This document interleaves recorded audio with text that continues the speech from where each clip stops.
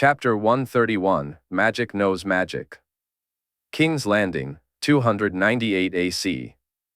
Aemon Targaryen awoke each morning, staring at the reflection in the looking glass, stunned by the man who looked back at him. He had taken off the pendant only once, a decision he immediately regretted. The world had gone black, and the old aches and pains he thought he'd left behind returned.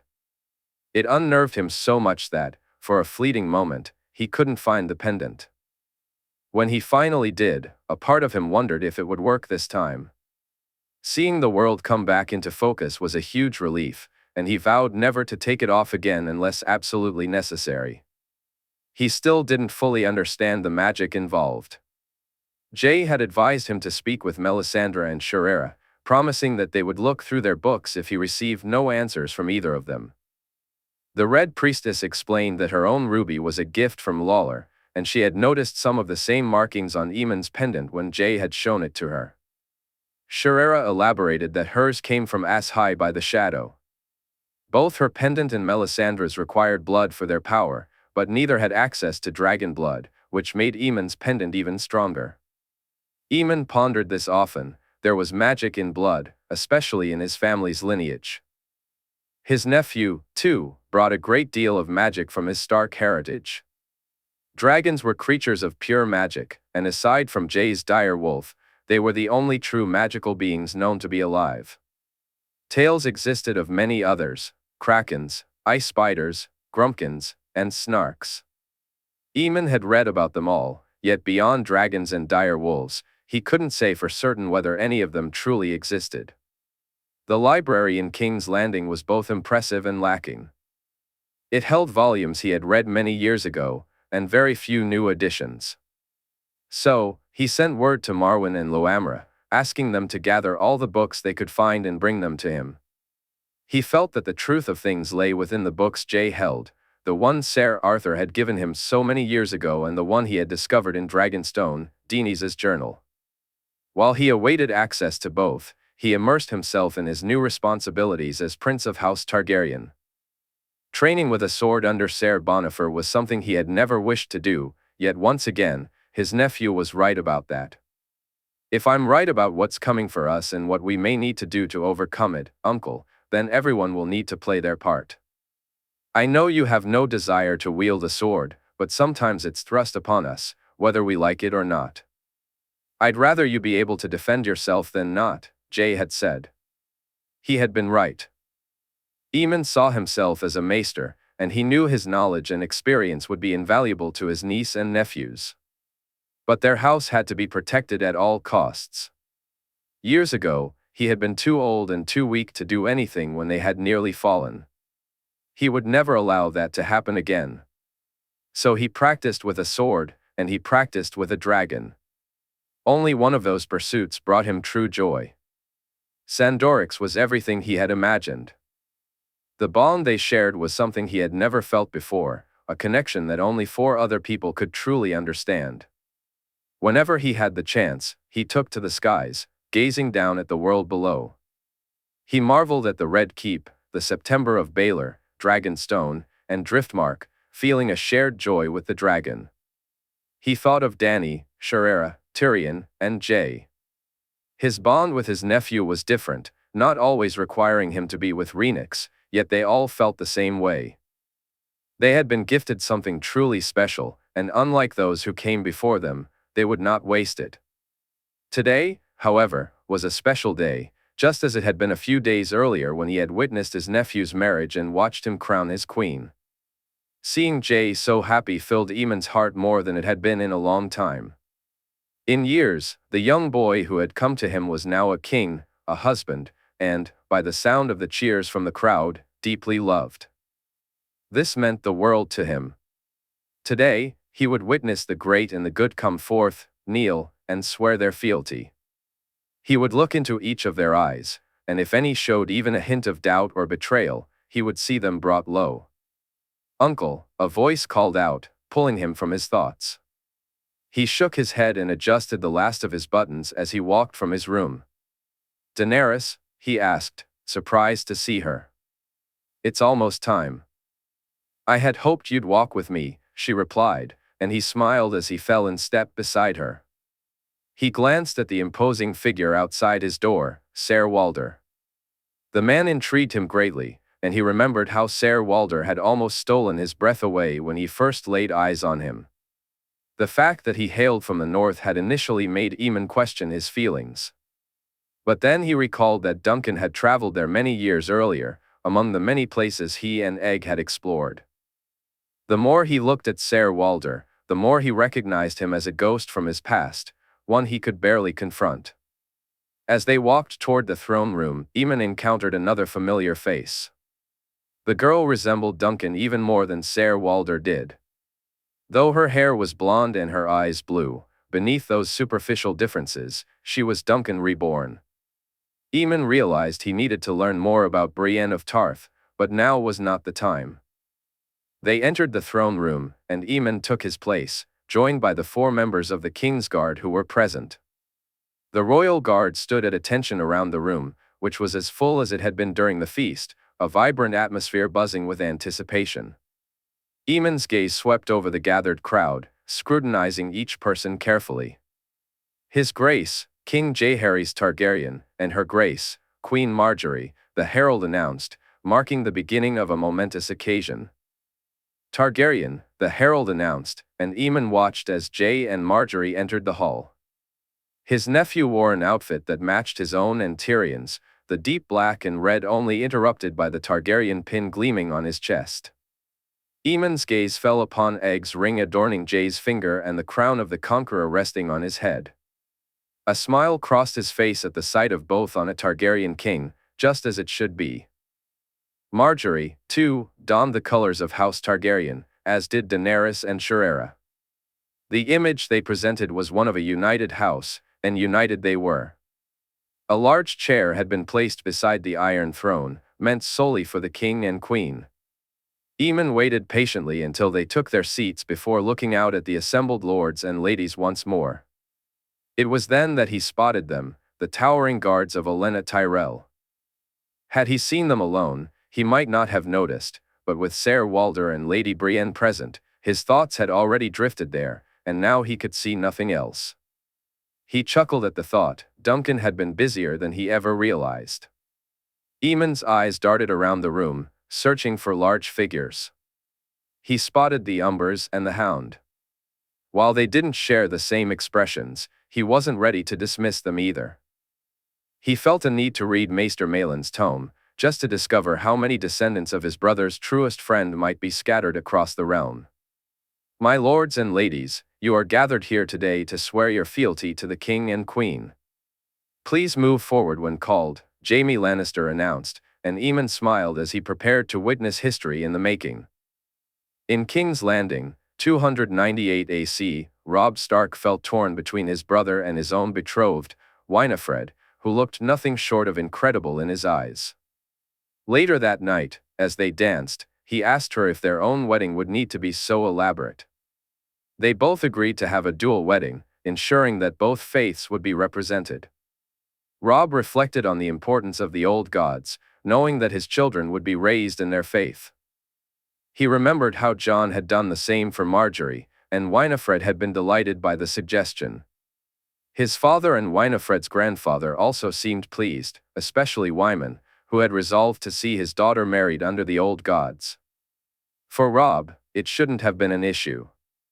He followed the old gods, and his children would too. So what if his wife did not? He understood that some might not be happy with another Lady of Winterfell following the Seven.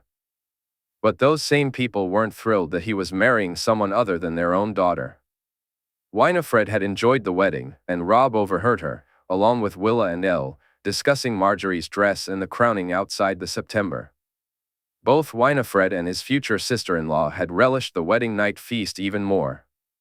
His father had mentioned that the Tyrells had spared no expense for their daughter's wedding, and Robb had never attended a feast quite like it. Yet, he was glad it was over and found himself looking forward to the upcoming tournament, one in which he would actually be competing this time. Just jousting, though. While he dared not think he would win, the idea of crowning his love lingered in his mind. During dinner, his father shared Jay's plans for the North. Robb found the idea of Brandon's gift returning to northern hands one that most would welcome. Although his father didn't see the benefits of Jay's plans, Robb did. The added layer of protection and the fact that they would have a royal house in their lands, one sworn directly to the king, could bring hidden advantages. "Our bannermen won't be happy, son," his father said. "They rarely are with any change, father," Robb replied, earning a smile from him. "But they need to be made aware of the positives. They'll recognize the negatives themselves, so we must highlight the benefits," he said, and his father looked at him doubtfully. "What benefits?" "We'd have another great house, father." "True, they wouldn't be directly sworn to us, but when it comes to protecting the North, do you really care as long as they fight on our side?" "Would they?" his father asked, his uncertainty evident. "Unless we were going against the king, yes." "Do we have any plans to go against the king?" His father shook his head. "Not Jaehaerys, but how do we know there won't be another Aerys in the future? How do we know there won't be another Red King, father?" "We don't. No one does. So we treat the Boltons with respect but never let them too close. We don't end their line or seek to have them gone, do we? And when the North calls, haven't they always answered?" His father nodded. "That's not the only benefit." "What other benefit?" "Should the North face a threat beyond our capabilities, the Crown now has another reason to come to our aid. Yes, Jay would come if we needed him, but as you said, what about another king? Here, we're tied to the Crown by blood, and they're tied to the North by blood as well. It wouldn't just be us they would come to aid. It would be their own house too," his father said contemplatively. "Exactly," Robb replied, noticing his father's smile was more genuine now. He felt a sense of satisfaction knowing he had reassured his father. At his father's request, he had spoken to Lord Wyman, who echoed Robb's thoughts on the benefits of having a royal house in the North. Robb couldn't help but smirk at how politically aligned his mind seemed with that of his future great-grandfather, even more so than with his own father. The next day, as he dressed, he joined his father and the lords of the North to swear fealty to the crown. The wardens and Lords Paramount would go first, followed by the other lords and their heirs. When Jon arrived, Robb immediately noticed the image he wished to present for House Targaryen was back in power and united. Robb glanced around, spotting Tyrion and Aemon, Jon's uncles, as well as Daenerys and Shireen, his aunts. He found himself almost mesmerized, particularly by Shireen and Aemon. The thought that both were over 100 name-days old was hard for him to grasp. They didn't seem as old as his father, yet Shireen had been Bloodraven's lover, and Aemon was the brother of Aegon the Unlikely. Without the dragons or his connection to Grey Wind, Robb might have dismissed the notion of such magic entirely. But he knew it was true, even if he didn't understand the magic behind it. When he heard Jaime Lannister call out, Robb moved to stand beside his father. Although it was customary for only the wardens to present themselves, Jay had wanted the heirs to join them as well. Lord Eddard Stark, Lord of Winterfell and Warden of the North, and his son and heir, Robb Stark, a voice announced. Robb stepped forward with his father and drew his sword, both of them kneeling and directing their gaze toward the Iron Throne. "I, Eddard Stark, Lord of Winterfell and Warden of the North, pledge my sword, my blood, and my house to House Targaryen and their graces, King Jaehaerys and Queen Margaery. I do so freely and without reservation.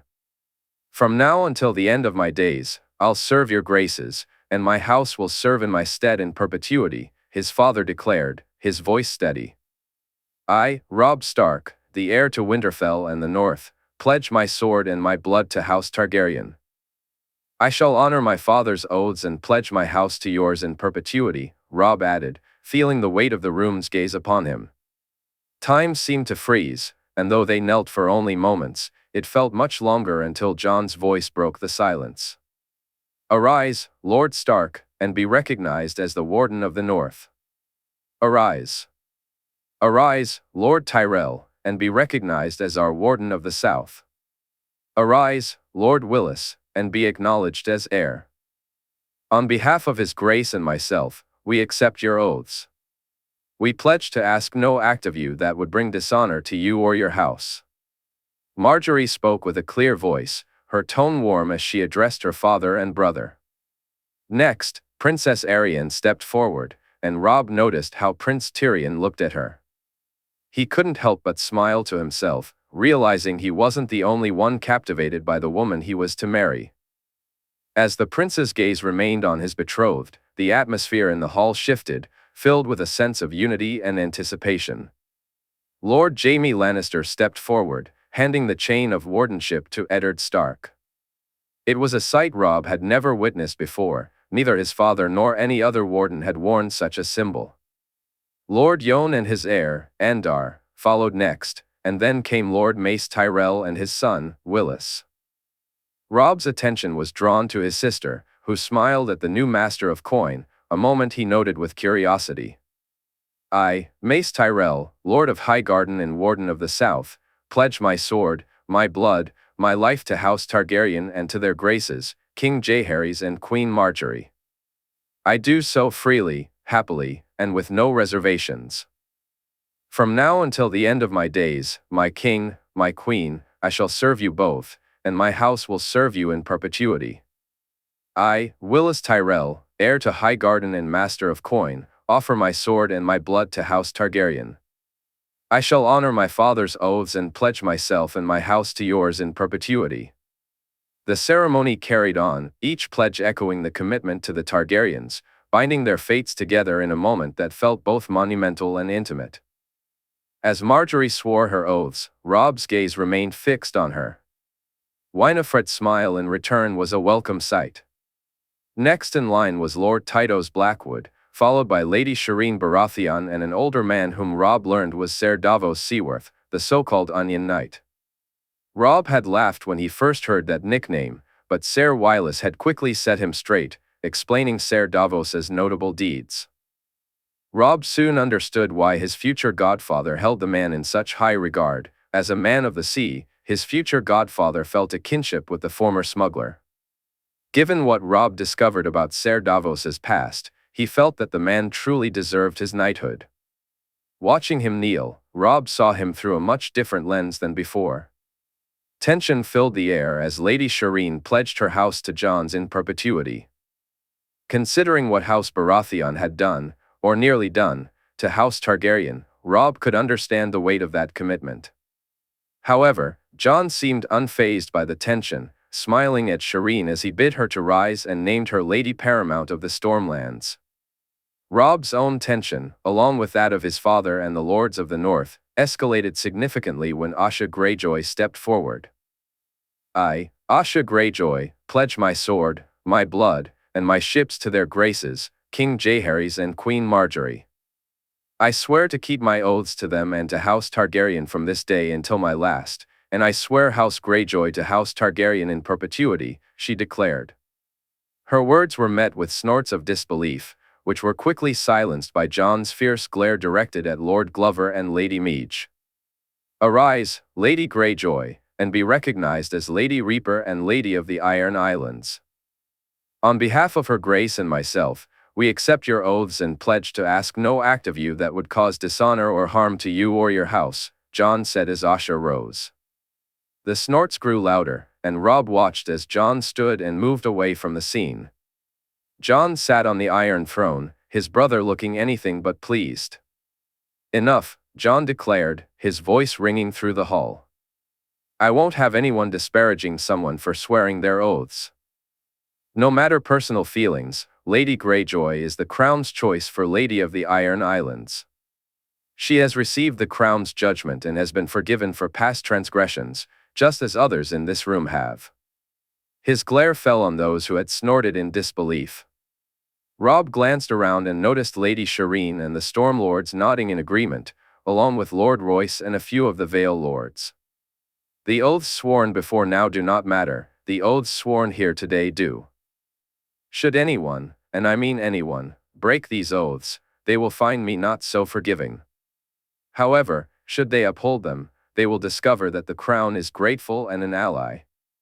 Today, the oaths and those who swore them in good faith will be treated with the respect that any of you, wish the crown to treat yourselves with." Robb marveled at his brother's newfound resolve. Looking around the room, he noted that even the northern lords, who had been most displeased with a Greyjoy in charge of the Iron Islands, dared not speak up any longer. Their new king had steel in his veins and dragons at his command. Only a fool would challenge him on either. As Robb watched Asha Greyjoy leave the throne room, he knew what he had to do. He had put it off for as long as he could, but now there was no choice. His former friend would soon lose his head, and so he left to speak to Theon one last time. In King's Landing, 298 AC, Genna found it jarring to be called to account by a boy she had once ensured wore his best clothes and kept his hair neatly combed. The fact that Jae managed to do so calmly and without losing his temper only made her grateful she wasn't Olenna. She, along with Alerie, Ashara, and Dayne, had been summoned. Genna was summoned to meet with the king, immediately sensing the weight of the situation and wondering just how angry he would be with them. As she arrived at the room, she noticed Loras and Ser Richard Horp standing guard. Loras, despite his white cloak and shining armor, still resembled the boy who had arrived at Casterly Rock all those years ago. There were times when she found herself missing him, along with Jae. It filled her with pride to see how much they had grown and achieved, yet she couldn't help but long for the boys they once were. The closeness they had shared was now changing, and they still hadn't found their new center. "Lady Genna, the other ladies are waiting inside," Loras said, smiling as he knocked and opened the door. Genna stepped in to find Ashara, Dayne, and Alerie seated with varying degrees of comfort. Jae himself was absent, and given how he had reacted earlier in the throne room to those who had made their feelings for the Greyjoys clear, perhaps that was for the best. She smiled as she took her seat and politely declined the offer of wine, only to rise almost immediately when Jae and Tommen walked into the room. Her grandnephew looked well, and she could see the transformation that training had wrought on him. The small, chubby boy was almost gone, replaced by a harder version of himself, still a boy but being shaped into something more formidable. "Ladies, forgive me, I was called away for a moment," Jae said, gesturing for them to sit while he took his own seat. "That's quite all right, Your Grace," Ashara replied with a soft smile. "I believe you know why I called you here," Jae said, looking at the others. "Your Grace, if I may?" Ashara asked, and he nodded. "I was the main proponent of keeping the news from you. I felt." "I know what you felt, my lady," Jae interjected firmly. "I understand your reasons, all of your reasons." Genna observed as he took a deep breath, not to calm himself but as if to gather his thoughts. Genna took a moment to gather her thoughts before speaking. "I appreciate the sentiment, if not the act itself," Jae said softly. "Your Grace." Alerie began, but Jae quickly shook his head. "No, my lady. What you all did almost cost me everything. If you were anyone else, you would face harsher judgment for it. Had I not, if I had been unable to forgive, then I would never have been able to forgive any of you for it." Jae's gaze swept over the room, and Genna noticed Alerie and Ashara lowering their eyes to the ground. She and Dayne struggled to maintain their focus on him, but the intensity of his look compelled even them to look away. It wasn't anger he directed at them, it was something deeper, a hurt that became unmistakable with his next words. "Lady Olenna bore the brunt of my anger, my ladies. But I've had time to reflect, and I won't rant or rave, scream or shout at you. I understand you believed you were acting in my best interest, that you had my welfare at heart. But by keeping this from me, you've broken the trust one placed in you all. That you did it for the best of reasons matters, yet it does not. This cannot happen again, am I clear?" "Aye, Your Grace," Genna replied. "Very good," he said, standing up and turning to the door. He paused briefly before walking through it. Genna felt a wave of shame wash over her. To Jae, this felt like a betrayal, and though it hadn't been intended that way, it clearly was perceived as such. The others felt the weight of it too, especially Alerie, who seemed particularly affected. Genna understood why. They had nearly cost her everything, her home, her family, everything. Though she believed they had acted rightly in their decision, she couldn't shake the doubt that lingered in her mind about whether she had made the right choice by keeping it from him. As she left the room, she noticed that Loras and Ser Richard were gone, so she headed to the sparring yard. There, she found the King's Guard, along with the King, Tommen, and Walder. Martin and Willem were gathered, preparing for a lesson of some sort. Martin faced off against Jay, a small smile playing on his lips. If Genna hadn't already sensed Jay's frustration, that smile would have made it clear. Sparring had always been Jay's way of clearing his head. He was very much like Jaime in that regard. Her nephew had always found comfort in wielding a sword. Genna watched as Jay spent nearly an hour with the boys. He sparred with each of them, worked on their stances, offered pointers, and set them against one another. Her sons had improved significantly, as had Willem, but Martin was special. Jay gave him fewer pointers than the others, instead speaking softly to him. Genna noticed Martin nodding at whatever Jay was saying, smiling when she saw Jay do the same with Tommen. To be trained by a king, Jaime said as he approached her. Not many can say that. Genna tried to smile, but Jaime noticed her expression and looked out at the yard. I'm sure he didn't mean to be so harsh, he said softly. Genna glanced at him, wondering if Jay had mentioned that he would be speaking to them today. He wasn't, well, not angry, at least. It's strange, I feel worse that he didn't shout. He's had more time to think about it, yet it's rawer, too. The wedding, being with his new wife, being here in this place, Jaime said, taking in their surroundings. The betrayals feel more real. I didn't. I know you didn't, and so does he. Gods, Genna, do you really think he would think that of you? He asked. She shook her head. Of course he doesn't. Deep down, he welcomes what you did, too. But being here, knowing what he has lost and what he could have lost, you carry more than your share of the blame. Genna watched as Jay laughed when all 5 boys ganged up on him. Swords lay scattered across the ground as they attempted to capture the king.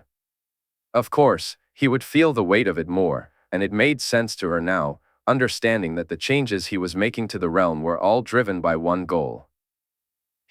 Does he fear it may happen again?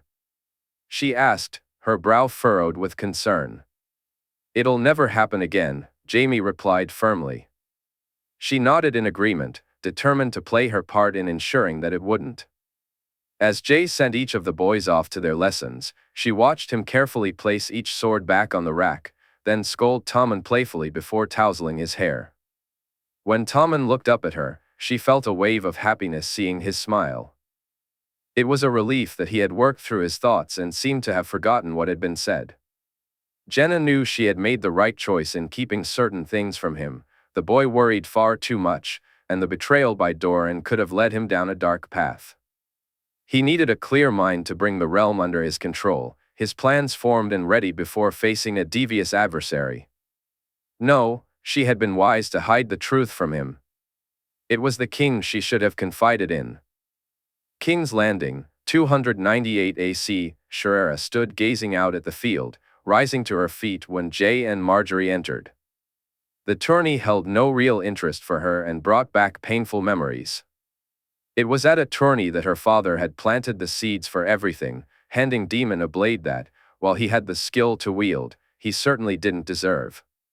Whether he did it more out of spite for Daeron than for any other reason was uncertain, though she believed Brynden when he claimed it was so. As the competitors were welcomed to the tourney and cheers echoed around her, Ashara watched the archery targets being set up, her mind drifting back to memories she would rather forget. An image of Brynden with his weirwood longbow came to her unbidden. Although she had not witnessed her father knight Daemon or gift him Blackfire, she had been just a babe at the time. Having spent countless hours watching Brynden showcase his exceptional archery skills, she found herself gazing at the line of men preparing to take aim at the targets, feeling an overwhelming urge to leave. To mask her desire, she began to cough and splutter.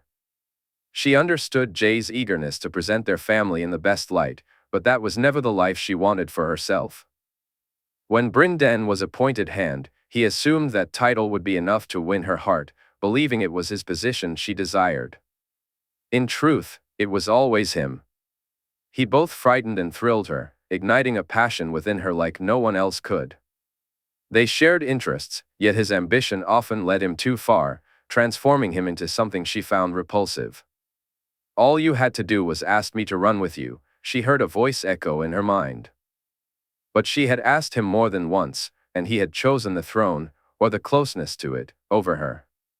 The path he sought in magic was one she would never dare to follow. As she made her way back to the Red Keep, flanked by the royal guards, her thoughts turned to her nephew. She worried he might be treading the same dangerous path. Jaehaerys possessed more magic than she ever thought possible, more power than the warlocks, shadowbinders, red priests, and even Brynden had ever wielded. The fact that he seemed drawn to explore such power filled her with both hope and dread. There was always a cost, and most times, that cost was far too high. She and Brynden had already paid that price, and she couldn't bear to see her nephew suffer the same fate. Yet, deep down, she knew he must. The prophecy spoke of the prince that was promised, who would bring the dawn, but what that dawn would entail remained unclear. Shireen believed it heralded the beginning of a new age, a time when balance would be restored and magic would once again be embraced rather than feared, enhancing lives instead of diminishing them. Brynden shared this belief in his own way, but he was convinced that only a man of unwavering resolve could dare to pursue such a destiny. Harnessing such power can lead to corruption and destruction, especially in the hands of a weaker man. She agreed with that sentiment, though she didn't share Brynden's belief that he was that man. Being ruthless and willing to do what others would not did not equate to true strength. Lacking compassion, love, or a desire to leave the world better than you found it certainly did not make one strong. Later that day, as she sat in her room, she gazed at the gems she had found and contemplated the enchanting possibilities that lay ahead. Shireen hoped, with all her heart, that her nephew was indeed as strong as he believed himself to be. "Aunt?" She heard a soft voice and looked up to see Dany leaning over the table. "Dany? Did you fall asleep at the table?" Dany asked, a smirk playing on her lips. "Obviously." Shireen glanced at the book in front of her and closed it. "How did the tourney go?" "Archery is boring," Dany replied, taking a seat on the edge of the table. "Daenerys Targaryen, what have I told you?" Shireen said, watching as Dany looked momentarily abashed. "Sorry, but it is," her niece shrugged. "Who won?" "Some prince from the Summer Isles, Jalabar Ho." "Tomorrow will be better, it's the melee," Dany said excitedly. Shireen nodded, though she cared little for it either. Together, they made their way to the dinner Jaehaerys was hosting for family, his Targaryen family, as Dany liked to call them.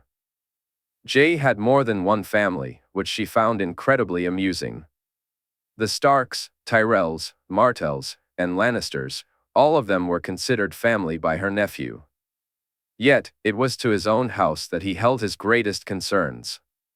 Their protection and future mattered far more to him than anything else in the world, just as it should. After dinner, she asked to speak with him. It was time to discuss the nature of who he was and who he would become. Seemed almost eager to explore it further. She knew he had gone through the books, but he hadn't shared what he found with her or anyone else, as far as she was aware. That intrigued her as well. Was there good news hidden in Dany's journal or in the books Sarella had brought from Casterly Rock? Or was her nephew worried about something he was keeping to himself? Either way, she would find out tomorrow.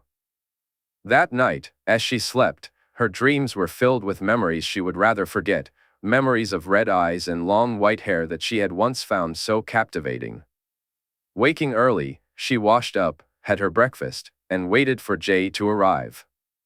Thankfully, it wasn't a long wait. When her nephew finally came in, he carried the books with him, and she welcomed him inside. They took their seats opposite each other.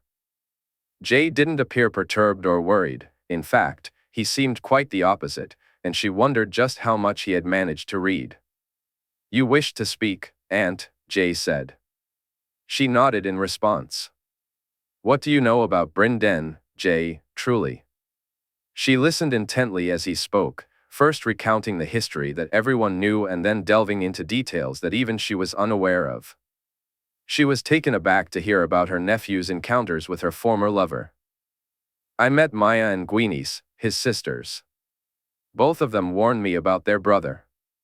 Ser Walder was trapped in a cage that I believe Bloodraven built to hold him, though I'm still unclear on why. Aemon told me some things too, but I think I caught a glimpse of him, or part of him, when I freed Walder from his cage." "You saw him?" she asked, curiosity piqued. "Nan, Maya, and Walder's great-grandmother told me the ravens are his. When I was helping with Walder, I saw one with 3 eyes. It flew far north, and when I followed it to where Walder was, I saw it again. Rhaenix burned down the tree it was in. Whether it took flight or perished, I don't know, but I believe Bloodraven to be a warg," Jay said. "He was a strong one, but I'm not sure if even he is as strong as you," she replied. "1,000 eyes and one," Jay said, sending a shiver down her spine. "1,000 eyes and one," she echoed. "I've read them. They look, and you'll see," Jay continued, handing her the books. She opened them, only to find blank pages where words had once been. "I don't understand," she said, confused. "Only the prince that was promised can bring the dawn. I thought both books were linked, 2 halves that together would lead to answers, but they are far more than that. But they're blank, Jay. There are no words. For you, yes. For me, I see them clearly. They were written for me, and they are locked to all but me. My blood alone can open them, and now is not the time," Jay said, looking at her earnestly. "Why not now?" "What do you mean, now is not the time?" she asked, her voice filled with worry. "Until Bloodraven has passed, it's too dangerous for even me to know the full extent of what's in them. The 3-eyed raven must fall, Aunt. Dawn brings light into the world, and Bryn Den Rivers is a creature of shadow and darkness." Shireen looked at Jay and could see he believed what he was saying. Yet, it sent a shudder down her spine to hear him speak in such a way, recalling how certain Bryn Den had once been. In King's Landing, 298 AC, Olenna reflected on how Margaery had put her and Mace in their place. She felt immense pride in her daughter for doing so. Margaery's sharp thorns would serve her well, Olenna knew. She had made it clear just how lucky they were, and nothing she had said was untrue. For them to complain of receiving disfavor would be hypocritical. It wasn't the plan itself that had bothered her, Mace had certainly taken issue with that, but for Olenna, it was the fact that she hadn't seen it coming. She had thought Jay intended to place their houses in the disloyal kingdoms had their own ambitions, and he intended to keep the Vale, Stormlands, Riverlands, and perhaps even Dorne in check. But the West and the North would be left untouched. After all, they had risen to support the king, remaining loyal and true. Yet, it seemed they too would not be overlooked in the king's new plans, which had taken her by surprise at first. In the end, Olenna was relieved that it was Margaery who brought the news. If it had been Jay delivering such disrespectful tidings, she shuddered to think how he would have reacted. He might have forgiven her for keeping her suspicions about Dora to herself, but she still felt the sting of that wound. So, she seized the first opportunity to speak with Margaery, expressing her sorrow and explaining her reasons for her actions. Her granddaughter understood, though she didn't fully accept the apology, and Olenna felt a swell of pride for her golden rose once more. "I am the queen, grandmother," Margaery said firmly. "If I come with a decree, it is to be followed, family or not. What I say cannot be met with disrespect. Questions in private are welcome, and when I ask for your opinions and advice, I will be more than pleased to listen. But if I say it's to be done, then it's to be done." Margaery had laid down the law, forever changing their relationship. Her sweet, beautiful little girl who once ran to her for advice and deferred to her will was gone. In her place stood a proud, confident young woman, a queen who deferred to no one at all. After 5 and 10 years of wishing and hoping, of lessons both overt and subtle, and of conversations that held little pearls of wisdom, Olenna had seen those efforts come to fruition. She had watched Margaery wed, her heart nearly bursting as she witnessed her granddaughter crowned on the steps of the Great September by the king's own hand. As the crowd cheered, tears threatened to spill from her eyes, and a few had fallen after the feast that night. When Margaery told Olenna that things had gone well in the marriage bed, Olenna felt the last crumbs of doubt fade away. The fact that Margaery and her husband had found pleasure in each other removed the final obstacle to a full and true future. If it were up to her, Olenna would have wished for them to have an heir sooner than they intended, but she wouldn't begrudge them their time together. As she stood in the throne room while the oaths were sworn, pride surged within her once more. With that thought in mind, she returned to her room later that day, accompanied by Willis. She could tell by the sound of his cane that he had something on his mind, so she simply waited for him to bring it up once they reached her room. It didn't take long. Once they were seated, he spoke up. "I wish to discuss my future, grandmother." "Of course," she replied softly, sensing the hesitancy in his voice. "A match," he said, his voice barely a whisper. "Have you considered one for me?" "You know which match I seek for you, Willis." "You've made your feelings clear," she said, slightly irritated. "I may have been rash," he admitted, and she sat up a little straighter. "Willis? I had thought about the age difference, my leg. That's no barrier to a match. And should anyone dare?" She smiled, having interrupted him, but he did the same right back at her, seeming more determined than ever to pursue this match. "I know that now, grandmother. I seek a match with Sansa Stark. I understand we would need to wait a number of years, but for her, I'm willing to wait," he said with a soft smile. "Is that truly what you wish for?" "Not just because you know it's what I desire," she asked, searching his face for the truth. "It is," he replied, nodding earnestly. "Then I shall speak to Lord Stark. I will see this done, even if I need to talk to the king and queen themselves. Willis, I give you my oath on it." "Thank you, grandmother," Willis said, standing up and turning to walk away. "I'm happy for you, Willis, truly," Olenna replied, watching him smile as he left the room. She quickly sent left to fetch Alerie, eager to share the news with her good daughter. Olenna had hoped this match would draw them closer to both the king and the north. Only the west seemed a potentially better match than the north in terms of how Jay would feel. After all, Sansa was his favorite sister, so Olenna knew that before speaking to Ned Stark, she needed to get Jay on board first.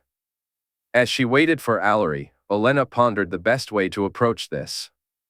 Should she speak to Margaery? Jay himself? She wasn't quite sure, and perhaps it would be best to involve them both at the same time.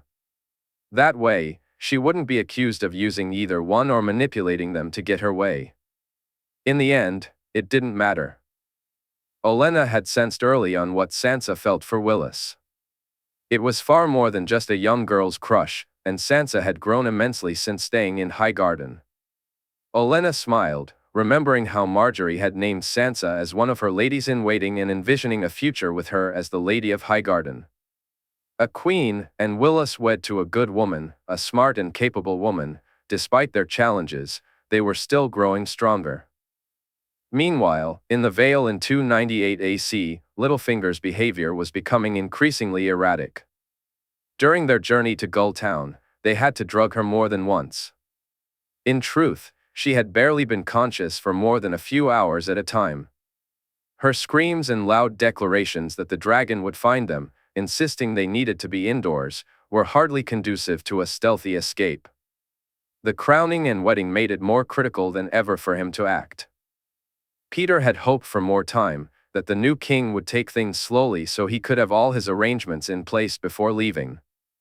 A wedding, a tourney, oaths of fealty, and just spending time with his allies, all were now overshadowed by the urgency of the situation. The soon-to-be new wife should have taken moons to prepare, but the Dragon King was moving far too quickly. The wedding and oaths had all been scheduled within just a couple of weeks of taking the city, and the tournament was set to follow. Once everything was complete, he would turn his attention to them. The veil offered no protection, Harding couldn't stand up to him, and he had received word that the man had learned of Cat in him. There was no way he would allow anyone to use her as a bargaining chip. She was his to command, only his, and he would use her however he wished. But to do that, they needed to get away from here. He hastily arranged for a ship and would make plans in Bravos once they arrived. This was not the end for him, his plans could still unfold, they just needed to be adjusted to deal with a challenge he had never anticipated, dragons. "How is she?" he asked the servant as they sat by the campfire. "She woke, milord. She said she'd seen him again. I gave her the drink as you ordered." "Good." If he were a man who believed in such things, Cat's dreams would frighten him too. The idea of not being safe in the open, of a dragon chasing after them, held some merit, just not in the way she imagined. He loathed being exposed. Bandits, mountain clans, and patrols sent by Harold Harding were all concerns. His small force of men could intimidate most, but not all, and in an encounter with anyone who attacked them, anything could happen. As for the dragon pursuing them, he could only pray it hadn't begun its hunt yet, beseech the gods, and hope he had enough time. After finishing his meal and making his way to his tent, he looked forward to reaching Snake's Wood and being indoors for the night. They had passed Coldwater Burn, and although the man was indebted to him, Lord Royce Coldwater was no meek servant nor a man who considered him a friend, unlike Lord John Linderly. In time, he would have far more of the Vale Lords in his grasp. In time, he would have claimed the Vale itself, but now he had run out of time and was left to rely on a handful of people he could trust completely. Lord John was one such man. They could take the ship from Snakewood to Gulltown, just as he had arranged. He lay down beside his still sleeping wife and soon drifted off himself, his mind filled with thoughts of revenge and the desire to rise once more. "Milord, it's morning," a servant said. Peter rolled over, nodding to the girl, and glanced around to see that Cat wasn't beside him. "My wife?" he asked, a hint of panic creeping into his voice. "She woke an hour ago, milord. She's breaking her fast." Relief washed over him, and he hurriedly dressed. Stepping out of the tent, he found Cat sitting by the fire, eating. She looked just as he had dreamed she would, though that vision didn't last long. After bidding her good morning and sharing a quick meal, they began preparing the carriage when suddenly, his wife's screams shattered the calm.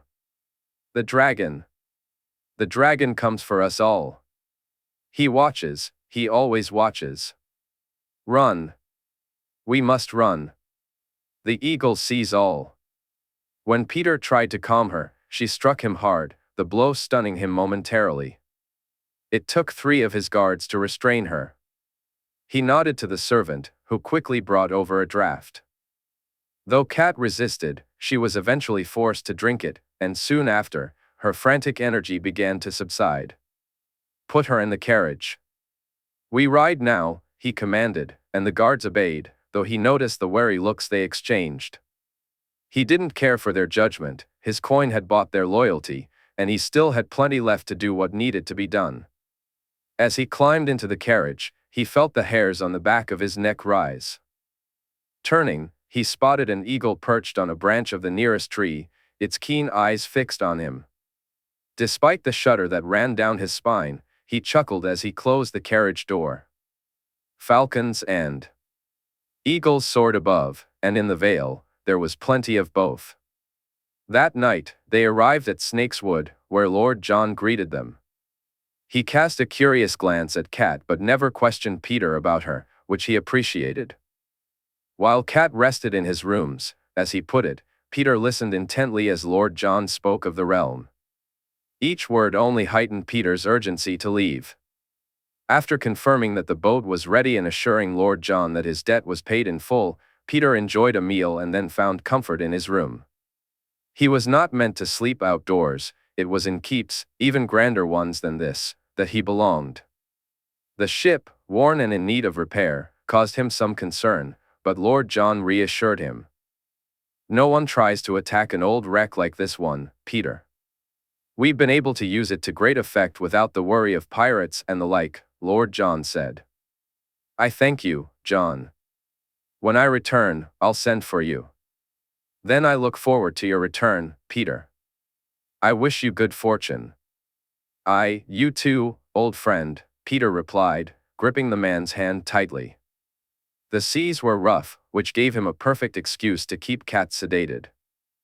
The captain was satisfied with Peter's explanation that his wife suffered from seasickness.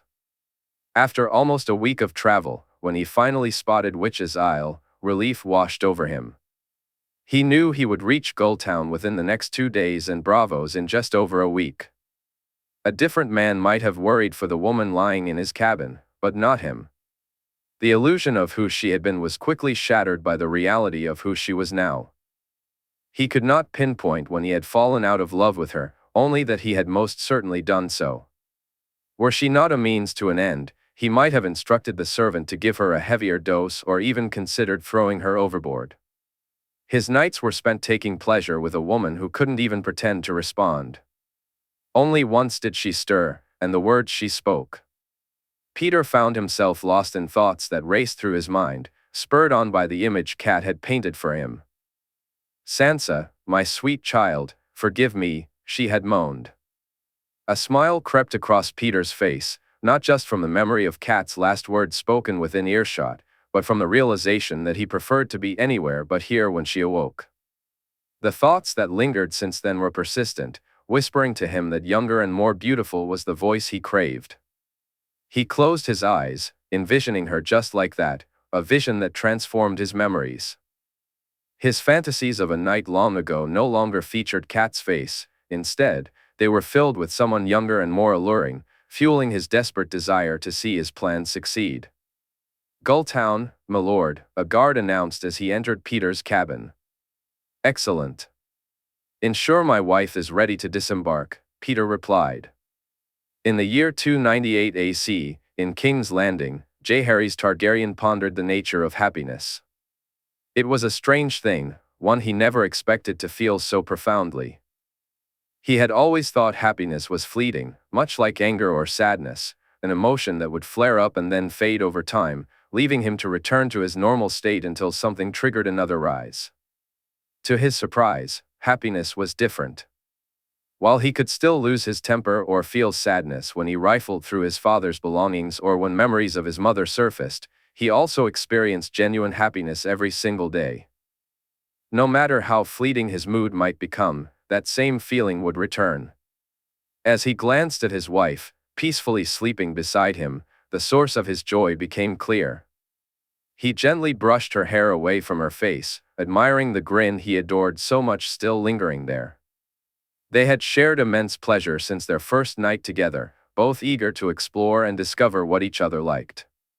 Each moment was a chance to learn more about one another's desires.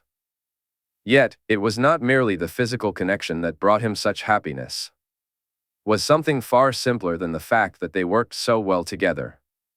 Just having her by his side, spending as much time with her as he wished, brought him immense joy.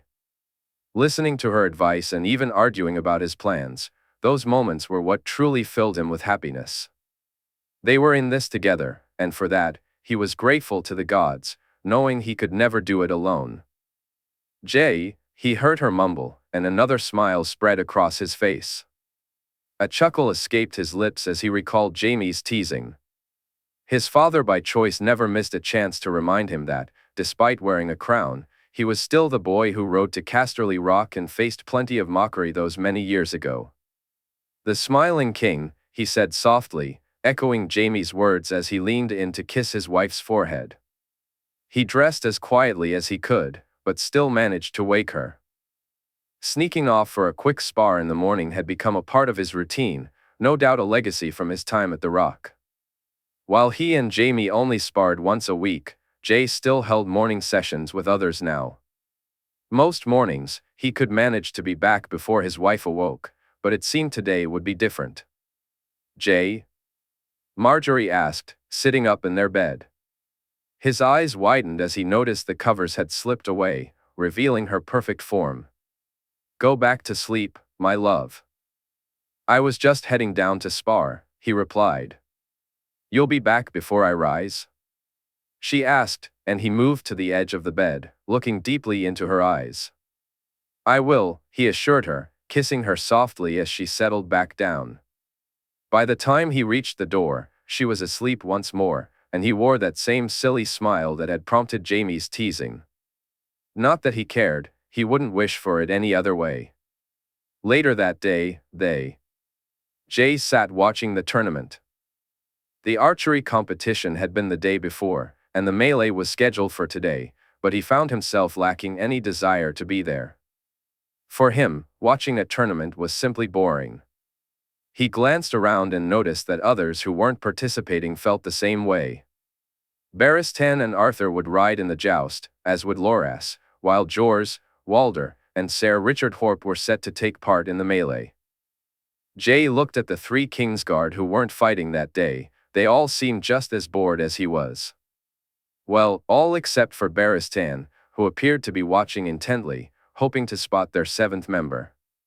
When the rain began to pour down, Jay welcomed it. The day had taken a much better turn, allowing him the chance to see Margaery earlier than he had planned. They hurried from the tournament field, Jay removing his coat to shield Margaery's hair as they made their way to the carriages and then headed back to the Red Keep.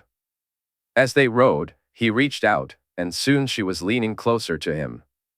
Jay noticed the disappointed look on his wife's face when he mentioned Rhaenix was coming. It was only later that he realized what she might have had planned for their day.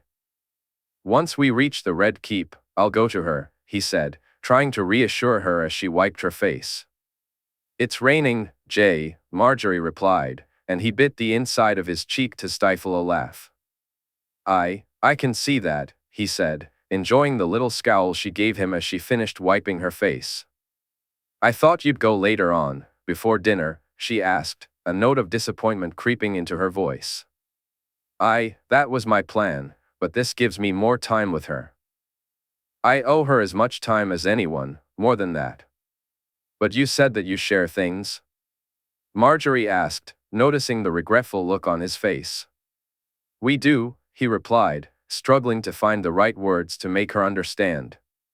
"But it's like the glass candles. When we spoke with them, it's good to see each other and hear your voice, but it's not the same as being able to touch," Margaery said, her voice making his heart race a little faster. Touch," he replied softly. When they arrived at the Red Keep, he kissed her goodbye and then directed the carriage toward the dragon pit. Arthur rode alongside him, and he tried not to stare at the drenched night once they got there. There had been room in the carriage, but there was no way Arthur would ride inside unless Jay ordered him to. A Kingsguard needed to be seen, as Barristan would say. Thankfully, when Rhaenix arrived, there were no arguments from the Sword of the Morning. This time was just for him and Rhaenix, and where they were headed, he would be more than safe. "I'll be back at nightfall, Arthur." "I'll be waiting, Your Grace." "Not until then, I hope?" Jay asked, and Arthur smirked ever so slightly. "No, not until then, Your Grace." After bidding the knight farewell, he walked over to his sister and leaned against her. The rain continued to fall, and steam rose from her scales where the water hit. Rhaenix was growing ever hotter to the touch. His sister's time near the Dragonmont was positively affecting her and the other dragons. Climbing onto her back, he strapped himself into the saddle, and without a word, she took to the sky. Jay could feel her happiness beneath him as they flew. He soon discovered that his sister was in a playful mood. Instead of heading straight for Dragonstone, they flew over King's Landing, passing the Red Keep, the Great September, and Flea Bottom before making their way out to Blackwater Bay. Rhaenix seemed in no rush to reach Dragonstone. Instead, she turned inland, flying toward Rosby and Duskendale before finally heading back out to sea. Rhaenix glided slowly over Driftmark and even more slowly over Dragonstone, Jae gazing down at the island as they approached the Dragonmont. She flew over the southern side and then down its northern slope. Jae spotted the cave long before they reached it. Bones were scattered around its entrance, charred remnants of various sizes and shapes, mostly whale and auroch. He felt a sense of relief knowing that his sister was eating well. As she moved into the cave, he followed her inside. The lair she had created for herself was enormous, and while it was part of the Dragonmont, it felt different from other caves. This one seemed to have been crafted specifically for a dragon, rather than simply claimed by one. It was sun, Jae. This place, it was sun from stone, Rhaenix said. He lay down beside her, feeling her head rest gently on his lap. Not truly, of course, she held her head slightly away, so it barely touched him. But it was close enough for him to stroke her face, and he heard her happy sounds as he did so. They sat in comfortable silence for a while. Jae knew what Rhaenix had been doing, just as she understood him. It was something they shared every night. But this moment felt different. He had tried to explain it to Margaery as best as he could, yet it was more profound than that. They needed this contact, this connection, to feel and touch each other. Their magic strengthened one another, and even if that weren't the case, he had spent time with the rest of his family. Rhaenix deserved his attention more than anyone else. The books, Jae. What you showed me, do you really think it can be done? She asked, gazing deeply into his purple eyes. I believe it's what I'm meant to do. What we're meant to do, he replied, brushing his hand close to her eye and watching as her large lid closed over it. We. Together we will bring the dawn, sister. The books made that clear, 3 heads of the dragon, Jaehaerys, Rhaenix. Only together can they bring the dawn and see what was lost returned. The dragon must have 3 heads, Rhaenix said, and Jae looked at her. Valyria, sister, together. We'll rebuild Valyria and see our family live once more, Jae said. Rhaenix roared her agreement. Chapter 132, Caught in a Trap. King's Landing, 298 AC. Jaehaerys Targaryen returned to find his wife awake and waiting for him after spending time with his sister on Dragonstone. She lay in their bed, dressed in a simple shift and engrossed in a book. Although it shouldn't have been enough to ignite his passions, it did. Jae found himself standing at the doorway, captivated by her every movement.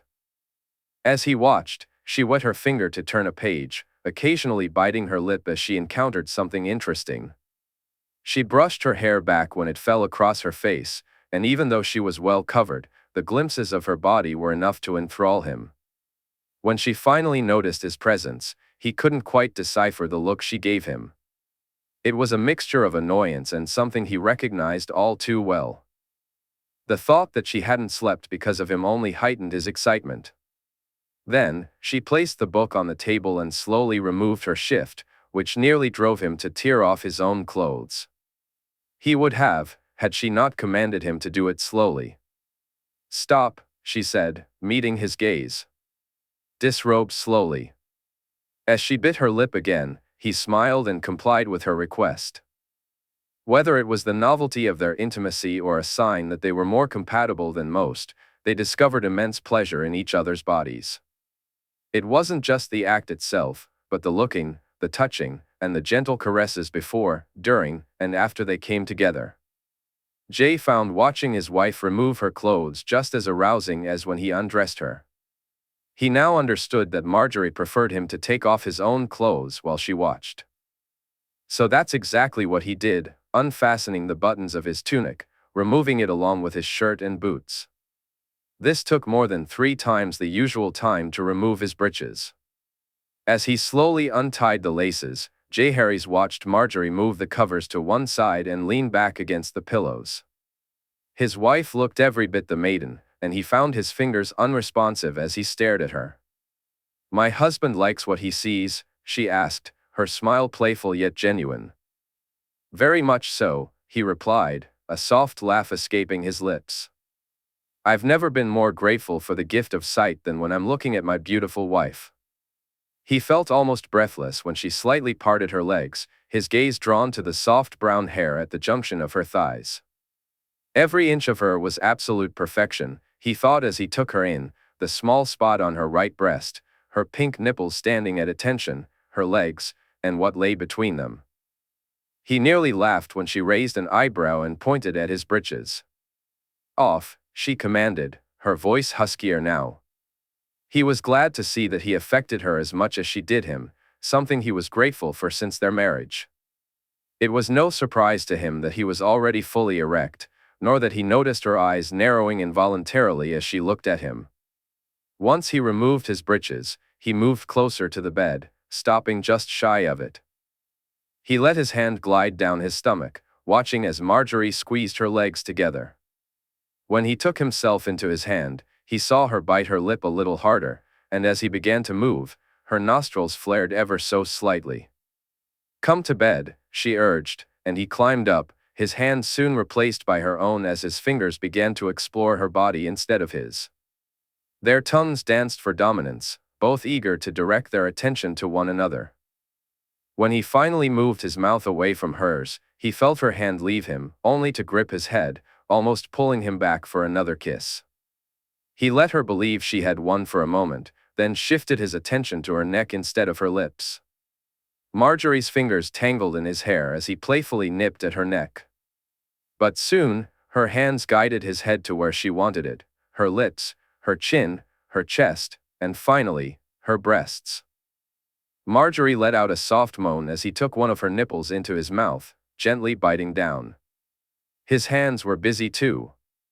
While he licked and tugged at one nipple, he rolled the other between his thumb and forefinger, feeling her responsiveness. His other hand glided down the outside of her leg, moving deliberately. When he shifted to the other nipple, he followed the same path, but this time, as his hand slid down her leg, he changed direction. Margaery stiffened when his fingers brushed her hip, then slid over the front of her thigh, finally making their way up the inside. He felt her legs part further, and she moaned loudly when his fingers found their mark. "Jay," she called out softly as he touched her, his fingers gliding over her gently. He bit down a little harder on her nipple, and she lifted slightly from the bed, a gasp escaping her lips as he slipped a finger inside her, making her moan once more. When he withdrew his hand, he felt hers reaching for him, but there was no need, he wasn't finished yet, he had only just begun. He discovered her sensitive spot not through any great knowledge of her body, but by sheer instinct. The moan she gave him as his fingers began to move in gentle circles was the greatest reward he could ask for. Round and round, once to the left and once to the right, his fingers alternated directions as Margaery's hips began to rise in response. The soft shudder and the loud exhale of breath were just the beginning, and when he slipped his fingers inside her, moving in and out, he could feel she was on the verge of something profound. Jay felt a much larger release building within him. As he moved down from her nipple, he almost chuckled at how Margaery's hands were gently pushing the top of his head. He knew she was torn between wanting him to hurry and wanting to savor the moment, so he decided to find a middle ground. He moved faster than he normally would, but still slower than she desired. When he finally reached the soft patch of hair, he blew on it gently, watching as his fingers worked their magic. Margaery moaned softly when he withdrew them, and again when he used both hands to spread her open. The sight before him was one he knew he would never tire of, no matter how many years he lived. Without thinking, his tongue found its way to her, and he began to taste her. Nothing in the world compared to this experience, and he savored each lick. He pushed his tongue deep inside, feeling her hands grip his hair tightly. Then he withdrew and licked all the way up to her sensitive nub. Her hands shot back and slammed onto the bed. "Jay, please," she cried out, and he looked up to see the need in her eyes, a need he shared, one he was determined to satisfy for both their sakes. He flicked her nub from side to side, slipping his fingers inside her once more. As he took her nub into his mouth and curled his fingers inside her, he began to suck, feeling the pressure build. "Jay," she gasped. "Jay. Jae," she exclaimed louder this time, and he knew she was close. She shuddered, calling out his name as her hips lifted from the bed and crashed down repeatedly. He moved his mouth from her nub and looked up to see her eyes closed in ecstasy. Slowly and carefully, he withdrew his fingers, then softly kissed her between her legs once more. He began to lay gentle kisses along her body, making his way up to her neck. Knowing his wife better now than he had when they first embarked on this journey together, Jay lay back, ready to continue exploring the depths of their connection. Jay lay back on the bed, pulling Margaery into his arms as she nestled against him. After her release, he noticed she was particularly sensitive to touch in that intimate area. Their coupling had caused her some discomfort, which was far from the pleasure he had hoped to provide. They had learned together, realizing now what they hadn't understood before. So, instead of pursuing his own pleasure right away, he chose to hold her close, waiting patiently until she was ready for him again. His hand found its way to his cock, which had softened somewhat but still retained some firmness. It didn't take long for him to regain his full arousal. When he felt Margaery's tongue in his ear and her hand brushing his away to wrap around him, he stiffened even more. "So ready for me," she whispered, then playfully bit his ear. "So ready for me," she repeated, and he knew their night was just beginning. Beyond the wall, in 298 AC, Kinvara observed the new babe thriving, which certainly helped her acceptance within the camp. Yet, she was aware that trust was still elusive. Some had questioned her about her god, asking her or her followers to demonstrate their powers with fire. But aside from the times she wished to light a fire to gaze into the flames, she had refrained from fulfilling their requests. It was understandable that Val was annoyed with her. Some had begun to label her a liar for not showcasing what they could do. But Rhaenyra's gifts were not mere tricks or illusions. Although she knew some in her order resorted to such mummery to spread his word, she refused to do the same. She, along with Benero, Makoro, Melisandre, and even Thuras of Myr, had been chosen by their god to aid the prince and fight the war for the dawn. To reduce herself to a mere performer of parlor tricks would be a slap in Rhaenyra's face, and only a fool would dare to do that. So, she chose to keep to herself. Jaehaerys waited for a response to the questions and the offer he had made to the king beyond the wall, an offer that only he could make and follow through on, one that Mance had doubted was real.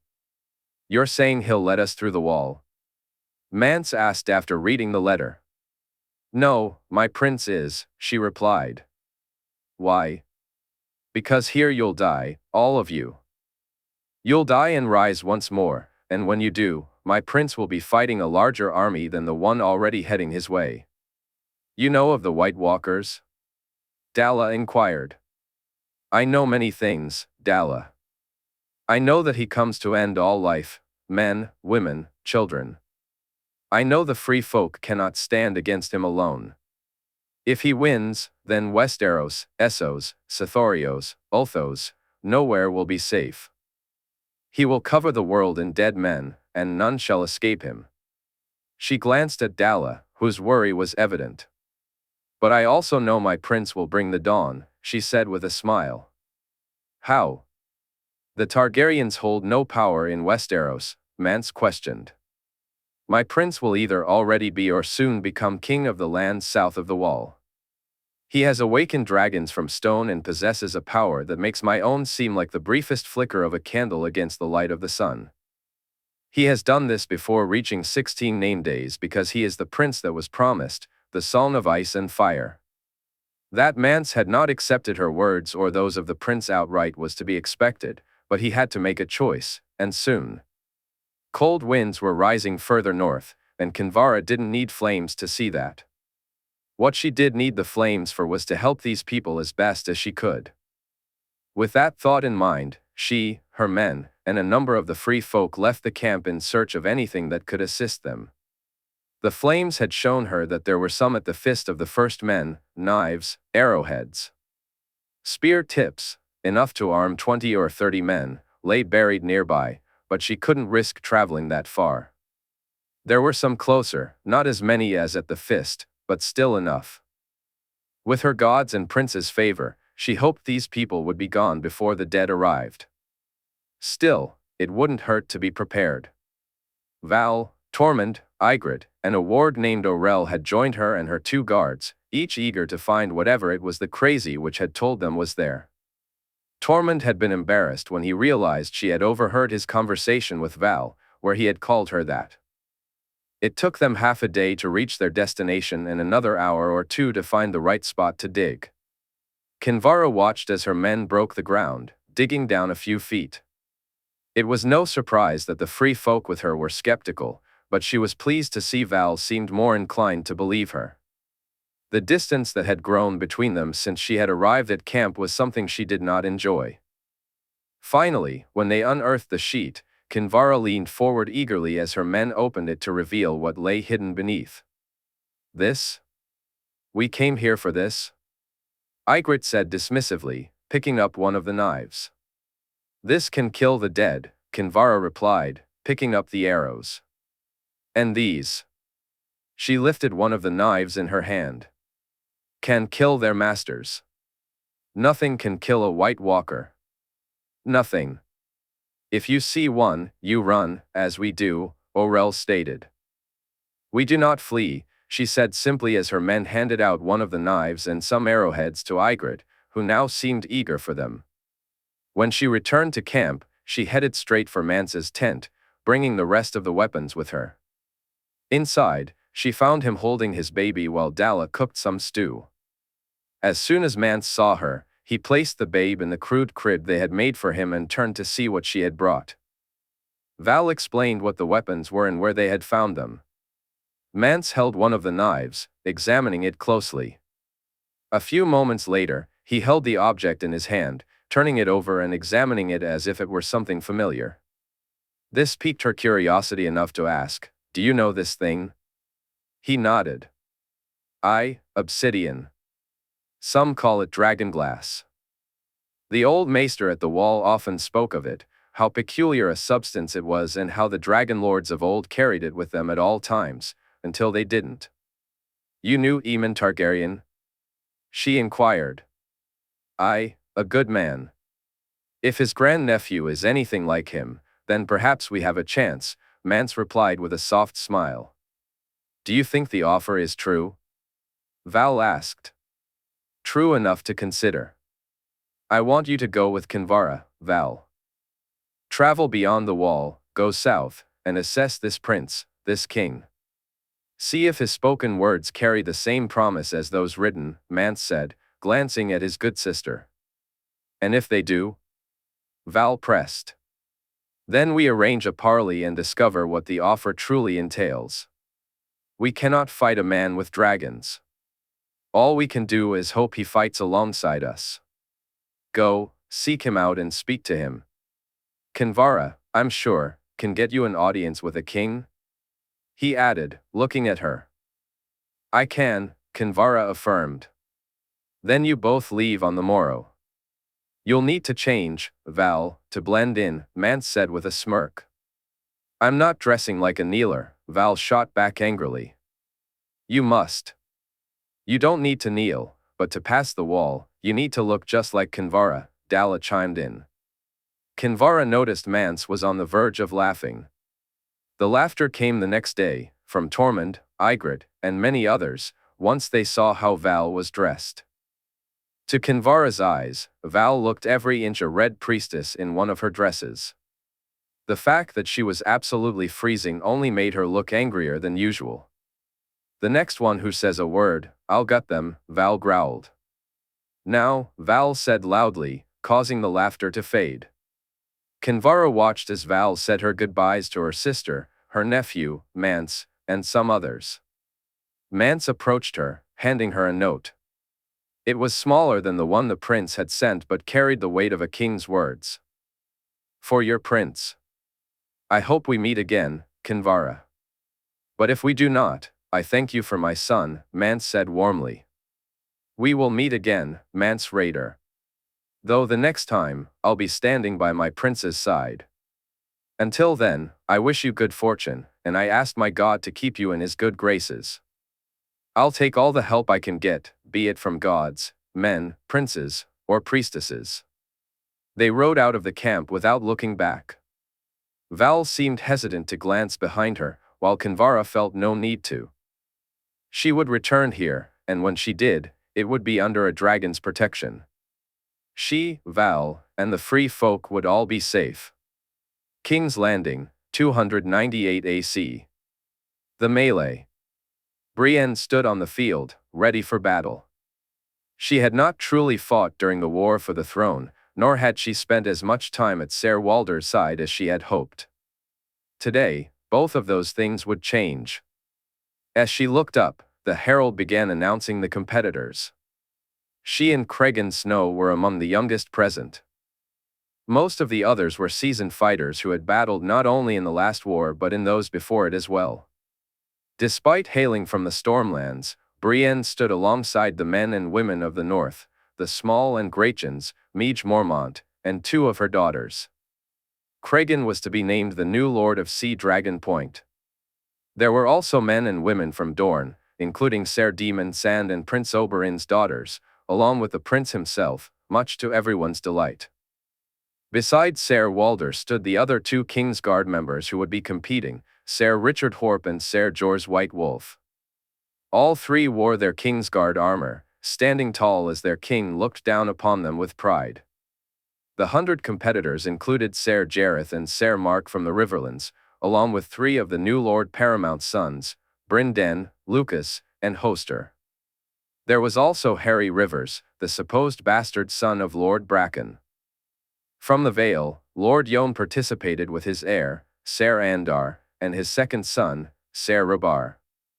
Lord Beric Dondarrion and Thuras of Myr were there as well, alongside Ser Roland Storm, representing the Stormlands, among others. The West sent the Stromboar, his father, and Ser Adam Marbrand. Perhaps the oddest pairing, though, was the 2 champions representing the Princess of Dragonstone, the Hound, and a man she knew little about, named Strong Belwes. "Your graces, my lords and ladies, good men of King's Landing, Westeros, and beyond, welcome to the grand melee," the herald shouted. As soon as the announcement was finished, the fighting began. Brienne's first opponent was a fellow Stormlander, a man representing House Swan, wielding a mean-looking morning star. She easily dodged his attacks. He relied too much on brute strength and not enough on skill.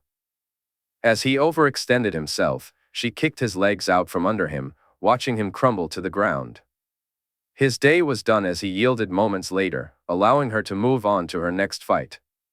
She didn't have to look far, as the man she had just defeated had some friends. 2 of them took his loss to a woman particularly badly. "What are you doing fighting here? Shouldn't you be off birthing babes?" sneered the taller, uglier of the 2. "Leave it out, Errol. What man would lay with someone who looked like that?" the other mocked. There was a time when those words would have pierced her heart, when she would have let anger and feelings of unworthiness overwhelm her. But that girl was gone. The girl who had no friends and few who believed in her ability to wield a sword. Now, Brienne could count the king himself among those who considered her a worthy fighter. Brienne had a friend who believed in her capabilities, Jay. Alongside him, Loras and Ser Walder had faith in her as well, and with their support, she believed in herself too. The swing of her sword caught the first man so off guard that yielding became inevitable. A smirk spread across Brienne's face as she watched the expressions shift on both men's faces. One looked abashed and ashamed, while the other was filled with fear. She approached the latter, and although he put up a better fight than his friends, it wasn't long before he was on his knees, surrendering. Brienne heard a voice call out to him, "Maybe next time you'll remember that women can fight too." She turned to see Prince Oberyn bowing to her before he picked up his spear and moved on to his next challenge. The fact that the men she had just defeated didn't offer any apologies for their earlier words confirmed her thoughts about them. But that didn't matter, she was already looking for her next opponent. As she surveyed the ring, she admired the beauty of Walder wielding his axe, though it couldn't quite compare to the grace with which Prince Oberyn spun his spear. Brienne decided to support her knight as she watched Oberyn toy with a man from the Stormlands, clearly someone who held a grudge against the Dornish army and their prince. She couldn't help but chuckle at the thought that this fool believed he could find satisfaction in defeating the clearly skilled Oberyn. "My lady, shall we?" a voice called from behind her. She turned to see one of Lord Royce's sons standing there. "Ser Rebar, aye, why not?" she replied, and he smiled at her as they took their stances. Oberyn hadn't planned to fight in the melee, but boredom had a way of changing his mind. When he grew bored, he sought out ways to relieve it. Besides, it was entertaining to see the jealous look on his nephew's face when he announced his intentions that morning. Each time he defeated an opponent, he glanced up and offered a bow to Jay, a gesture that added to his amusement. Oberyn couldn't help but tease, enjoying the scowls he received each time he did. After witnessing the Lady of Tarth defeat 3 men effortlessly, he found himself facing a fool from the Stormlands, a man seeking revenge. Oberyn couldn't fathom how this man thought he would succeed. His sword skills were barely passable. Still, the opportunity to make him look foolish brought Oberyn amusement as he easily dodged every attack. He kept the man at bay with his spear while facing him directly. Eventually, spotting a more worthy opponent, Oberyn decided he had enough of the Stormlander. With 3 swift moves of his spear, a strike to the man's midsection, a feint aimed at his head, and finally using the shaft to sweep his legs out from under him, it was over. "And I thought Stormlanders could fight," Oberyn snorted after the man yielded. He stepped away, turning his attention to his next challenger, the new Lord Paramount of the Vale, Yohn Royce. Oberyn felt uncertain about Yohn's loyalty to Jay. Yohn was watching as Ser Rebar, his second son, and Lady Brienne battled against each other. Now, they had teamed up to face 3 Riverlanders. "Your son is impressive," Oberyn remarked, acknowledging Ser Rebar's growth. "As is the lady, my prince," Yohn replied, glancing at his spear before raising his morning star. "Shall we?" "Why not? Today seems as good a day for it as any," Oberyn chuckled, a sound that was mirrored by the Lord of Runestone. While Oberyn had the advantage in speed and reach, Yohn surpassed him in strength and, dare he say, experience. Oberyn remembered watching Yohn triumph over all at Harrenhal many years ago. It was a little-known fact that he had even defeated Robert Baratheon in that melee, a tale often overshadowed by the stories of the Stag King that followed for years. The Warrior Reborn, a title he felt was anything but fitting. When he found moments to reflect on the past, when his thoughts weren't consumed by memories of Elia or his niece and nephew, Oberyn would ponder the Battle of the Trident. In his mind, Rhaegar was a far superior warrior compared to Robert. Though that didn't always guarantee victory, it certainly should have, considering the stakes. Sometimes, after a few drinks, Oberyn imagined himself facing the so-called demon of the Trident. Even back then, he believed he could have taken him. As he prepared to confront Yohn Royce, he struggled to keep his thoughts from turning this match into a chance to prove something that could never be proven. He thrust his spear forward, but Yohn deftly brushed it aside and slipped inside Oberyn's guard for a moment, nearly landing a swing to his head. Oberyn jumped back, arcing his spear around, forcing Yohn to duck before he brought the spear down hard, the shaft striking the older man's shoulder. Seeing Yohn wince, Oberyn increased the tempo of his attacks, swinging faster and faster until Yohn was nearly forced to retreat to avoid the blows. Then, out of nowhere, Yohn caught him completely off guard with a tourney dagger, a move of either desperation or clever strategy. "An interesting trick," Oberyn said as he rolled away, wiping the blood from his lip. "One tries, my prince," Yohn replied, swinging at him once more. This time, Oberyn found himself on the defensive, using the shaft of his spear to deflect Yohn's relentless blows while searching for both respite and an opening. It took him longer than expected to find that opening, and he had to hand it to Yohn. He didn't once breathe heavily or falter in his attacks. The older man pressed on, the strikes barely missing their mark. Then, with a surprising kick to Yon's shin, Oberyn caught him off guard, causing him to nearly drop his morning star. A moment later, he did just that as Oberyn brought the spear crashing down onto Yon's arm before spinning it, the tip poised at Yon's throat. "I yield," Yon said, and Oberyn nodded in acknowledgement. "I thank you, my lord." "That was an excellent fight," Oberyn replied, bowing slightly as Yon nodded and walked away. Oberyn glanced over to see Daemon and Obara battling against all three Mormont ladies, a smirk spreading across his face. He then looked up at his nephew, Jay, who was gripping his seat tightly, his expression a mix of anger and frustration. Oberyn knew it was the annoyance of watching him fight while he couldn't that truly bothered Jay. Perhaps he shouldn't tease him so much during the match, he thought, but then he chuckled and shook his head. "Where's the fun in that?" he murmured to himself. Meanwhile, Meech surveyed the arena, thinking these opponents were no challenge at all. Her mace struck yet another man's head, though she hadn't even aimed for it. It seemed he had head-butted her weapon instead of facing her properly. "Damn southern softies," she grumbled as she moved on to the next foe. 3, 4, 5 men fell before her without even testing her skills. Meech scanned the crowd for anyone worth fighting, and her gaze landed on the great and small giants. She felt a strong urge to crack her mace against Jon Umber's skull or Goatsbane's, but they had all agreed not to fight each other until only true opponents remained on the field. Then she spotted them, the 2 Dornish girls and their knight, 3 against 2. The 2 they were facing just happened to be her daughters. Meech smiled, eager to even the odds, but by the time she reached them, the prettier of the 2 Dornish girls had already yielded. She considered turning back now that the odds were fair, and she was just in the process of doing so. The moment the prince's daughter sealed her fate, she taunted, "Oh, did you girls send for mother? Look, Daemon, it's 3 little bears, Mama Bear and her cubs." Meech noticed the Dornish knight's displeasure at the girl's words. "Aye, it is," Meech replied, her tone low and warning. "And you, little girl, are about to find out what happens when you make a bear angry."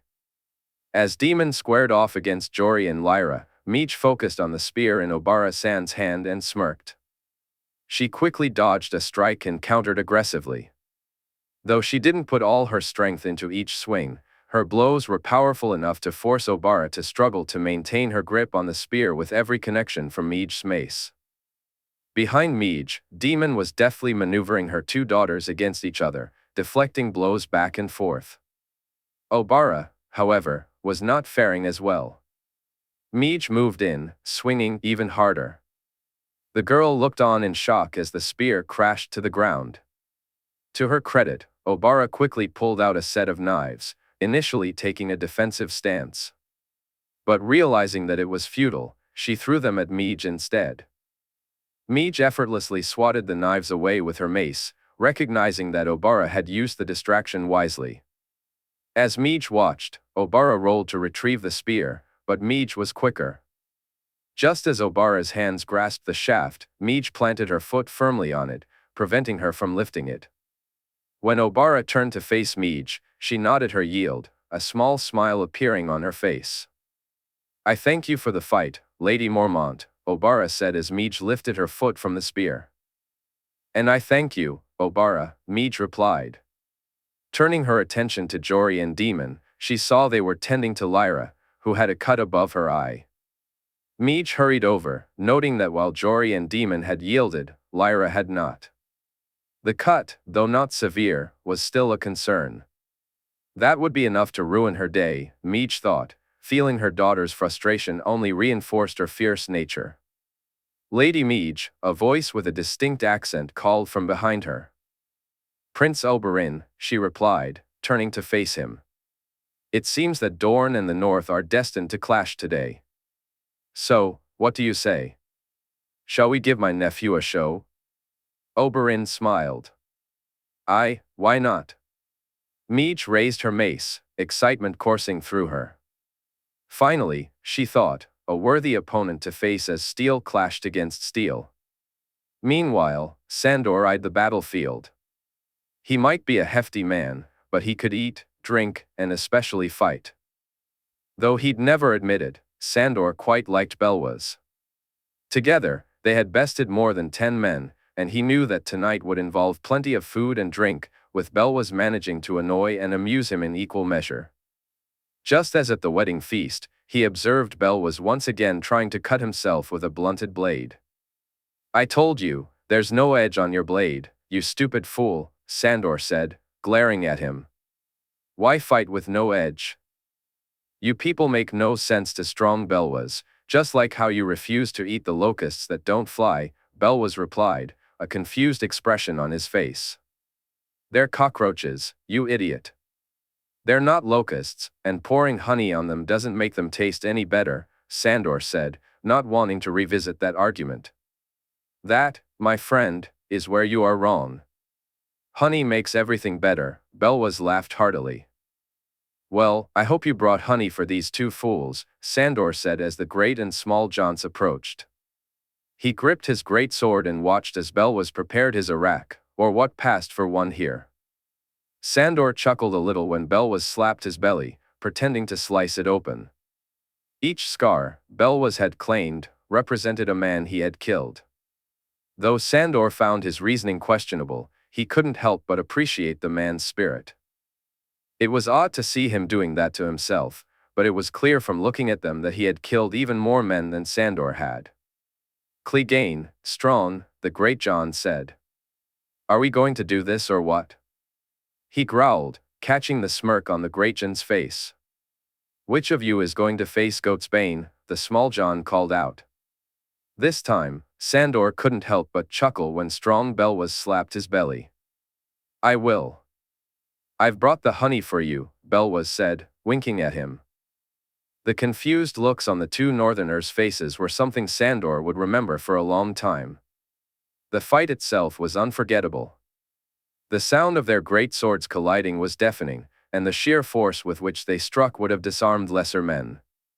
But both he and the great John had the strength to endure, and their swords slammed against each other repeatedly, neither man yielding an inch. They fought on, long after Belwas had emerged victorious. Sandor noticed Belwas watching him with concern, his eyes pleading either for him to win or to give permission for him to join the fray. But it became clear that neither would happen that day. The blow that struck him certainly broke a rib, the blood he spat up was a clear sign of that. He tried to retaliate, swinging his sword back with all his might, but the effort made him cough up more blood. To his surprise, the great John simply patted the blood away, not responding with a swing of his own. Instead, he knocked the sword from Sandor's hand with a blow to his shoulder. Moments later, Sandor yielded. He nodded to his friend, indicating that he was all right, though he knew he would need to see the maester to be sure, and Dany would certainly insist on that. The great John had given everything he had to beat him, and even before Sandor left the field, Belwas had taken his revenge for him. Sandor tried not to laugh as Belwas slapped his belly once more, even though it hurt to do so. There were maybe 8 or 9 men left out of the nearly 100 who had entered the arena. Sandor knew his defeat was no shame, especially considering the caliber of the competitors still standing. The fact that 2 of the princess's men had made it this far would reflect positively on her. As he finally left the field, Sandor spat out a bit more blood, feeling the sharp pain in his mouth. It was a small comfort to realize that the blood was coming from his cheek and not from a deeper injury, although he felt somewhat foolish for having bitten the inside of his own cheek. Walder noticed that Ser Jorah and Ser Richard had fought valiantly, both making it to the last dozen competitors. It was surprising that they had both fallen to the same blade, and Sandor couldn't help but wonder if Barristan was keeping an eye on Ser Rabar as closely as he had been. Walder had seen the moment when Rabar faced off against Brienne, and now they were engaged in a rematch after their previous fight had been interrupted. His attention shifted to Prince Oberyn as he squared off against Roland Storm. The prince had triumphed over Mage Mormont in a battle for the ages. As for Sandor, he found himself facing an unexpected opponent. He had thought the Strongboar would prove too much for Cregan, but he had been proven wrong. Still, he preferred this matchup over facing the crazy priest, whose flaming blade felt far more intimidating than it ever had before. The fact that it gave Thorns an extra boost of confidence was troubling. As he and Strong Bell was prepared for their fight, Walder wondered who would emerge victorious that day. "You've done well, Cregan, just like your namesake," Walder said, watching the boy nod in acknowledgement. It's a shame Jay couldn't fight today. We could have recreated the Dragon Knight's legendary battle," Cregan replied. "Do you really wish to lose that badly?" Walder teased, earning a chuckle from Cregan. "Shall we, Sir Walder?" "For the North," Cregan declared. "Aye, my lord, for the North," Walder responded, noticing the boy's smile grow even brighter. His axe and size gave him strength and reach, but just like in his sparring matches with Jay, Cregan possessed speed and technique that could tip the scales in his favor. The boy's longsword was a blur, darting in and out with a speed that was both impressive and disorienting. While he didn't employ as many spins as his king, he made up for it with an array of feints and cleverly laid traps. However, Cregan's main challenge lay in the stark difference in strength. Though he managed to land a few blows, they were easily absorbed by Walder, and it was clear that this frustration was getting to him. Walder seized the opportunity, shifting his approach. Instead of swinging his axe, he began to thrust, taking the hits he received in return but landing more and more of his own. This tactic allowed him to close the distance, and he purposely faltered in his stance, creating what appeared to be an opening for Cregan. The boy, thinking he had the upper hand, attempted to sweep Walder's legs to bring him down. Instead, he received a sharp smack to the head, signaling the end of his day in the arena. As Cregan staggered back, Walder thrust the head of his axe once more, and the boy fell.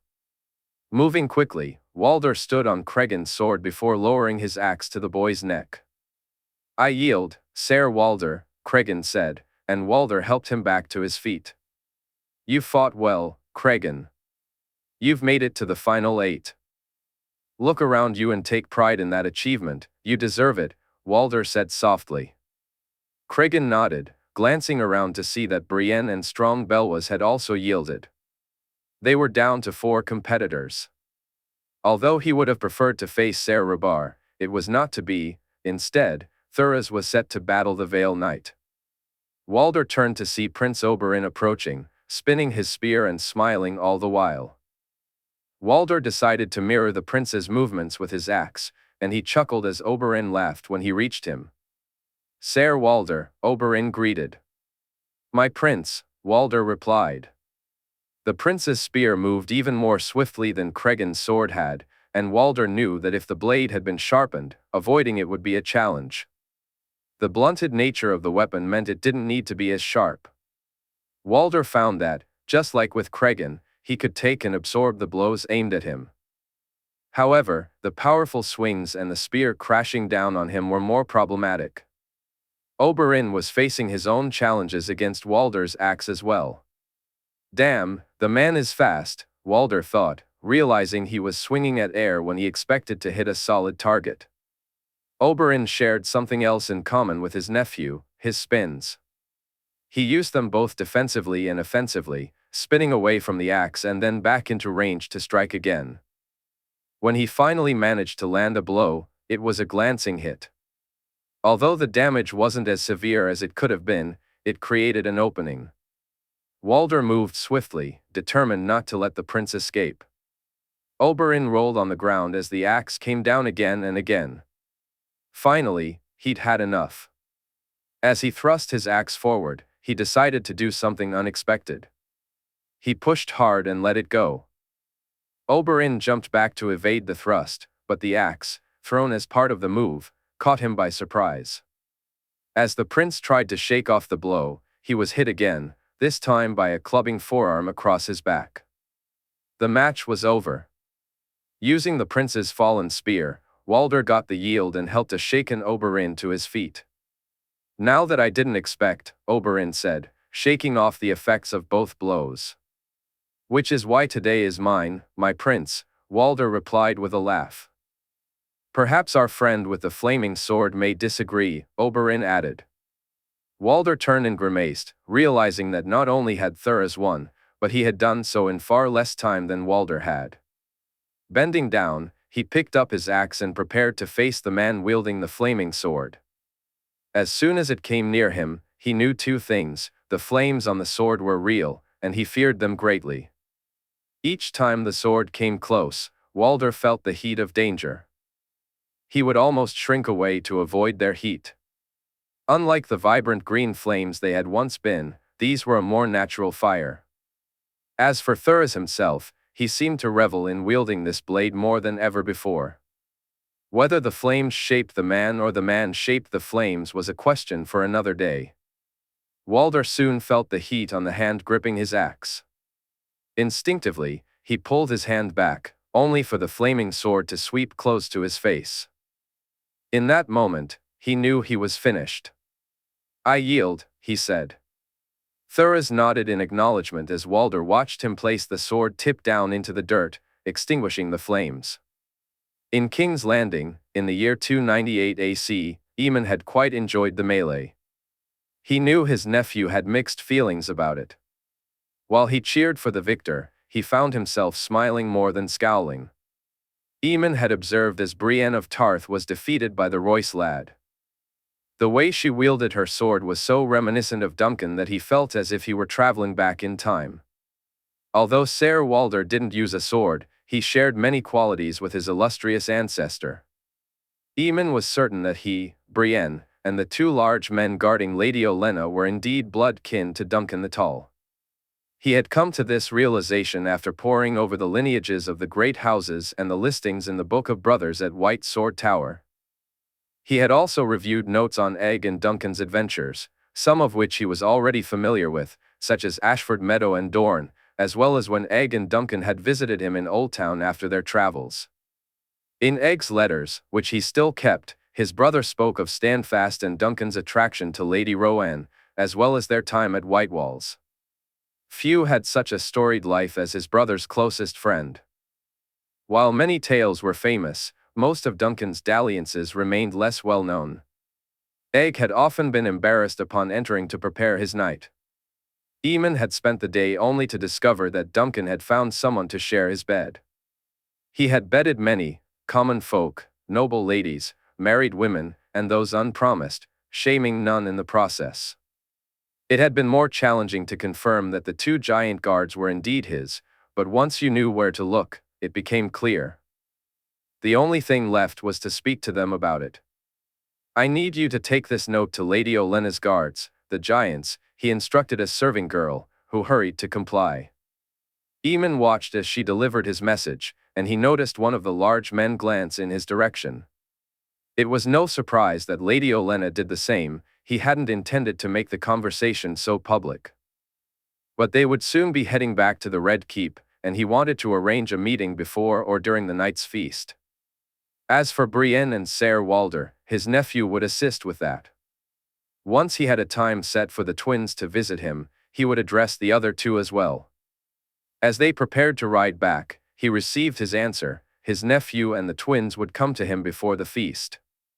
Aemon walked over to Jaehaerys, who was, as usual, listening intently as his wife spoke about something. It brought a smile to Aemon's face to see them both so happy in their marriage. He felt fortunate that Jaehaerys had found someone so well suited to him. It reminded him once again of both his own mother and Egg's wife, Betha. Though his father had been an unforgiving man, his mother had always brought out the best in him while she lived. Egg's words about Betha resonated with him: "I married for love, not duty, and it was the one time I truly felt the gods' favor." Looking at his nephew, Aemon sensed that he too felt the gods' favor in his choice of bride, and for that, he was grateful.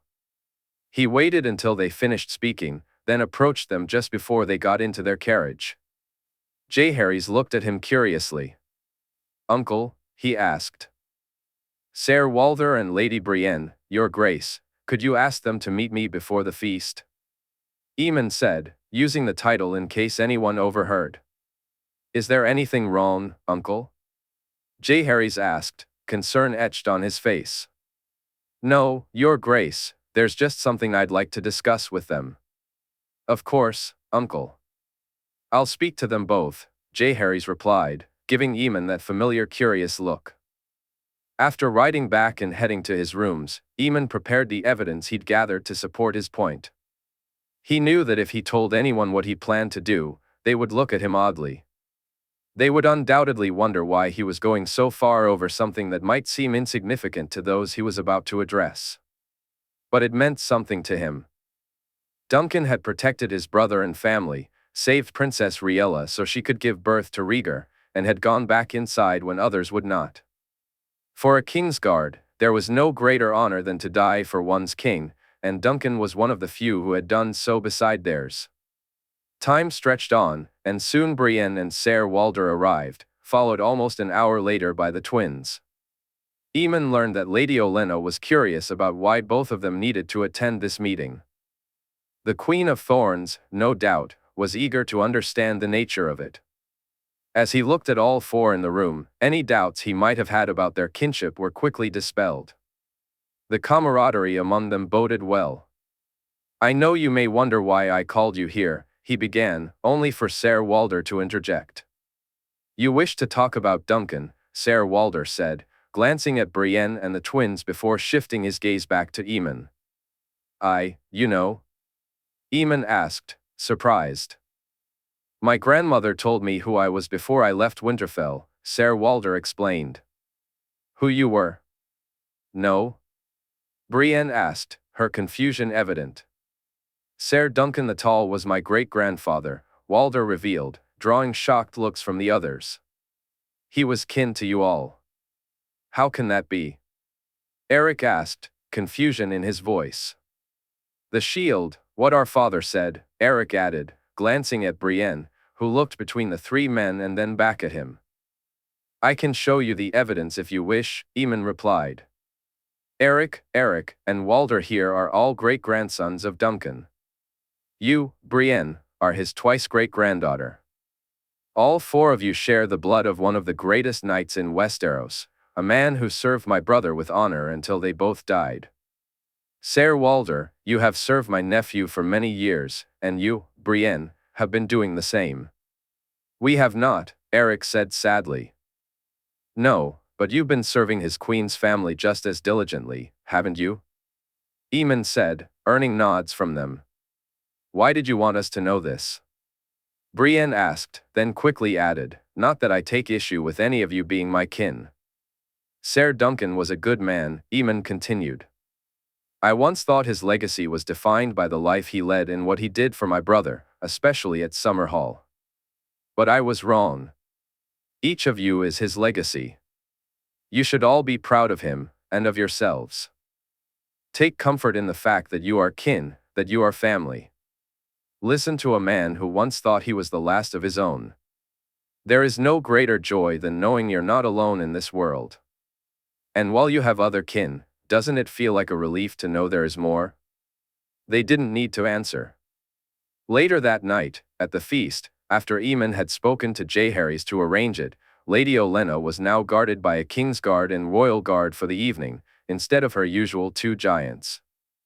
As Aemon sat in his seat and spoke to Shireen, Dany, Jaehaerys, and Tyrion, he looked over to see the 4 of them sitting together, laughing and sharing stories. A smile spread across his face as he remembered the giant who had come to visit him. Jaehaerys Targaryen reflected on the events of so many years ago in King's Landing, 298 AC. He had been surprised that Thoros had emerged victorious until Walder explained the flames that danced on his sword.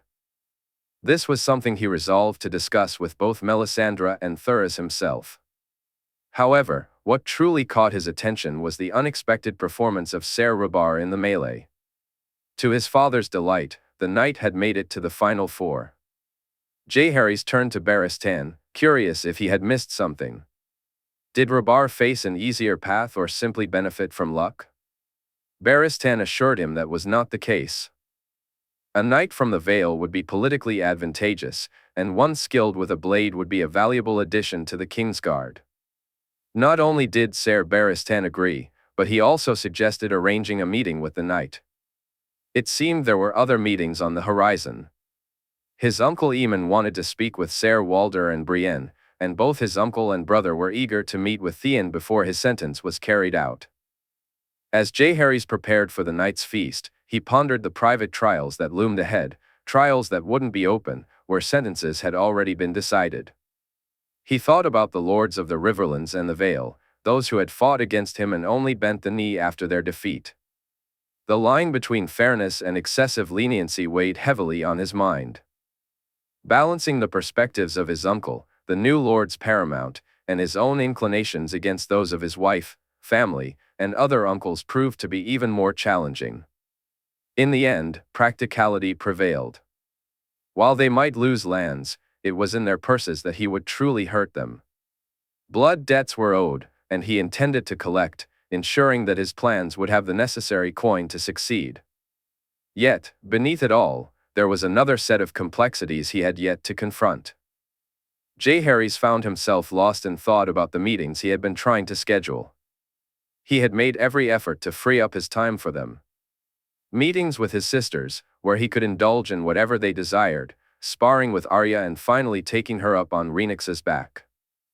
Time spent with Sansa, doing whatever pleased her most, whether it was sitting and talking, singing her a few psalms, or enjoying a stroll through the gardens, which seemed to bring her joy, as his dear wife often mentioned. With Joy, things were simple. They would ride apples in winter, racing outside the gates once more. Each of them would get at least a day together, king or not. He was determined to make it happen. "Are you not ready yet?" Margaery asked, catching him off guard. He turned to her, frowning at how quickly she had dressed. "I may have gotten a bit distracted," he admitted, and her smirk only widened. "And I wasn't even in the room," she teased, which made him chuckle. "Had it been you who distracted me so, dear wife, would have returned the favor," he replied, taking her hand in his. "Then who has my husband been thinking of, and should I be worried that it's not me?" Margaery asked, her laughter light as he raised her hand and spun her into his arms. "While I was thinking of other women, I believe my sisters are allowed," he said, kissing her neck and feeling her move closer to him. "Those I'll allow, your sisters and aunts, but only them, Jaehaerys Targaryen. Am I understood?" she said, attempting to look serious but failing as laughter bubbled up again. "And I would ask my wife the same, though I know I have no need to. There is no one else I share this with," he said, kissing her lips. Her head tilted to one side as she leaned back against his chest. "And no one else I would ever wish to," he added, kissing her again.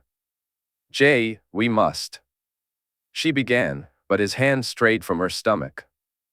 "I hate being king," he said with a hint of a giggle. "Well, I love being your wife," she replied, her eyes sparkling with mischief. "Queen," she said, kissing him as they prepared for the night ahead. It was during the feast itself that he felt it, the familiar tingle in his mind. He knew he couldn't give into it just then, so he decided to wait until the festivities were over and he was back in his room. The thought of being temporarily unable to act on his desires with his wife was a heavy price to pay, but he needed to see it for himself. He turned to her and was relieved to find that she shared his disappointment. He lay down on the bed, closed his eyes, and began searching for the door.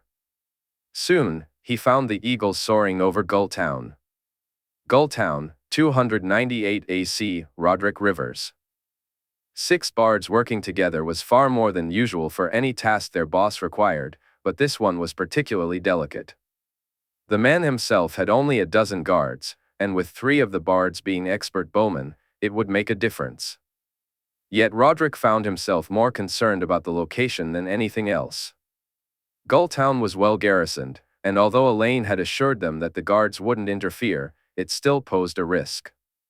A risk he was well compensated for, of course. Over the years, they had never been steered wrong by Elaine. Capturing someone wasn't the same as killing them, which made this endeavor far trickier. The goal was to take their targets unharmed, which only added to the challenge. But that was exactly what he and the others were being paid for, so they kept a watchful eye on the ship as it prepared for the arrival of their quarry. When they received the order to follow the eagle's lead, Roderick had initially thought it was a joke. But then the eagle appeared on the ledge of their rooms and guided them straight to the man and woman. At first, he considered taking them there himself, but the eagle screeched at the suggestion, sending a shiver down his spine. It made them discuss the dangers of bringing them indoors, and Roderick soon recognized the potential problems.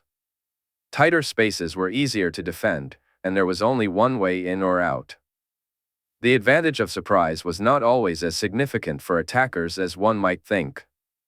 A bottleneck could easily form, allowing a small number of defenders to hold out for an extended period. So, they abandoned that plan. Now, all 6 of them sat in silence, waiting. Then Roderick spotted the eagle soaring through the sky, and he knew it was time. He nodded to the bowmen, who took their positions and readied their arrows. He and the other 2 swordsmen quickly moved to their spots. When the carriage arrived, Roderick saw the small man and the 2 guards assisting a woman out of it. He signaled for the archers to fire. "We go as soon as the second volley is launched," he instructed. "Alive?"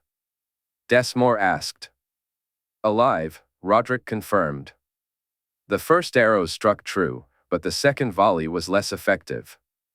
Roderick noticed the panic in the thin, mustachioed man's expression. Drawing his sword, he rushed in, witnessing 2 of the guards flee.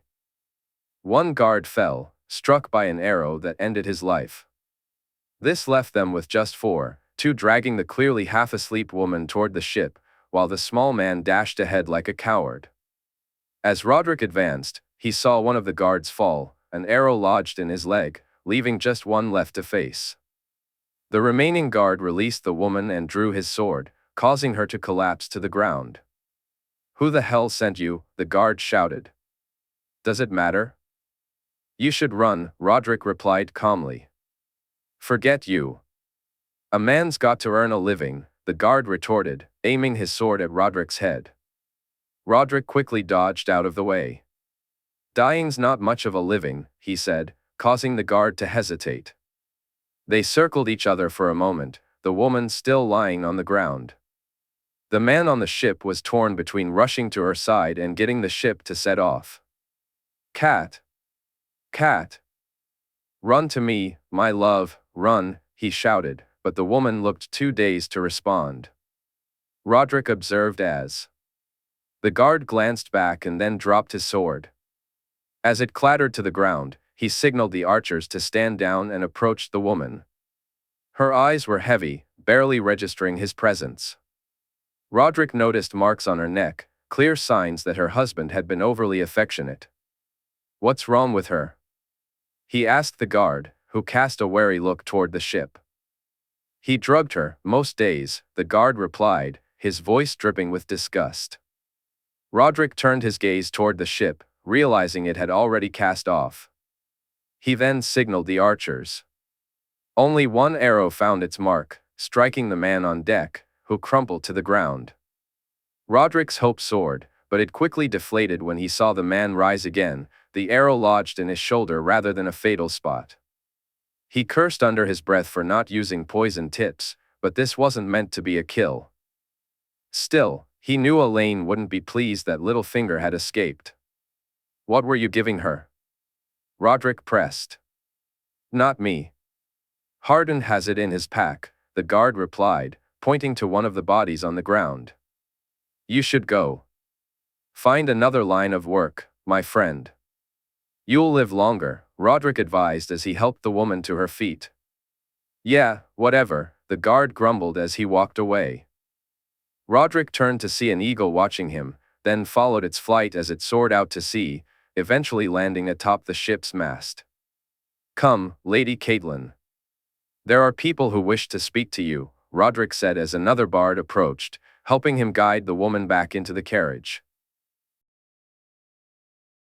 Chapter 133, A Just Sentence. King's Landing, 298 AC. Arya could hardly contain her excitement for the day ahead. Not only would Jon be spending time sparring with her and Lyanna, but he had also promised her a surprise. Whatever it was, she could hardly wait. Her father noticed her eagerness as she hurried through breakfast, and both he and Rob teased her about it. It felt as if they knew something she didn't, but as she finished the last of her sausage, she found she didn't care. "Arya, walk, don't run," Elle said as she got up from the table. "Sorry," Arya replied, slowing her pace as she walked to the door, only to sprint away as soon as she was outside. Arya had intended to dash to Lyanna's room, but she barely made it to the end of the corridor before she spotted Jon approaching, flanked by two of his Kingsguard. Remembering her courtesies, something both Meej and Elle had insisted was important, she walked toward Jon and attempted a curtsy, shooting him a glare for smirking at her. "Pleased to meet you too, my lady," Jon said with a grin. Arya mumbled as softly as she could, though he still caught her calling him stupid. "I should send you to the dungeons," he teased, ruffling her hair and making her laugh. "Can we go and get Lyanna, Jay?" she asked. It was her way of shortening his name. Jaehaerys was a mouthful, and Jay just didn't feel right to her. He was Jon, and although she knew he was also a king, he would always be Jon to her.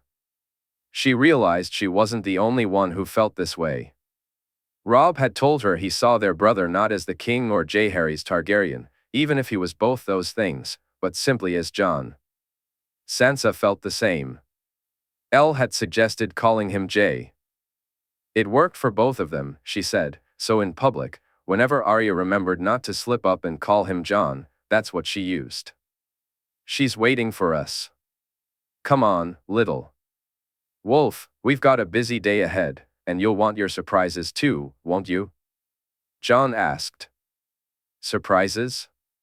There's more than one," Arya replied, her excitement evident as she smiled at him when he nodded. They walked from the Red Keep, heading beyond the sparring grounds.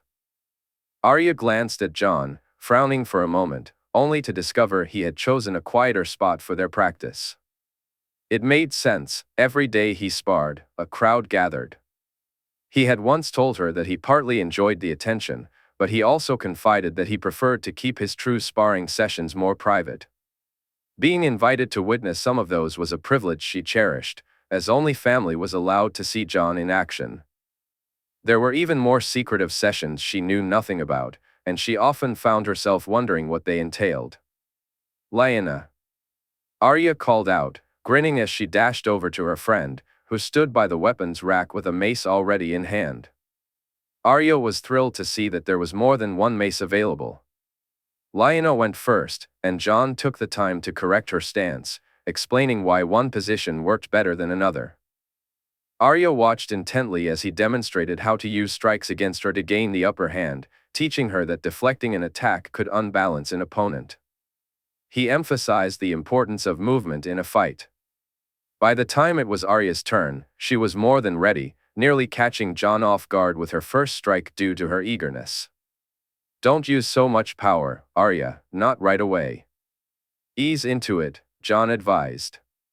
"Why?" she asked, curious. "You don't want to reveal all your strength too soon. If you use all your power early, you'll tire yourself out and show your opponent what to expect. Vary your approach, confuse them, and when you've got them where you want them, then strike," Jon explained.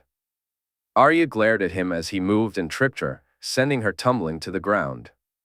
Despite that little mishap, the rest of the lessons went exceptionally well. By the end of the day, both she and Lyanna felt they had gained valuable skills. Jon had also received some advice from Ser Arthur, and he managed to persuade him and Jon to have a proper sparring match. Arthur took the lead, scoring 7-3, though Arya felt Jon was a bit unlucky not to have made it closer. Watching the Sword of the Morning wield dawn against Jon's dark sister was like witnessing a scene straight out of the books. The sound of their blades clashing was the most incredible noise she had ever heard. As they sat together, drinking water and enjoying the fruit and cheese Jon had sent for them, Arya experienced her first surprise of the day. She hadn't expected it, and both she and Lyanna quickly nodded in agreement that they did indeed want to compete in the Squires' duels. However, they hesitated, explaining that they hadn't thought girls would be allowed to participate. "You think I'd stop girls from fighting?" Jon asked, a hint of disbelief in his voice. I No, we saw the melee. Lady Meij, Jory, Lyra, Brienne, Obara, Nymeria, all of them competed, Arya said, naming each woman as if they were legendary heroes. Yes, Your Grace, we've also sparred with Princess Daenerys, so we know you wouldn't see girls as incapable of fighting. But the melee is not the same as the Squires' duels, and we thought. Lyanna added nervously before Jon flashed her a reassuring smile. Well, you thought wrong. Brienne was competing in the Squires' duels long before she took part in the melee. One day, my little wolf and my little bear, you will undoubtedly be just as fierce as Lady Meij, Daisy, Jory, Lyra, or my cousins and aunt, Jon said. Arya glanced at Lyanna, who now wore a genuine smile at the thought. Jon went over the rules with them. They weren't going out to hurt their opponents, their goal was simply to win. 5 points or a yield, and he expected them to fight honorably, accepting both defeat and victory with grace. Both girls quickly agreed to everything he laid out, but then Arya asked if her father had agreed to let her take part. She knew Lady Meij would certainly give her permission for Lyanna, and if her father were here. She worried, though, that her father might not be as accommodating as Jon or Lady Meij. I spoke to your father, and he agreed, as long as we had this talk beforehand, Jon said. Arya wished she could hug him tightly for doing this for her, but Lyanna was right there. Lyanna, she soon discovered, wouldn't be part of her next surprise, which made Arya feel a bit sad. She and her friend had become so accustomed to doing everything together that the thought of being apart was hard. However, when the dragon pit came into view, her excitement pushed her sadness aside, at least for now. She was about to see a dragon up close, she was going to spend time with a dragon. As they entered, Arya spotted Rhaenix and was taken aback by how large and imposing she was, yet she was also surprisingly beautiful up close. Her white scales gleamed with a purity Arya hadn't expected, and the blue under her wings was a deeper shade than the sky or sea. Arya felt incredibly small as they approached. But it was the way Rhaenix's deep, dark purple eyes looked at her, as if measuring her very soul, that truly captivated her. When she touched the dragon's scales, warmth radiated beneath her fingertips. Jon leaned his head against Rhaenix's own, speaking what Arya believed was Valyrian. Are you ready? Jon asked her. Arya looked at him, feeling disappointed. She had hoped they would spend more time with the dragon. She replied, and Jon must have recognized her tone because he chuckled and looked back at her. Arya, this isn't the end of your surprise, it's just the beginning. Now, would my little sister like to go for a ride? He asked, raising an eyebrow. For true? She asked, searching his face to see if he was joking. For true, he confirmed, reaching out to take her hand. She wasn't nervous as she climbed up on the dragon, nor when Jon settled her in front of him. No, she wasn't nervous at all, until Jon spoke another word in Valyrian, and she felt the dragon's wings begin to beat. Despite that flutter of anxiety, when they took to the sky, Arya let out an excited yell. Her voice was lost in the thunderous sound of Rhaenix's wings beating against the air as they soared away from the dragon pit. As they flew, Arya looked down at King's Landing, seeing it from a completely different perspective. The Red Keep, the Great September, and even the dragon pit itself appeared incredibly small beneath them. After circling the city, she glanced back at Jon, expecting their dragon ride to be over. But to her surprise, it was anything but. Rhaenix headed out to sea, and Arya marveled at how even the pinnacle ships looked tiny from their lofty height. The dragon continued to soar, and Arya's eyes darted everywhere, trying to catch a glimpse of their destination. Dragonstone, Jon said, leaning in close to whisper in her ear. She had only ever seen it in pictures, and now she realized those images didn't do it justice. The massive volcano, the dragon-shaped formation, and the keep itself, home to the Targaryens of old and now to Daenerys, were breathtaking.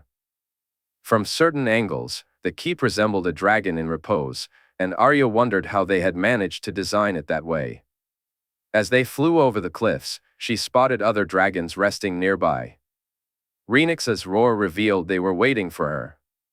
Before she knew it, 5 dragons filled the sky, an awe-inspiring sight she could never have imagined.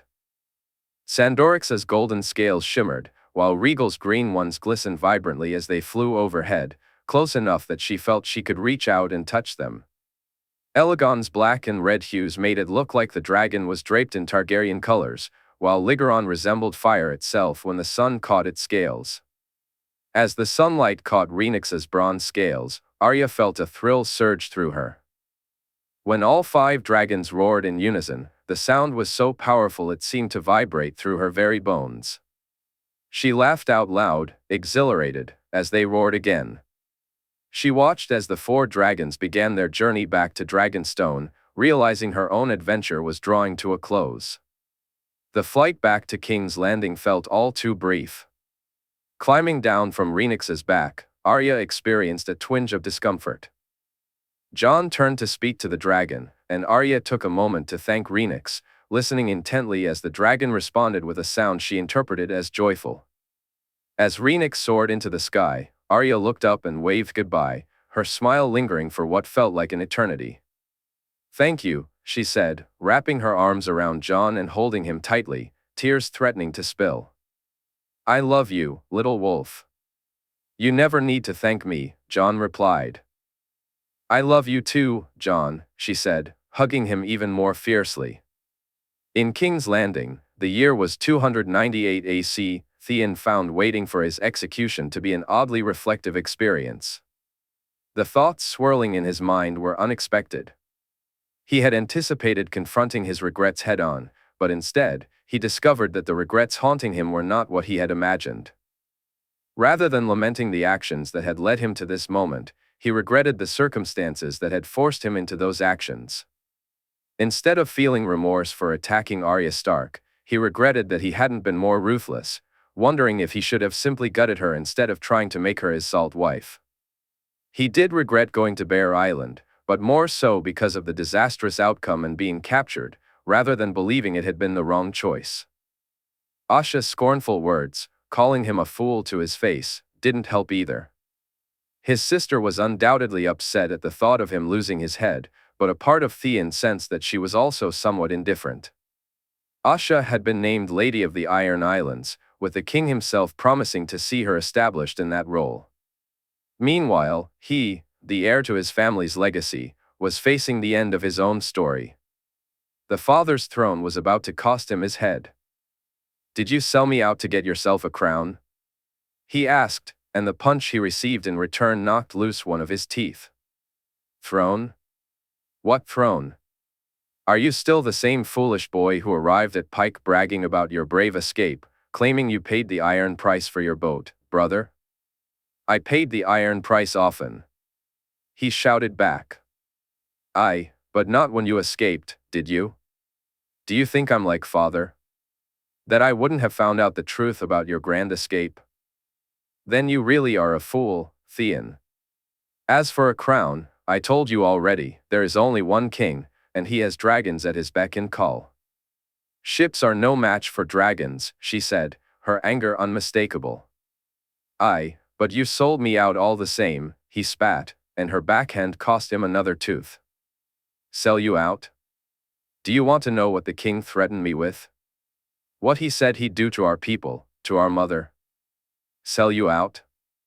Even now, I'd still think about rescuing you, were it not clear that my brother is a fool, and it would cost me far more than our heads to do so," Asha replied as she walked to the door and banged on it, leaving without a glance back. He sank down onto the bed. She hadn't returned either, and that stung a little, even though it was his own words and actions that had driven her away. He had considered demanding a trial by combat. The idea of facing down a man and fighting for his life had its appeal until he thought about it more clearly. Ser Arthur Dayne, Ser Walder, or Ser Barristan, if luck was on his side, it would probably be the king himself. He knew he wouldn't stand a chance against any of them. If he was honest, the thought of dying in a fight frightened him far more than the idea of losing his head. Only one of those options would be quick and relatively painless. Ever since that wolf had bested him, it had been that way. The thought of facing someone with a blade in their hand was enough to give him nightmares. Every time he looked down and saw what remained of his manhood, those nightmares invaded even his waking moments. He had accepted his fate, clinging to the hope that Asha might change her mind, that she would take the chance to rescue him, and they could sail far away from where dragons roamed.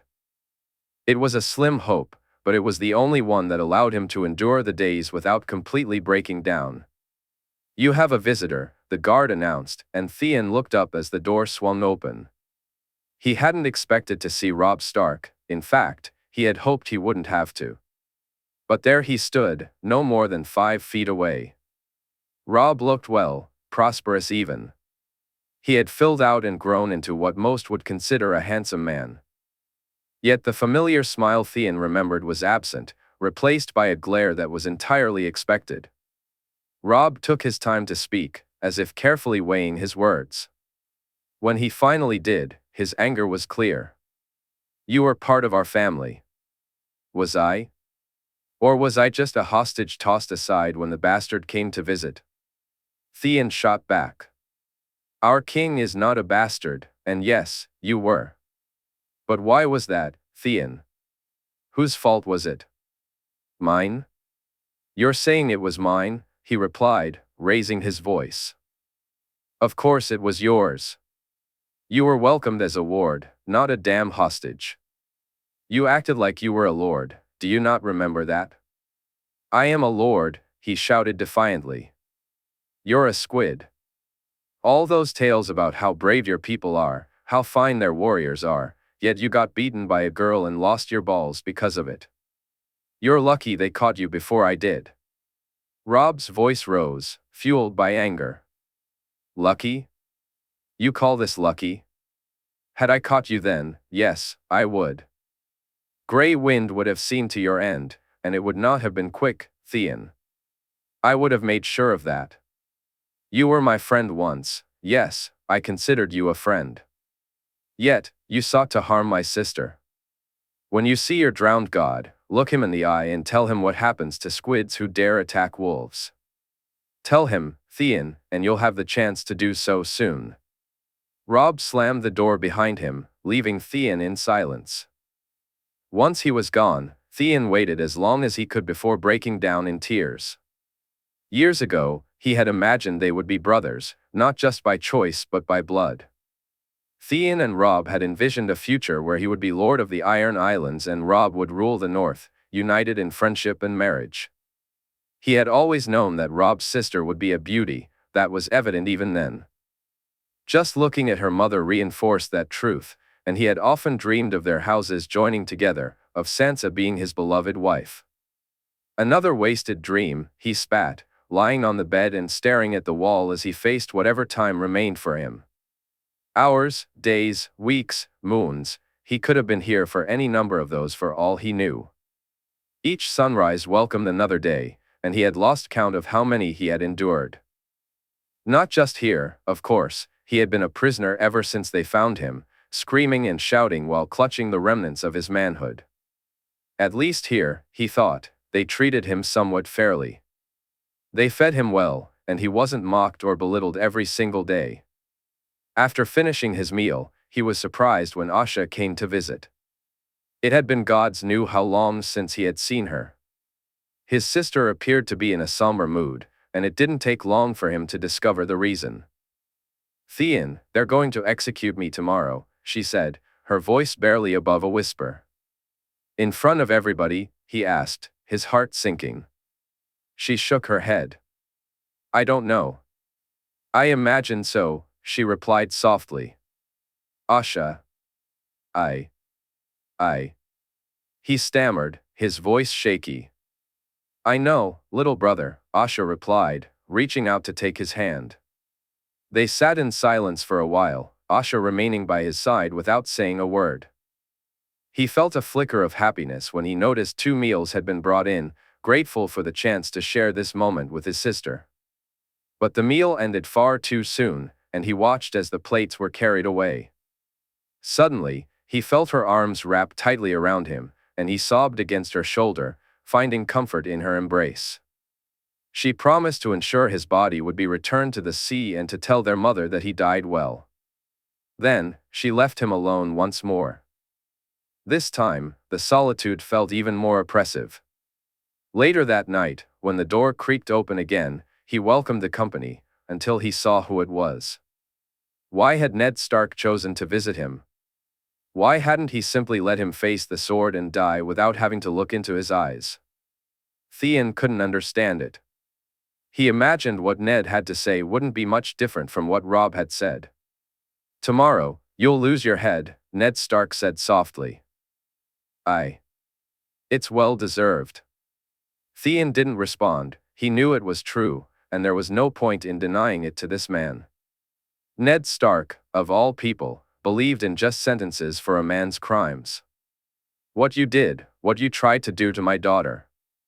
If I were the one to swing the sword tomorrow, I can't guarantee it would be clean," Ned said, surprising him. "No, I imagine you could not. Were we so bad? Was your life so terrible? Eventually you were treated like a hostage, but before that, I treated you as a ward, almost as kin." "Almost, but I was never kin, was I?" Theon's voice carried a bite. "Of course, you weren't. But had you behaved better, had you not acted as you did, then perhaps you would still be facing a future. Your sister is to be named Lady of the Iron Islands. Had you been more worthy, you would have been named Lord. But instead, I'm a Reaver, Lord Stark. It's in my blood. I was born a kraken, not a wolf. I could never have been what you wished me to be." "No, I suppose you could not," Ned replied, turning to walk away. Theon waited until Ned reached the door, just as it was about to open. He looked up, struggling to find the words he wanted to say, but feeling a wave of relief when they finally came. "I'm sorry," he said, his voice softer than he had intended. So am I, Theon," Ned Stark said as he walked away. That night, Theon didn't sleep. He couldn't even bring himself to eat when the morning meal arrived at dawn, a clear sign that he would not see much of this day. The sight of the food only turned his stomach further. Dressing in the clean clothes provided for him, he was led from his cell and soon found himself climbing stairs. He could only imagine where they were taking him. Thoughts of the dragon pit or the tourney grounds raced through his mind, but it turned out to be neither. It wasn't as public as he had expected. While the lords of the north were present, very few lords of the south were there at all. But the block was there, and as he looked at it, he felt his legs begin to weaken, his courage slipping away. He knew he was on the brink of shaming himself and his house even further. Then, a voice echoed in his mind, words he had heard many years ago from a man who, for a time at least, had been more of a father to him than his own. A man who now sat with his family, watching as Theon summoned the strength to walk to the block and accept his fate. "Can a man still be brave if he's afraid?" he had asked once, sitting with Robb and Ned Stark in the Wolfswood. "That's the only time a man can be brave," Ned had replied. The walk seemed to take no time at all, and as he approached, he saw the king standing there, looking at him. There was no anger in his eyes, only hatred. He was grateful for that. The two king's guard assisted him to his knees, and he leaned his head forward over the block. As he heard the sound of the sword being drawn from the king's back, he hoped the blade would be sharp and true, pleased to see the glimmer that identified it as Valyrian steel. "Theon Greyjoy, you have been found guilty of oath-breaking, reaving, and attacking one of the 7 kingdoms. You are also guilty of the attempted rape of Arya Stark and are brought here to receive your just sentence. I, Jaehaerys Targaryen, the third of my name, king of the Undulls, Rhoynar, and the first men, lord of the 7 kingdoms and protector of the realm, do sentence you to die." "Do you have any last words?" the king asked. Theon shook his head and glanced over to see Asha looking his way, tears glistening in her eyes. He closed his own and braced himself for the sword to fall, trying to keep the flood of memories from overwhelming him. He remembered playing in the courtyard of Winterfell with Robb, listening as Sansa spoke of knights and heroes, laughing when Arya snatched an extra dessert, and watching Bran climb the broken tower. He recalled the joy of hitting the target dead center in the Bailey, seeing the proud smile on that long face and the sparkle in those gray eyes. Then, everything faded to darkness as the sword struck. In King's Landing, 298 AC, the Squires' duels were about to begin. Daisy smiled as she surveyed the field. Jae had asked Margaery to replicate the arena in Lannisport as closely as possible. The fact that they had managed to create such an impressive setting without constructing something permanent was truly remarkable. Daisy was perhaps the fourth most excited person among the crowd waiting for the duels to start. Kevin was eager to see Martin compete. His son had become more skilled than ever. Lyanna had grown more talented over the years. Her mother wanted to see both Lyanna and Arya participate, as did she. Jae looked so different now compared to how he had during the melee. The sullen, jealous expression he wore while Oberyn and others competed was replaced with the eager, excited look of a young boy. She knew that some of the competitors meant a great deal to him. Walder had just managed to make the cutoff point, and he, along with Willem and Martin, were all set to compete. Arya and Lyanna were also participating, which she was pleased to hear. Tommen would be taking part in his very first competition as well. As they were all led out, she could see that Jae wished he could join them. She pointed this out to Jaime as he held Joanna and watched the scene unfold. I know. I actually had to tell him that he couldn't squire for them, Jaime replied, while Joanna picked a berry from the bowl he held. Who did he want to squire for? She asked, curiosity piqued. All of them, Jaime chuckled. I speak no lie. As much fun as it would have been to see the king running around after each of them, I had to tell him he couldn't. She smiled at the thought, knowing it was something Jae would do if he weren't wearing a crown, and not at all surprised that it was something he wished to do even while crowned. The crowd hushed when, instead of a herald, it was Jae himself who rose to speak. Daisy immediately noticed the smile on his face as he looked out at those who would be fighting today. My queen, my lords and ladies, men and women of King's Landing in Westeros, I'm so happy to have you all join me here today for the Squires' duels. She watched as he raised his hand to quiet the crowd, looking down warmly at those lined up before him. When I was a boy, my Lord Hand was the very first to hold a Squires' dueling competition. His words to me were somewhat similar to those I'll share today. Welcome to each of you who are here to compete. You are the future of Westeros, its future lords and ladies, its future knights of the realm. Fight with pride and honor. Remember, there is no shame in defeat, and while victory brings glory, each of you will learn valuable lessons today. Be brave, be strong, and give it your all. Know that your king is proud of each of you. My queen, my lords, and ladies, I present to you the future warriors of Westeros, the Squires' duels. Jae declared, and the crowd erupted in cheers. A few moments later, she watched as two young boys, no more than 7 or 8 days old, faced off against each other. She felt a surge of happiness as they shook hands after the match, the king cheering them on enthusiastically. Willem triumphed over a lad from House Grafton, while Martin easily defeated a larger boy who was squired to a hedge knight. Daisy noticed Jae give Martin a simple nod, which brightened the young boy's face considerably. Look, it's Lyanna, she heard her mother say. Both turned to see Lyanna preparing to face off against a young Dornish lad. Spear against mace, this should be fun, Jaime remarked. Daisy felt the sharp jab of her mother's elbow as it nudged her, a clear sign she had misinterpreted her husband's comment.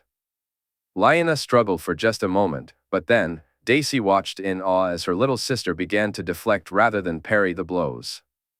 The crowd erupted in loud cheers as Lyanna claimed victory, with Daisy and her sisters cheering her on.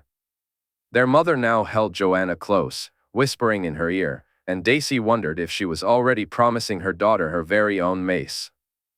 Walder narrowly beat young Lyman Derry in a close match, the victory secured only by a slip from Lyman.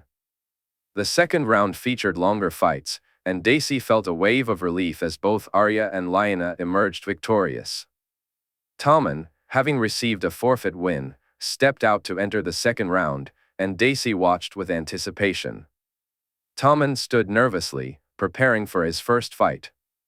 He glanced at the king and nodded before turning to the crowd, waving at his sister. Myrcella had not wanted to return to King's Landing and had done so reluctantly. She preferred to stay at the Lannister manse, avoiding the Red Keep entirely. She understood her reluctance. Had it not been for the chance to meet her future family and spend time with her brother, she knew Genna would never have convinced her to come. However, Myrcella was smiling now, looking much happier as Tommen took his stance. Dacey watched him closely, noting that his movements mirrored those he had seen Jae perform. She turned to see her husband observing just as intently. Jaime smiled when Tommen scored a yield, and the boy immediately sought the king's approval, which he received before he exited the arena. "He did very well," Dacey said softly, leaning in close to Jaime. He did. Remember what he was like the first time we put a sword in his hand?" Jaime replied, a chuckle escaping him as he recalled the almost terrified young boy. "He's come a long way since then," Dacey said, sitting back to watch the remainder of the duels. Margaery thought Tommen might as well be down there with them as she observed Jae make small movements each time someone he knew fought. Willem, Walder, Arya, Lyanna, Tommen, and Martin, who she knew was Jae's favorite. It wasn't that he cared for Martin more than the others, especially with his sister competing, but he recognized the boy's skill and talent. She understood that both he and Loras saw in Martin what they had once been, a boy skilled with a blade. As Arya prepared for her third fight, Margaery noticed Jae shift to the edge of his seat. She winced when Arya took a blow, though it didn't seem to deter her.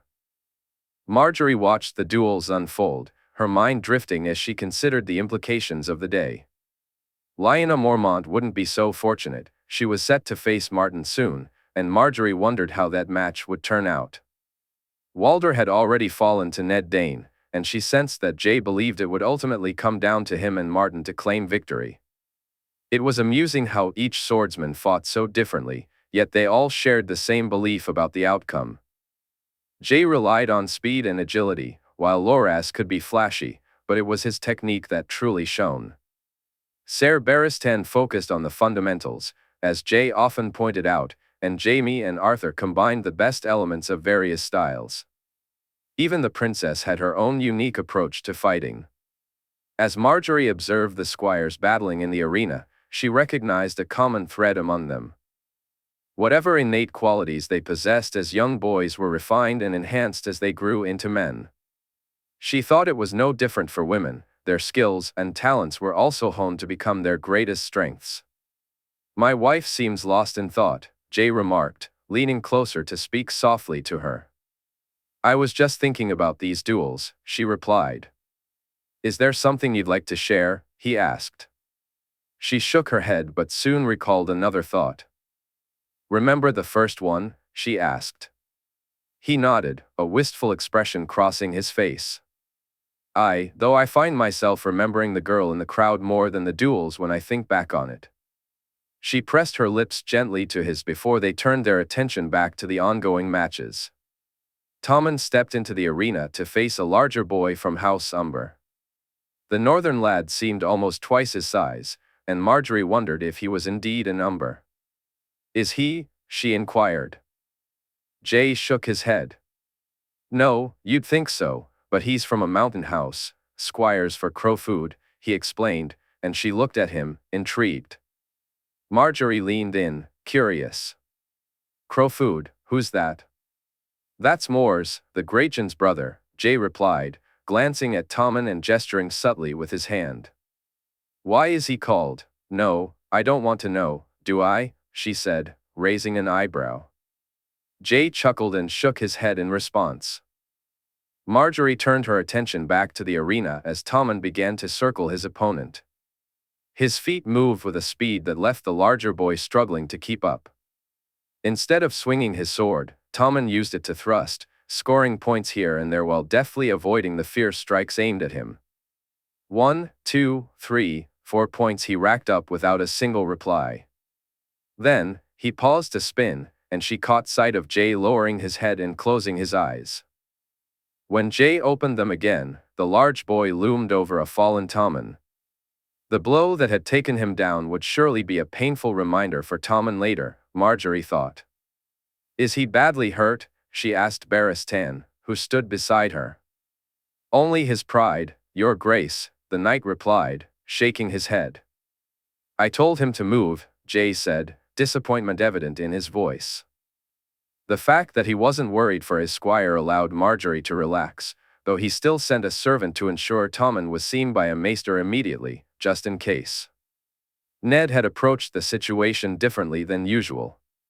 He had thought long and hard before agreeing to Jay's request. Surprisingly, it was Meage Mormont who had convinced him, knowing she wouldn't hold Lyanna back from competing. Realizing that his daughter would want to join in as well, Ned understood he couldn't stop Arya from participating. Watching her excel was no surprise, he had seen her spar often, and pride swelled in him as he observed her showcasing her skills. She had easily beaten 3 opponents, aside from a strike to her shoulder that made Elle wince. His wife had not seemed as convinced as he was. Ned pondered the decision to allow Arya to fight in the duels. Sansa's support for Arya only highlighted the differences that had emerged in his daughters since their arrival in the south. He felt a swell of pride for all his children. Robb was set to be married shortly after their return to the north, and today he sat with the Manderleys and his betrothed. Sansa, for once, chose to sit with him and Nella. Though she hadn't ignored them or spent time away, he knew she preferred the company of the Tyrells, especially Lady Olenna's grandson. According to Wyman, the new master of coin was a good man, and they were soon to embark on a trip to Braavos to recover some coin that had once belonged to the Golden Company, or something along those lines. Look, father, it's Lyanna, Sansa exclaimed. Ned turned to see Lyanna Mormont walking alongside the young Lannister lad. He then caught sight of Arya standing at the gate, watching intently. A smile crossed his face as he glanced down at Meage and the other Mormonts, who wore proud expressions. If Arya won, she would be among the final 8, only 3 more matches stood between her and victory, though he knew the challenges ahead would be significant. Ned noticed the little nod that Martin, the Lannister lad, gave to the king. His nephew had acknowledged the boy as soon as they appeared, which made Ned even more eager to watch the upcoming fight and see what Martin could do. Martin moved swiftly, and when Lyanna attempted to deflect his strike, he spun away and then back toward her, landing a hit on her arm before retreating. His second strike was just as quick, aimed at her leg. Although he didn't use all his strength, Ned could see that both hits stung. Martin easily parried Lyanna's attempts to strike back, and when she overreached, he countered with a riposte that caught her again as she tried to back away. 4 hits to none, and it had taken him less than a couple of moments. Moments later, Ned finally understood why Jaehaerys had seemed so eager to acknowledge Martin upon his arrival. The match concluded with a loss of a point, as Lyanna caught Martin with a clever double feint. Though he managed to strike back, Ned could see the annoyance etched on Martin's face. But that expression soon faded, and as Martin and Lyanna shook hands, they exchanged words like old friends. Looking up at where his nephew sat, Ned noticed a small smirk playing on his lips. That smirk, however, was not mirrored by the Mormonts, who appeared more disappointed than angry at Lyanna's defeat. For Loras, watching the Squires' duels was surprisingly more thrilling than the earlier melee. At first, he couldn't quite put his finger on why that was. He recognized competitors in both events. 3 of his Kingsguard brothers participated in the melee alongside others he knew.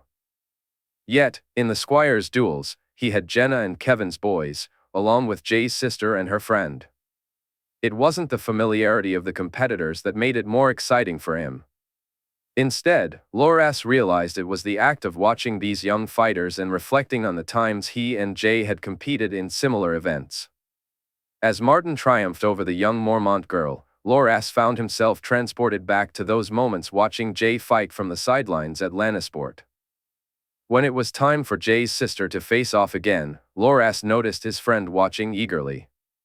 Arya was set to fight Ned Dayne, and Loras let out a sigh, knowing that the girl's day was drawing to a close.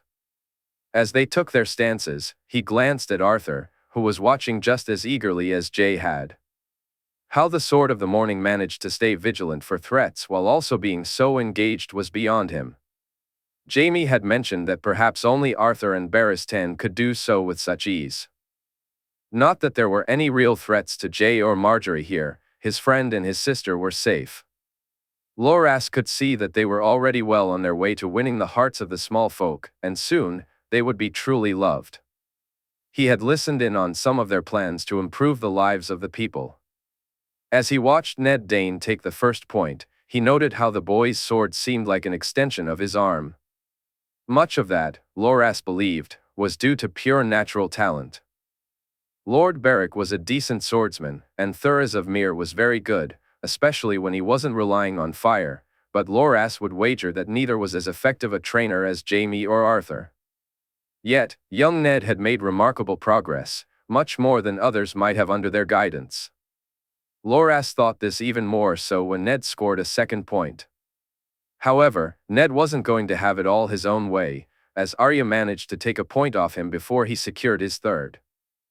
Loras leaned in with even greater interest, glancing over to see Jay reacting similarly. Whether it was Arya's unorthodox fighting style or Ned's underestimation of her abilities, or perhaps they were simply becoming more accustomed to one another, the fifth point took a considerable amount of time to win. Arya skillfully blocked every blow Ned aimed at her, until she finally caught him on the shoulder.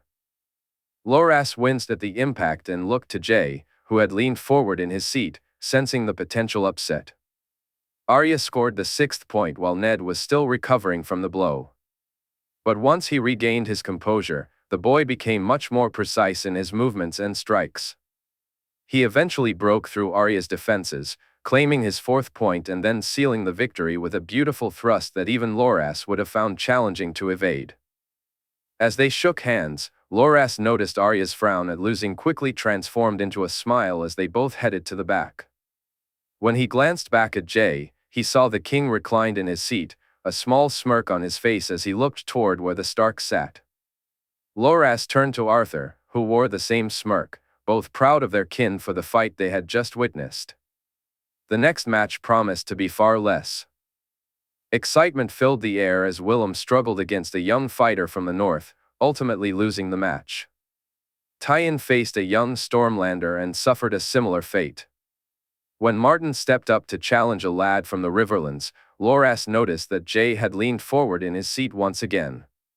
Just like Jaime used to do with him, he thought, chuckling as Martin easily claimed victory. Jaehaerys felt a swell of pride. His nephews had performed admirably. Tywin and Willem made it to the final 8, while Walder had been eliminated earlier but still held his own. Now, Martin was among the final 2. Kevin's boy had shown remarkable skill, each match appearing easier than the last.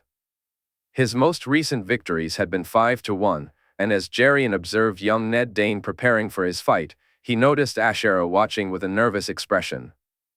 The reason for her concern was evident. Ned was significantly smaller than his opponent from the north. Is he truly below the age? Ashara whispered. Jaehaerys leaned in closer to reassure her. I'm sure he is, my love, he replied, taking her hand in his. Being with her felt different now, they were more united than ever since their wedding. Jaehaerys had finally managed to let go of the ghosts of his past, at least for the moment. He glanced over at Joy, who was happily munching on peanuts with Walder and Tywin. There was still time to share the story of the river with his daughter, but at Jay's suggestion, he knew it would be best to wait a while longer. The changes in their lives, seeing justice served for Bryony and Ashara finally being free to embrace her true self, had deepened their bond.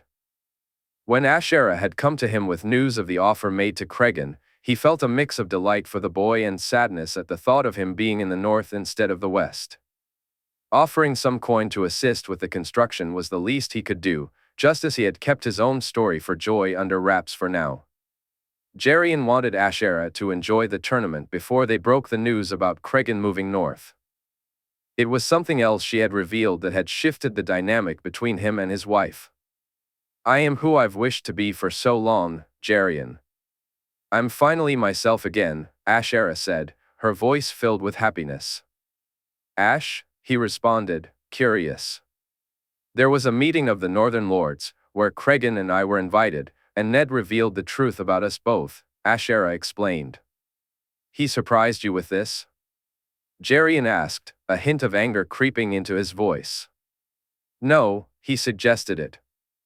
With Cregan about to be named Lord of Sea Dragon Point, it was bound to come up. "So we spoke, and he suggested that if we wanted, we could share the truth," she clarified. "It went well?" he asked, his concern evident. "It went well," she smiled.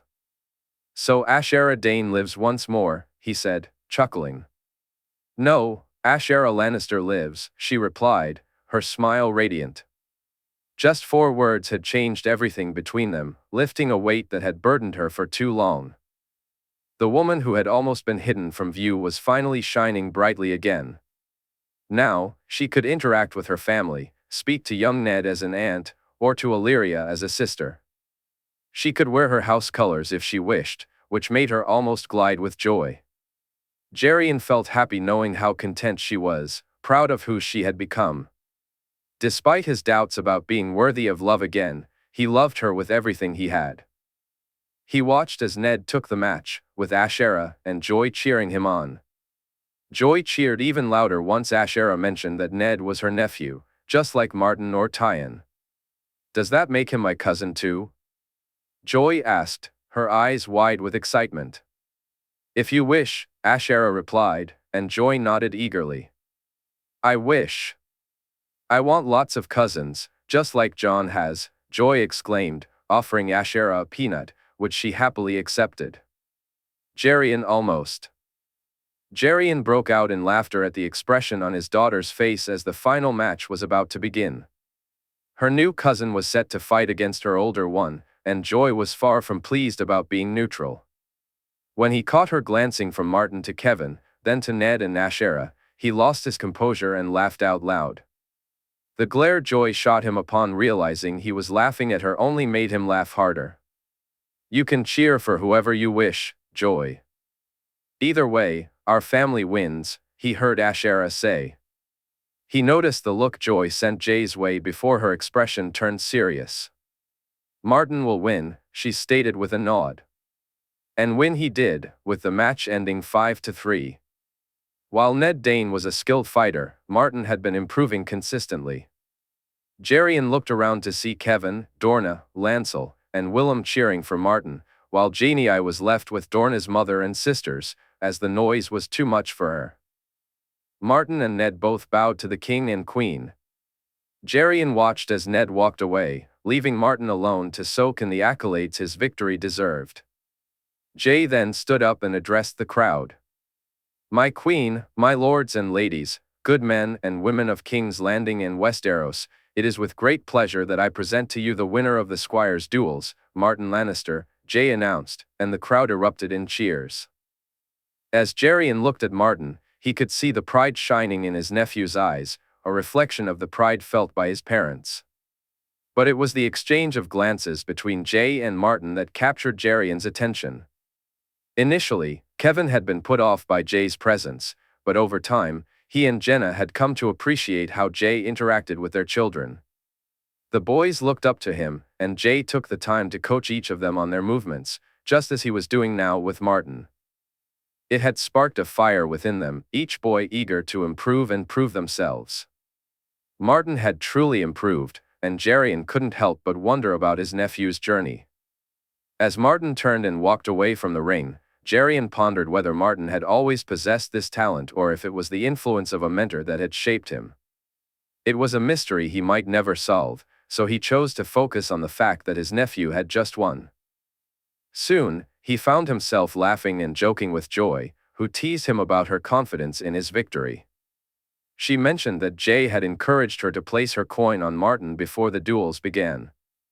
In King's Landing, 298 AC, Jaehaerys Targaryen watched Martin's win with immense satisfaction. Seeing the young man showcase his skills so impressively filled Jay with pride.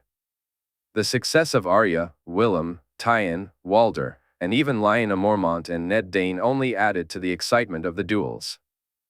While he knew Jaime had initially suggested the idea to highlight Martin, it was a concept that held great merit. Jay realized that this event would inspire more boys and girls to strive for improvement and aspire to participate in their own Squires duels. He believed that as these competitions continued, more would follow suit, ultimately benefiting the realm. However, his thoughts soon drifted to matters that were far from positive, events unfolding in the Vale.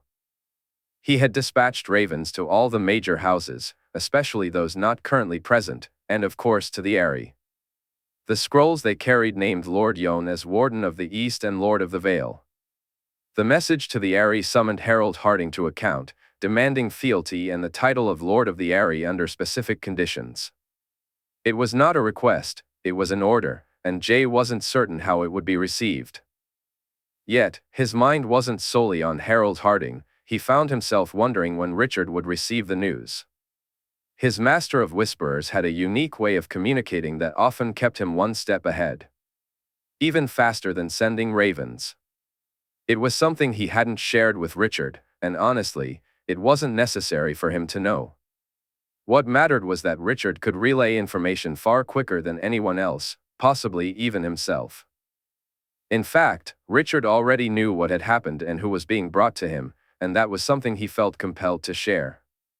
"You don't seem happy, Jay," Margaery said as their carriage made its way back to the Red Keep. "What?" he replied, distracted, having not caught her words. "I said my husband doesn't look as happy as I'd have expected, especially considering his favorite won the duels." "Martin is not my favorite," he said, noticing Margaery's smirk. "Good. I'd hate to think what Arya would do to you if she thought he was," Margaery teased, and he chuckled at the thought. "As would I. I'm just a little distracted." "We'll talk when we get back to our rooms," he said, taking her hand and bringing it to his lips for a soft kiss. What they needed to discuss was a delicate matter. He still wasn't certain how to handle the woman who had sent men to kill him more than once. The king in him demanded her head, urging him to take action, that voice growing louder each time he thought of her. The man who passes the sentence should swing the sword. Yet, that voice had been silenced, just like the one that had urged him to take Doran's head. There was another, darker voice he heard, one that had been with him for a long time. It expressed how he truly felt about those who had wronged him so profoundly. "She doesn't deserve a clean death. She is the reason Allers lost his life. His wife, his children had to grow up without a father because of her hatred. Her family nearly brought about his own downfall, and she would have ensured their work was completed." That voice spoke nothing but the truth: Hoster's ambition, Lisa's anger, Catelyn's hatred. Each of them had played a part in costing him almost everything: his mother, his father, and even himself. Their blood would have stained their hands if things had gone their way. It was that voice he had listened to, the one that helped him devise a plan, and then the unfolding events that allowed him to adapt and refine it. Doran had died far too quickly. Although he had suffered, it was nowhere near enough. His heart had given in long before his mind did, and he swore he wouldn't make the same mistake with Catelyn Tully. Doran had nearly taken Margaery from him, and Catelyn Tully had almost done the same to him. Both were equally culpable. "We're here, Jay," Margaery said, concern etched on her face. Jay tried to smile reassuringly, only managing to succeed halfway. He walked with his wife through the corridors toward their room, ostensibly to prepare for the evening's feast, though he was already growing weary of them. His uncles, all of them, took great pleasure in his annoyance, making him dislike the feasts, and at times, his uncles, all the more. No wonder the stag grew fat and drank so much, he thought, as he removed his tunic and opened his shirt, letting out a small laugh at Margaery's relieved sigh when she finally took off her shoes. "Give me your foot," he said, moving closer to her. He smiled as he took one of her feet in his hands. She closed her eyes as he began to rub her foot softly, a small, contented moan escaping her lips as his hands worked their magic. Once he finished with the first foot, he took the second one and repeated the process, Margaery leaning back on her elbows while he eased the stiffness and pain from her delicate feet. "That feels so good," she said when he finished, and he smirked as she wiggled her toes. "I'm glad to be of service, my queen," he replied, getting up to fill a glass with juice before bringing it to her. They sat together, sipping the juice for a moment, Margaery eager to hear what had made him so preoccupied. Jay was distracted, trying to figure out how to break the news to Margaery. In the end, he decided simplicity was best. He turned to her, standing with his back to her as she sat on the bed, and said, "They captured Catelyn Tully in Gulltown." "Littlefinger?" she asked, her voice laced with concern. "On a ship to Essos. Bravos, to be more precise. He got away." "How?" "I thought Richard." They didn't take into account just how craven Littlefinger truly is, nor the depths to which he's sunk, he replied, a note of disgust creeping into his voice. Depths? He was drugging his new wife almost daily, laying with her in that state too. "I think he's long past caring for her, he's using her as a shield." He spoke the words with a mix of information he'd gathered from the Eagle and other sources he'd warged into. "What do you intend to do about him?" she asked, her curiosity piqued. "Oh, don't worry about him. Willis and Wyman won't be going to Bravos alone," he said with a smile, and she nodded. "What about Catelyn?" she pressed, concern still etched on her face. He shook his head. "I need to inform my uncle and talk to Robb, Sansa, and Arya about her. She's their mother, and I can't do anything publicly other than send her to the September or the Silent Sisters." "She should lose her head," Margaery said angrily. She. "No, Jay. She should lose her head. She tried to kill you. How would you feel if it were me? Wouldn't you wish her dead? By the seven, I know you, Jay, you'd want to take her head yourself," Margaery exclaimed, her voice rising as she walked over to him. "She's their mother," he said softly. He felt her arms wrap around him, her chin resting on his shoulder as she leaned against his back. Though she was comforting him, it was clear she didn't agree with his stance on Catelyn Tully's fate. "Who tried to kill my love?" Margaery whispered, her lips close to Jay's ear. "I wish her dead, Jay. For daring to try such a thing, for even considering taking you away from me. I know she's your sibling's mother, and I understand how hard that makes it, but I still wish her dead. My family would agree, and you know Jaime would say the same. Dany, Tyrion, Sharera, even Aemon, I'd wager they'd all tell you to take her head." Jay knew she was right. He turned to her, looking deep into her eyes. He felt he could share the truth of his plans with her, and she would support him completely. He could tell her about the dreams and the thoughts he had planted in Catelyn's mind, thoughts that only amplified her existing fears. Fear was an incredibly powerful emotion he had discovered, something everyone shared. If you looked deeply enough into someone, you could uncover what they were truly afraid of.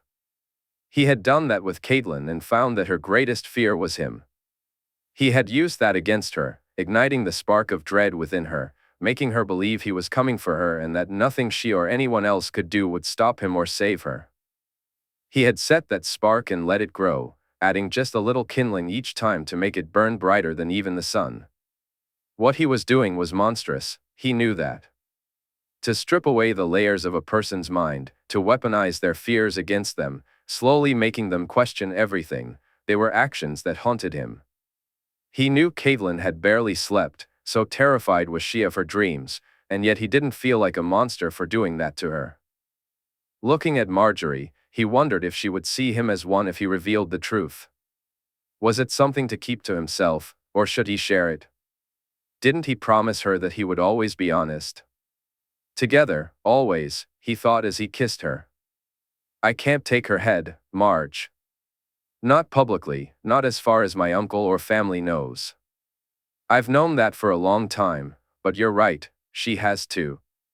I want her to suffer for what she did, for what she tried. I don't wish for it to be quick. Jay, she tried to take me from you, my love. So let me tell you what I've taken from her and what I will take. He began to share everything with her. Chapter 134, Wolves and Roses.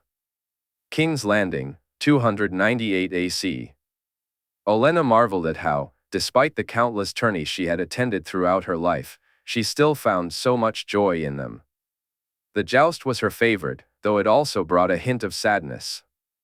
Each time she glanced at Willis, she couldn't help but think of what might have been if fate had chosen differently. She had no doubt he would have matched his brothers, whether wielding a sword or, like Loras at that moment, a lance.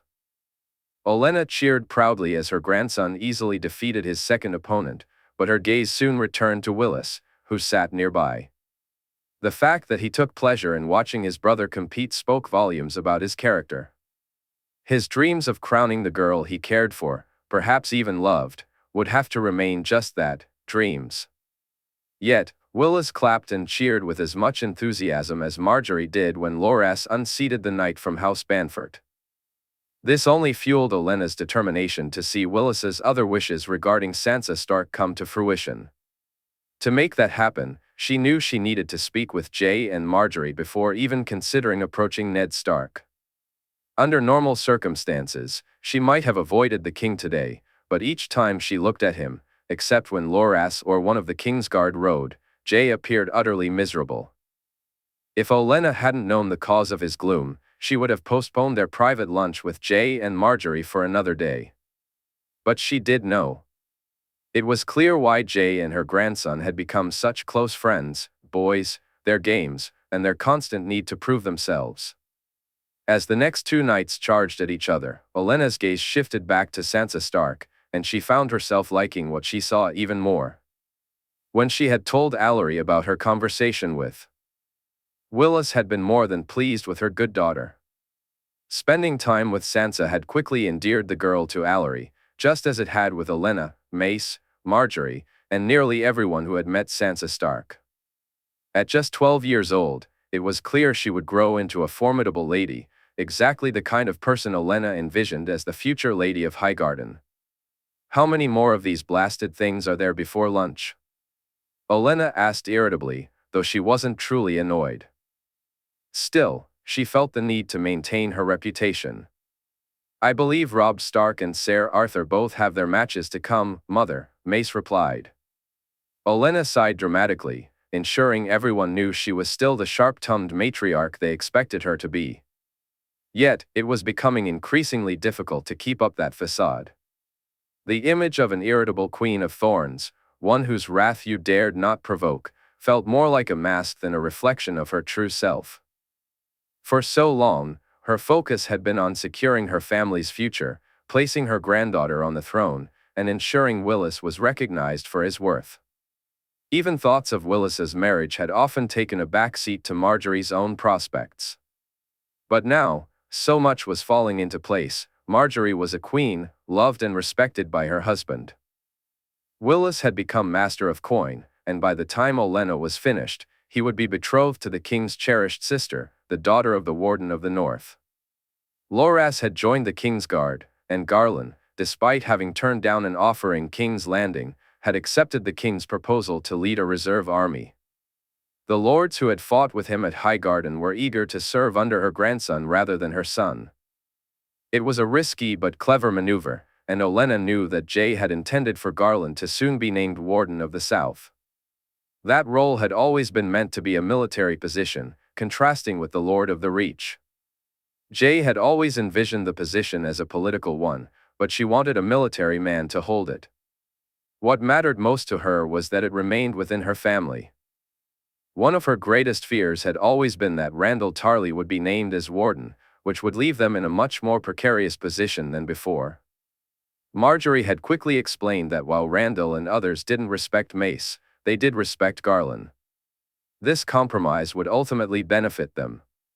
Jay heard a cheer and looked out to the field, watching as Ser Arthur knocked a Rivelander to the ground. She leaned forward as Robb Stark rode out against a Stormlander from House Wild. Olenna observed as it took Robb 4 tilts to unhorse the knight, noting that he rode well enough and handled the lance with skill.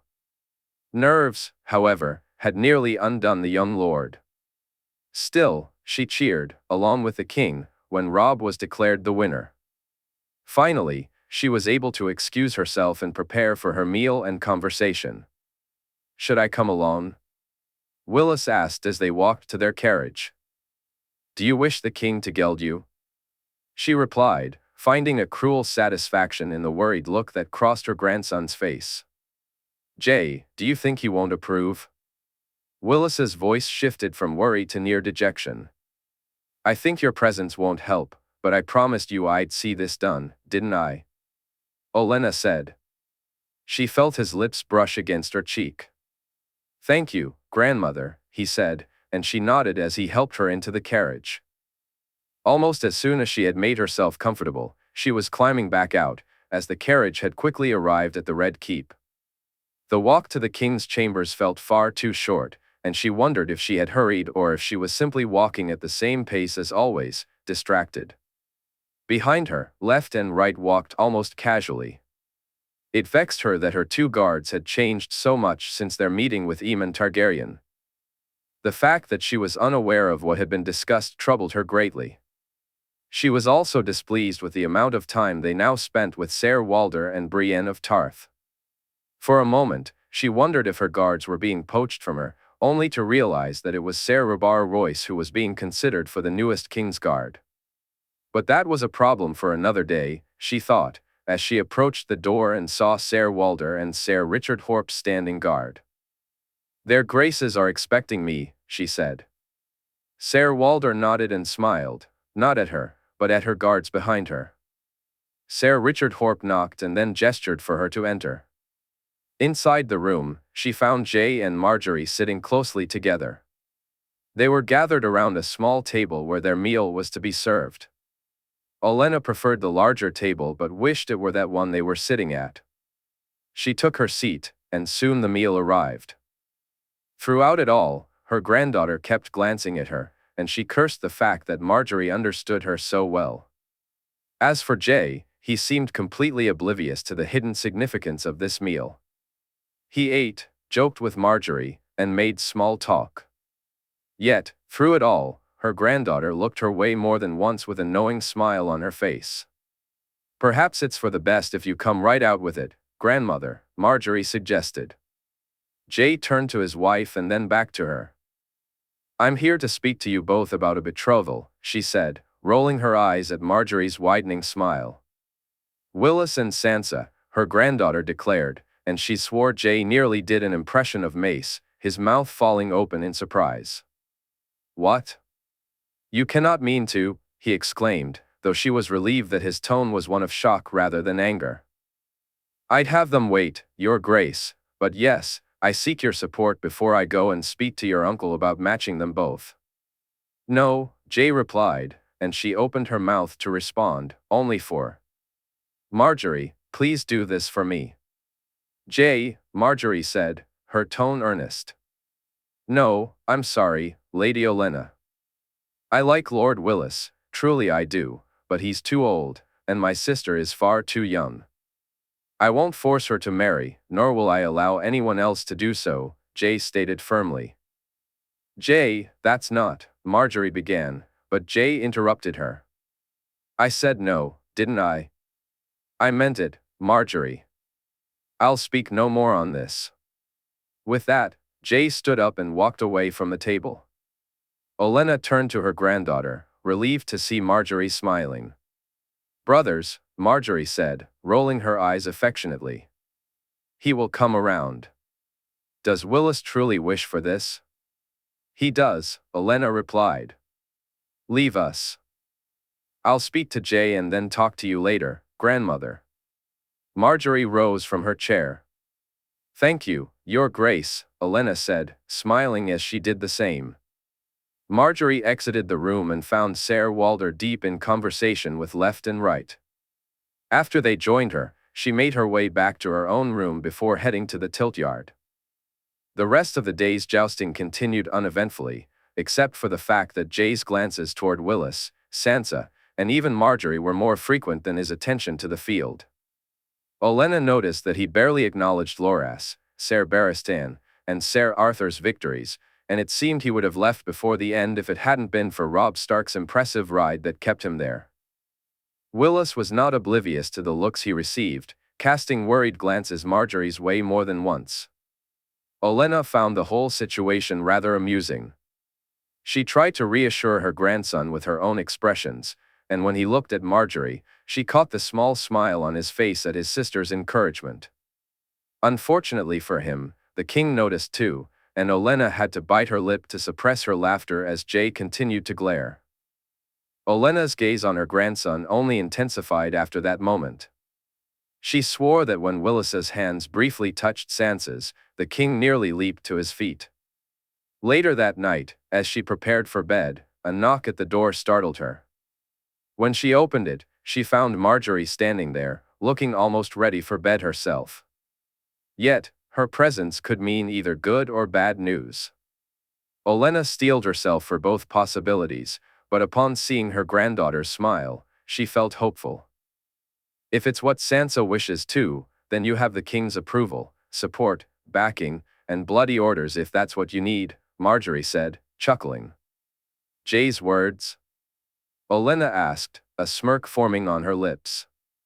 Jay's words, Margaery confirmed, and Olenna embraced her, thanking her once more. Now, I had best get back to my bed before my husband loses what little is left of his mind, Margaery said, turning to leave. Did he really take it badly? Olenna asked, concern creeping into her voice. What? Oh, gods, no. We fought until he realized he was being a fool, but we haven't made up properly yet, Margaery replied, a twinkle in her eye and a grin on her face. Olenna smiled as she headed to her own bed, knowing how happy and content they must be, fighting and then reconciling just as she and Luther had often done during her own marriage. It was what she had hoped for her granddaughter, a wish she feared might never come true. That Margaery had found it on her own, without her help, only showed that she was everything Olenna had ever wished her to be. In King's Landing, 298 AC, Jaehaerys Targaryen had sent the note the night before, asking her to join him today. He needed to hear from her own lips what she desired, leaving him with no other choice.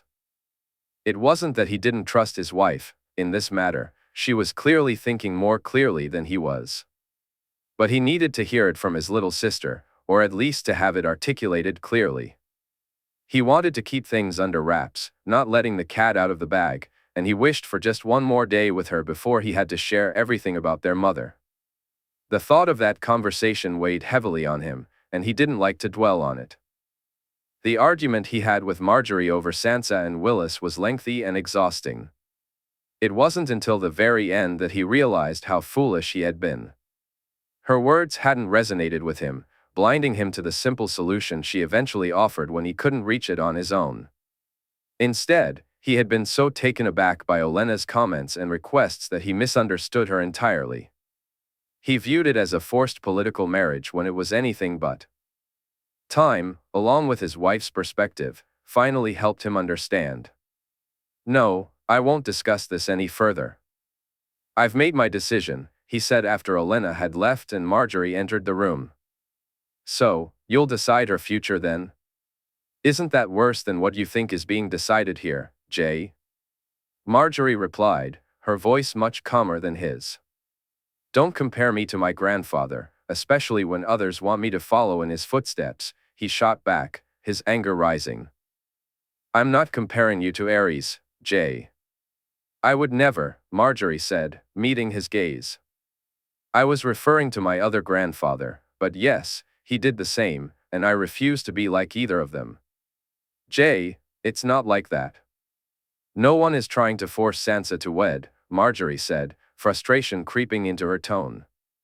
No one will ever force any of my family to marry.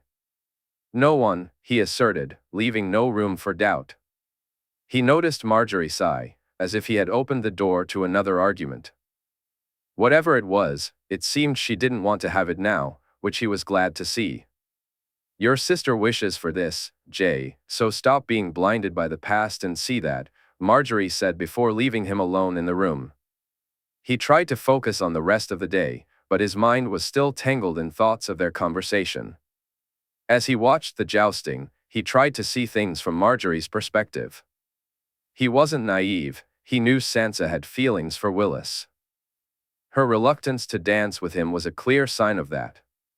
But even if they waited, the age difference was still an issue.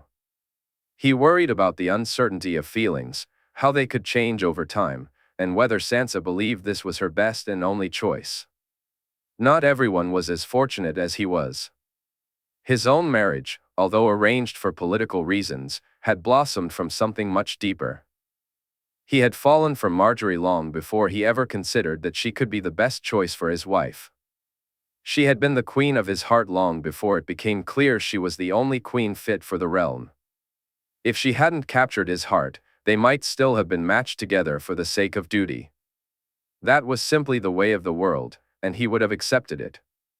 But what was the point of being a king if he couldn't allow those he loved to pursue their own heart's desire as well? Watching Sansa and Willis together felt like witnessing a heart's choice, and Margaery, despite her biases, was thinking much more clearly about the situation than he was. Sitting in the arena during the justs made this realization hit home.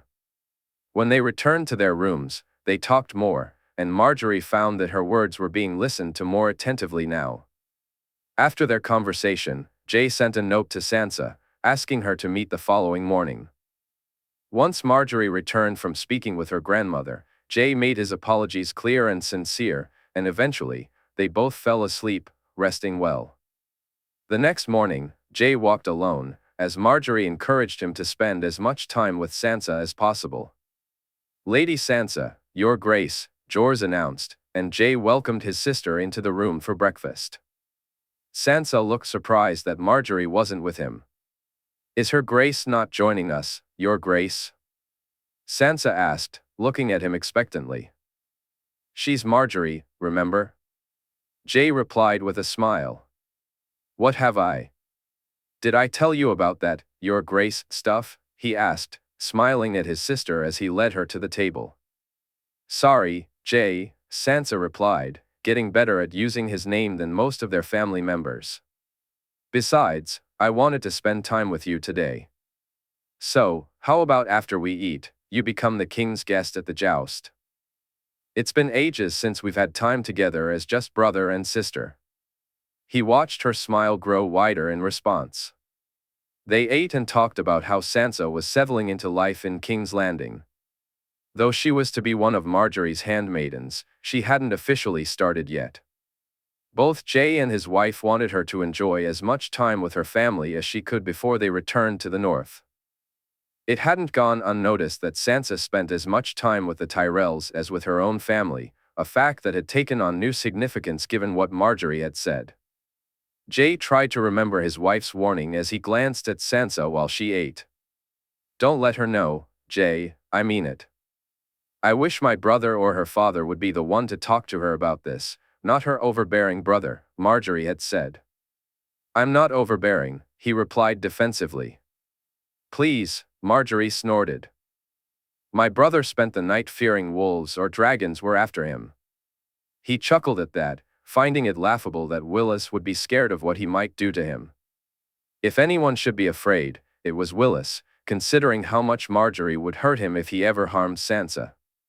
Still, he needed to know how Sansa truly felt. So, he had spent most of the morning since waking up thinking of ways to find out. The first idea was the easiest, and he was sure she had no inkling about it. After the joust, I thought we could take a walk together, just the two of us. I know you and Lord. Willis had explored the gardens, but since he would be leaving soon, I thought perhaps you and I could. He didn't get to finish. Going away? Why is Willis going away? I thought he was part of your small council. Sansa asked, her fork hovering over the untouched food on her plate. She had dropped at the moment he mentioned Willis's departure. Lord Willis and Lord Wyman will be heading to Bravos. I have some work that requires my masters of coin and trade to handle it, he explained. When? For how long? Does it have to be Willis? Can't you send someone else? Sansa's words tumbled out, hurried and desperate. They'll be gone no more than a moon. It's a short trip, much less time than I'd expect. And it has to be them, Sansa, it's related to coin and dealings with the Iron Bank, he replied, watching her nod in disappointment.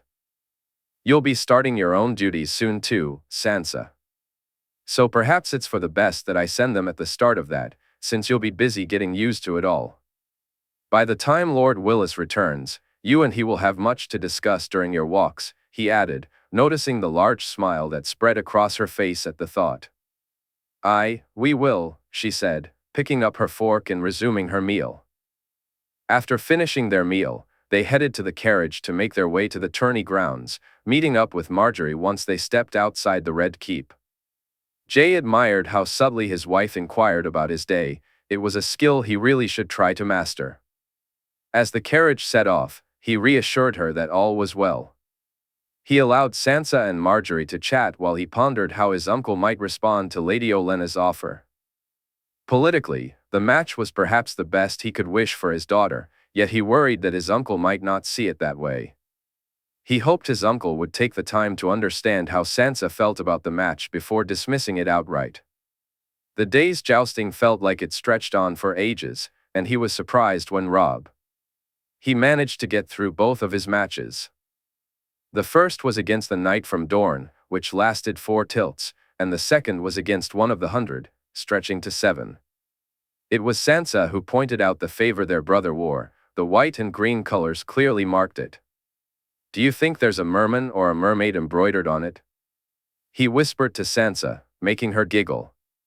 He noticed her glance more than once toward Willis's seat, and Jay felt a surge of happiness seeing his good brother looking her way as well. Ser Arthur, Ser Barristan, and Loras all rode excellently, and Jay cheered them on as they comfortably won their tilts. Ser Demon Sand, Yon Royce, Beric, and Thuras also emerged victorious, along with the Hound and Ser Jorah. The field quickly narrowed down to those who genuinely had a chance of winning, and Jay couldn't help but feel a twinge of jealousy as he watched them all compete. He had wished so much to take part himself, but he had been told that due to protocol and the fact that as king he wouldn't face a true opponent, he could not compete. That last part had been particularly hard to accept, even though he knew it was true. The idea that people wouldn't give their all when facing him was something he had never truly worried about before. He even considered dressing up in poorer armor and entering as a mystery knight. That was until his wife pointed out that the king not sitting where he was supposed to didn't make it much of a mystery, did it? Jay wished he could feel as his uncle did about tournaments. His uncle believed in not wanting to show off your skill to anyone you might ever face. But Jay didn't think that way. He wanted to showcase his skills, he looked forward to it. True, people might learn how he fought, but that didn't mean they could ever match his skill. Barristan had competed in tournaments for years, and Arthur was out there demonstrating exactly what he could do. Jay knew it would be the same for him. Make fewer men wish to test their mettle against either, not more. When the final joust of the day was set, Jay turned to Sansa. Would you like to eat first or take our walk? He asked. Unlike the previous day with Olenna, they had stayed on the tourney grounds for lunch instead of heading back to the Red Keep. Jay noticed that Sansa hadn't eaten much. She simply replied that she wasn't very hungry and that a walk would be nice before dinner that night. Jay found himself genuinely looking forward to their time together. Sansa and I will join you later, he whispered to Margaery as the 2 horses prepared to meet in the joust. Jay barely paid any attention to the competition itself. Do you still need more proof? Margaery asked, and Jay shook his head.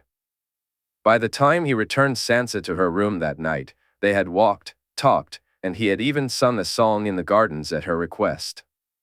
During dinner, he did his best to make her laugh as loudly and as often as he could, delighted to see Margaery joining in on his efforts. When Sansa asked him to sing again, he gladly obliged, this time playing his harp for his little sister. He made her frown when he mentioned potential suitors. Had he not winked and nodded at Margaery beforehand, he might have annoyed them both, but he needed to be absolutely certain. Sansa quickly made it clear that she wanted no such thing, though she tried to hide that she had someone in mind who she wished would pursue her.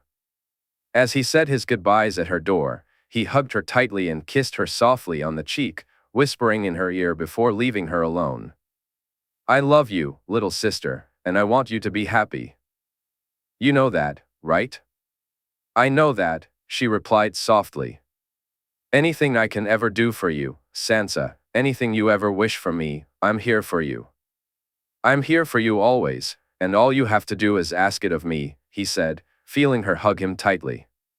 He kissed her forehead and bid her good night, meaning every word he'd spoken. He had come around completely. Willis would be a fine husband for Sansa, a man who would give her everything she desired, and most importantly, a man she truly wanted to be with. If she needed his help, he would provide it. If he had to intervene, then intervene he would.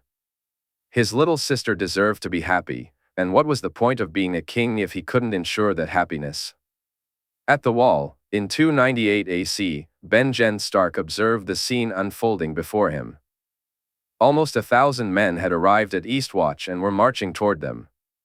Benjen, along with Jeor, Bowen Marsh, and Ser Alliser, had done their utmost to prepare Castle Black for their arrival. A few years earlier, they would not have been able to accommodate such a large group. They simply lacked the room and supplies to feed them, not to mention the additional 3,000 men who would follow. The supplies arriving from the west, the Reach, and the north had changed everything.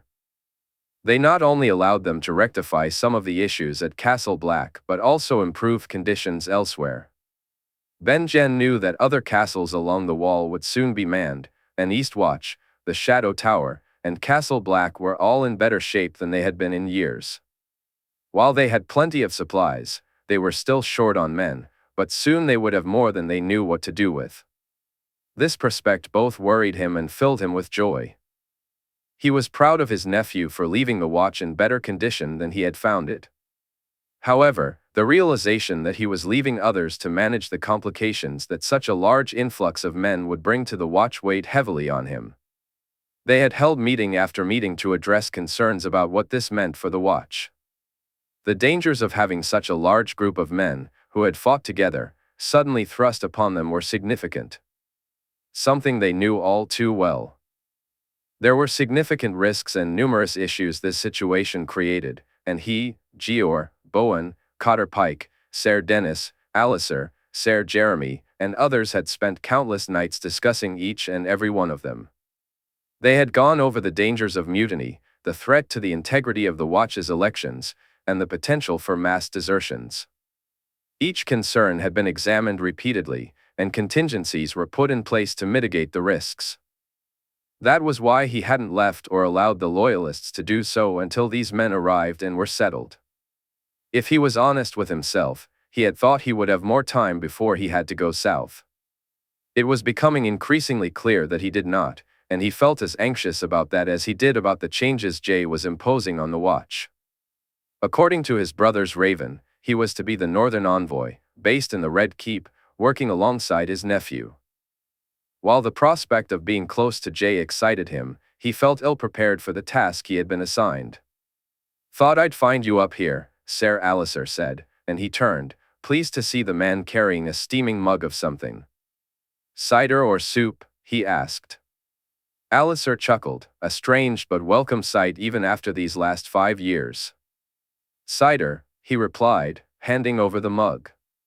Benjen took a mouthful immediately, the warmth of the cider pushing back the cold just a bit.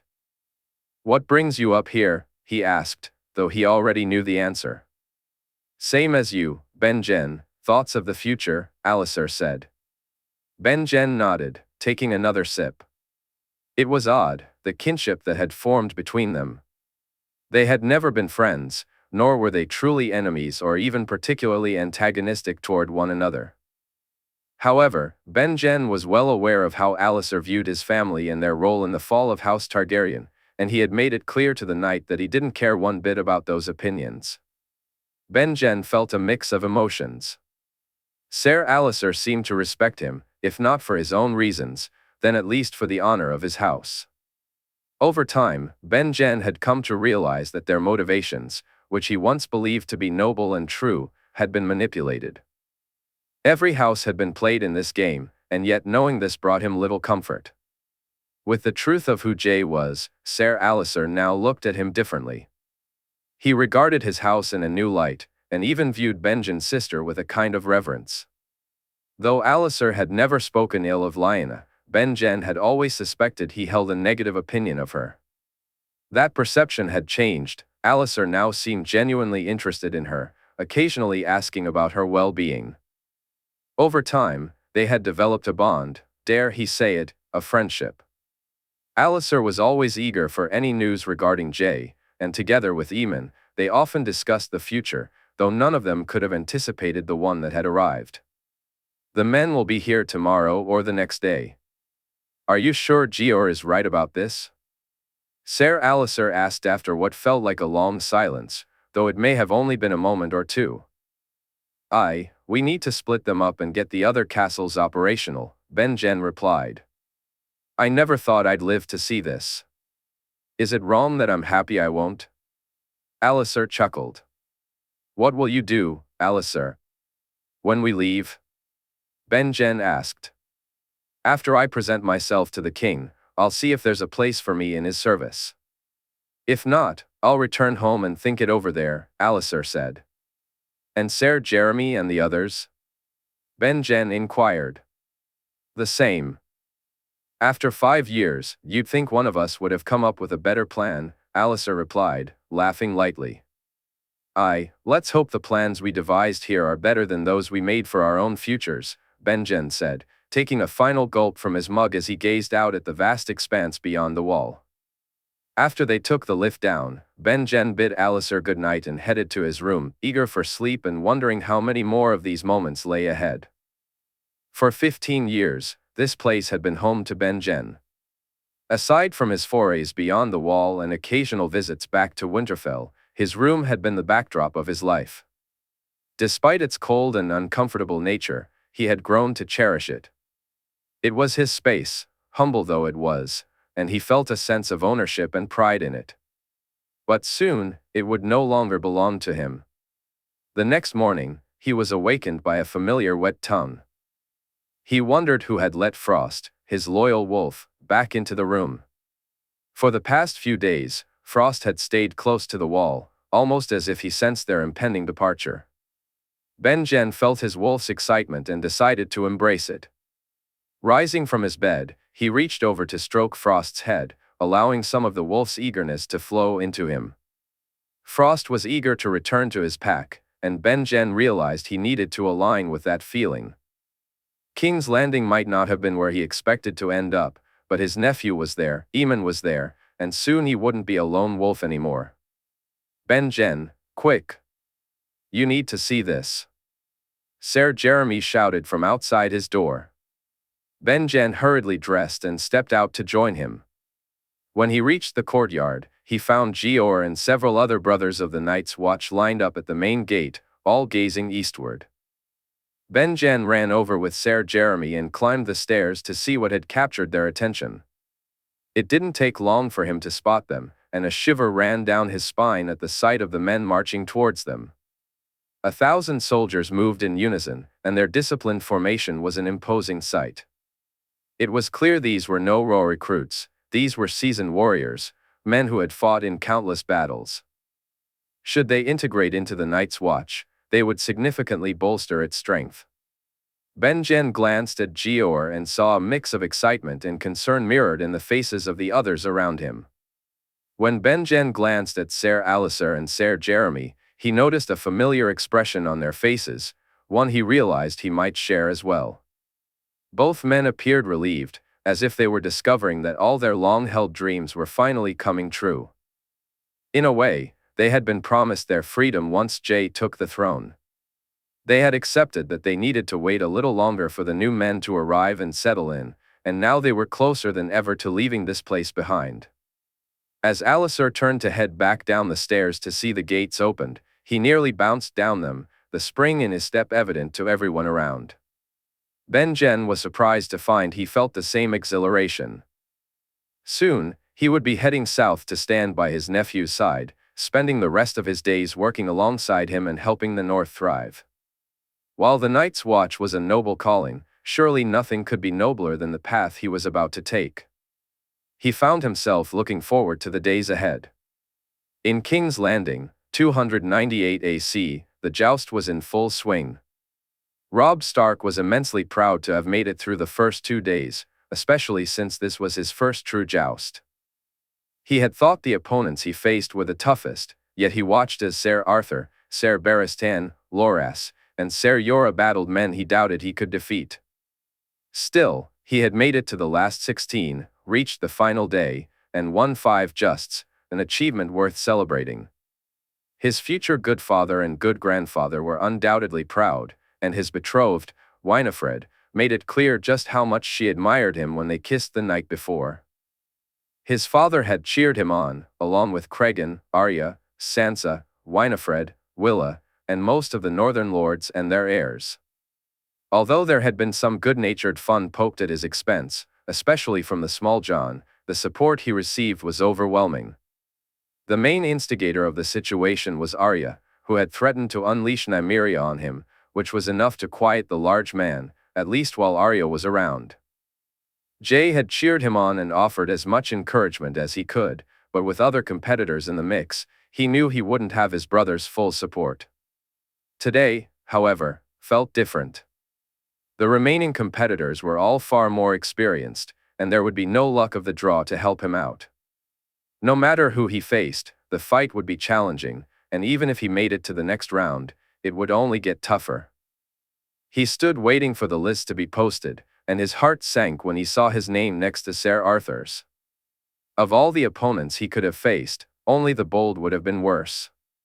"Gods, I'm so jealous," Loras said as they walked back to their tents.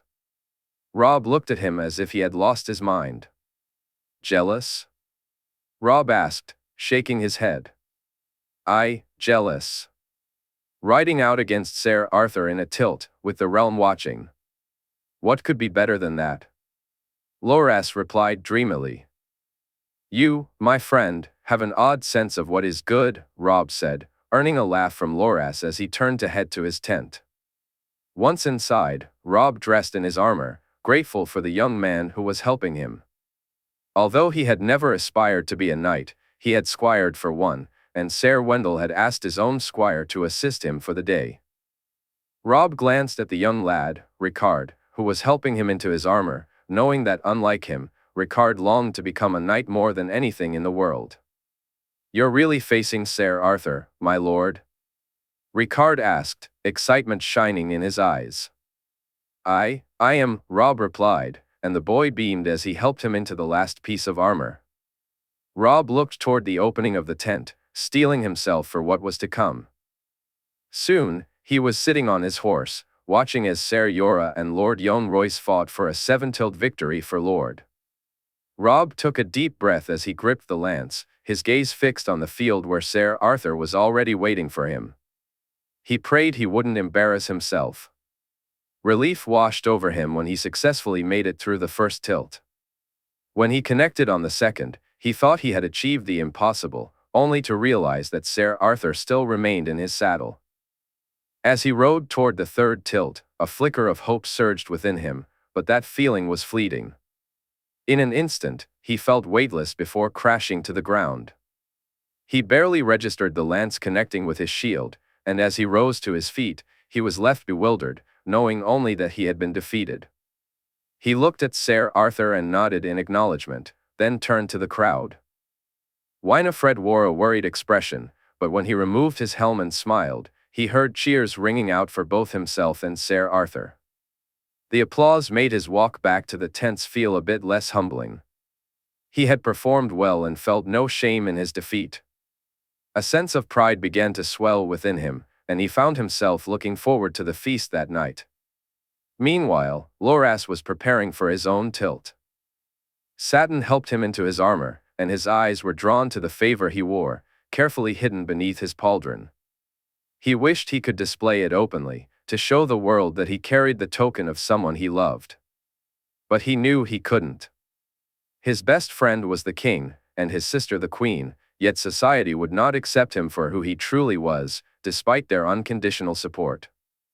Margaery had known his truth long before he did, and with Jae being such a close friend, it was inevitable that he would eventually figure it out. Although Loras had never explicitly spoken about it with either of them, both had made it clear that it didn't change how they viewed him, and for that, he was eternally grateful. The thought of either of them judging him and finding him lacking was too heavy to bear. He glanced at Satin, sensing that his friend felt the same way, though without the burden of worrying about how others perceived him. Loras was uncertain whether it was his love for someone or the burden of expectations placed upon him since birth that troubled him. Ser Andar? Satin's voice pulled him from his thoughts. Loras nodded in response. Robb Stark got Ser Arthur, Satin said with a smirk, aware of how much Loras longed to face one of his brothers in the tournament. Then you'll have to win your next match, won't you? Satin added, brushing his hair back before donning his helm. Loras wished for nothing more than to kiss him, to hold him close, and to listen to him whisper softly in his ear as they did when they were alone. But for now, he pushed those thoughts aside and approached Bluebell. He took the flowers from Satin's hand and rode out to the cheers of the crowd. They called him the Knight of Flowers, renowned for his cloak, his horse, and the roses his house was famous for. Loras embodied that image, if not the truth behind it, as he handed roses to the pretty girls of the court. He didn't need to look up to see Jae rolling his eyes, their friendship was that well understood. He also knew that while Jae might make a joke at his expense, his sister would defend him fiercely. Glancing towards where his family sat, he spotted Willis animatedly chatting with Sansa. They both waved at him, and he nodded back before making his way to Satin to take his lance. He looked down the tiltyard at Ser Andar Royce, and when the signal was given, he charged forward. The first tilt ended in a draw, but he felt he had won the second. However, the third tilt was where everything changed. Loras jumped from his horse in alarm when Andar crashed to the ground. He had struck him so hard that the knight was thrown from his mount more violently than he had intended, and the sound of the impact sent a wave of worry through the crowd. Loras felt a rush of relief when he saw Andar move. As he lifted his helm, Loras was relieved to hear from Andar himself that he was unharmed. He watched the remaining matches unfold, and soon enough, it was time for his next ride. This time, he was pitted against Lord Beric. He diligently went through his routine, preparing for the match ahead. Thankfully, there were no dramatic falls or concerns about his opponent, and he won the match in 4 tilts to the sound of loud cheers before riding to the back. Reaching the final 4 meant he was likely to face either Barristan or Arthur, and regardless of the outcome, he considered today a victory. Barristan had initially been reluctant to compete in the tournament, even asking the king for permission to skip it, but his request was denied. The king had explained that while he understood Barristan's concerns, this was the first tournament Arthur was competing in since Harrenhal, and he wanted Arthur to face some real competition. Loras knew the king had said this partly to provoke him, relishing in the chance to have a little fun at his expense. The thought of jousting against Arthur stirred up old memories, and Loras had reluctantly agreed to compete. Now, he was grateful he had, as he found himself enjoying it immensely. Even the early rounds had ignited his passion, and watching Arthur ride brought back memories of days long past. Each victory brought him closer to facing his friend again, and with every connection of his lance, he felt young once more. Since the king's coronation, Loras had felt invigorated. Each morning, he woke up and prepared for the day, and each night, he returned to White Sword Tower. He glanced at his brothers, Ser Walder, Ser Jorah, Ser Richard Horp, and of course, Ser Loras and Arthur. Whether sparring with them, the king, or representing the crown in the joust, he felt a renewed sense of purpose. His white cloak and armor were pristine, and the impacts he endured felt less punishing than they had just a few years prior. As he looked down the field at his opponent, Thuras of Myr, the man who had won the Barristan rode into the melee, feeling the weight of his loyalty to the king, much like his friend, but for very different reasons. He was the last obstacle standing between himself and the final four. As skilled as he was, he knew he would be no match for the bold that day, especially with the crowd cheering so loudly in support. As he raced down the field, the cheers rose around him, echoing even louder than the applause Arthur had received. Both he and Ser Loras were trailing behind the Sword of the Morning in popularity. It wasn't surprising, though. Arthur hadn't competed in 7 years, while he and Loras were well known and had been seen by nearly everyone at one point or another. When his lance connected with Thoris's shield, the cheers surged again, urging him on. He rode down 4 more times, each connection ringing true, until finally, with one last strike, Thoris fell. As Barristan turned to ride back, he spotted Arthur standing there, a welcoming smile on his brother's face. Jaime should have been down there competing, sending each opponent crashing to the ground, but he knew he couldn't. He had promised Jay he wouldn't ride and had seen how annoyed and upset that made him. Competing now would feel like rubbing salt in the wound. Yet, as he caught Arthur's smirk every time their eyes met, he felt it was a small price to pay. He knew Jay was feeling the same excitement he felt as the horses thundered down the line. The final 4 had come as no surprise. Arthur and Barristan were expected, while Loras had a talent for jousting that rivaled Jay's skill with the blade. The Hound was also impressively formidable, his favor clearly marking him as Daenerys' champion.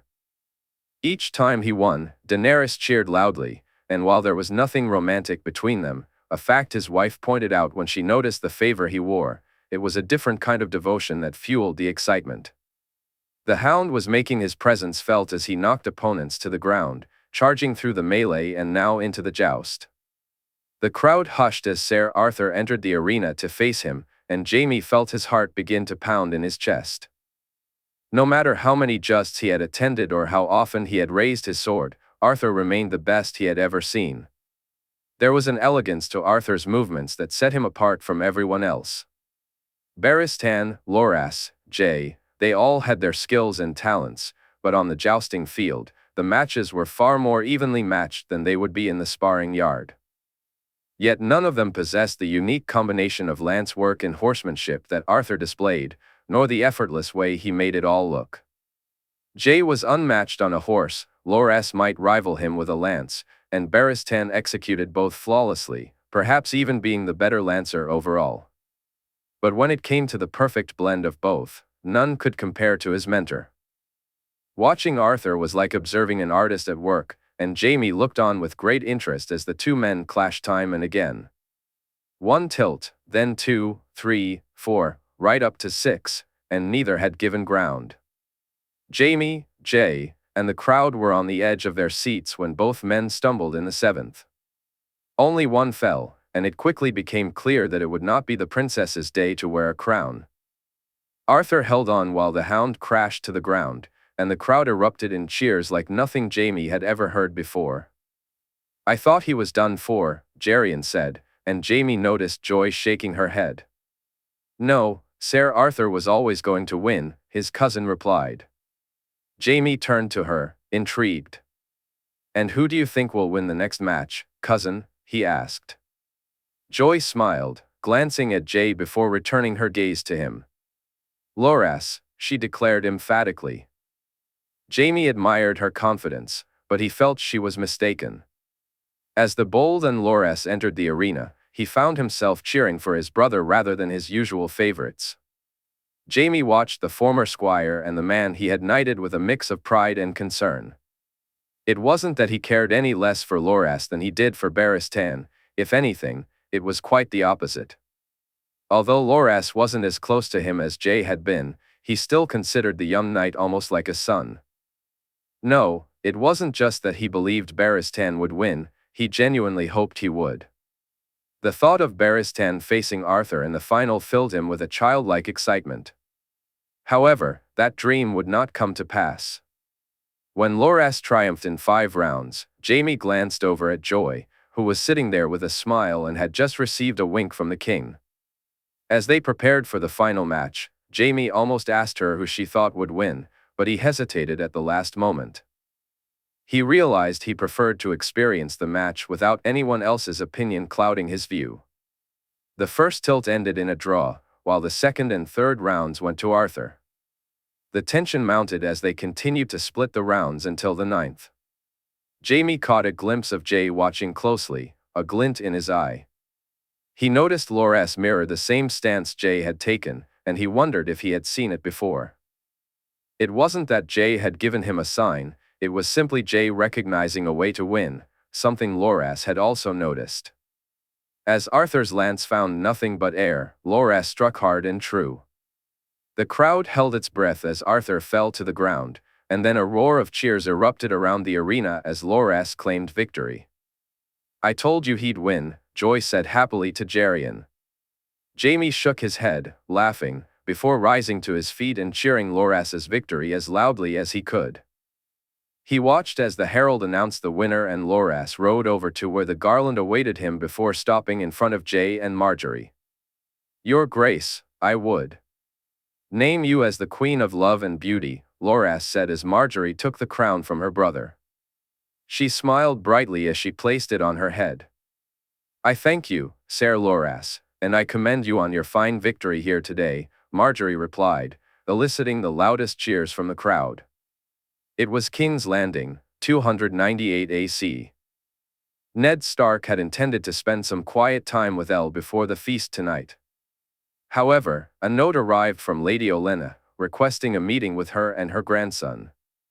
So, after returning from the joust, instead of changing out of his clothes to relax with his wife, he found himself sitting in the solar, waiting for Olenna and Willis Tyrell.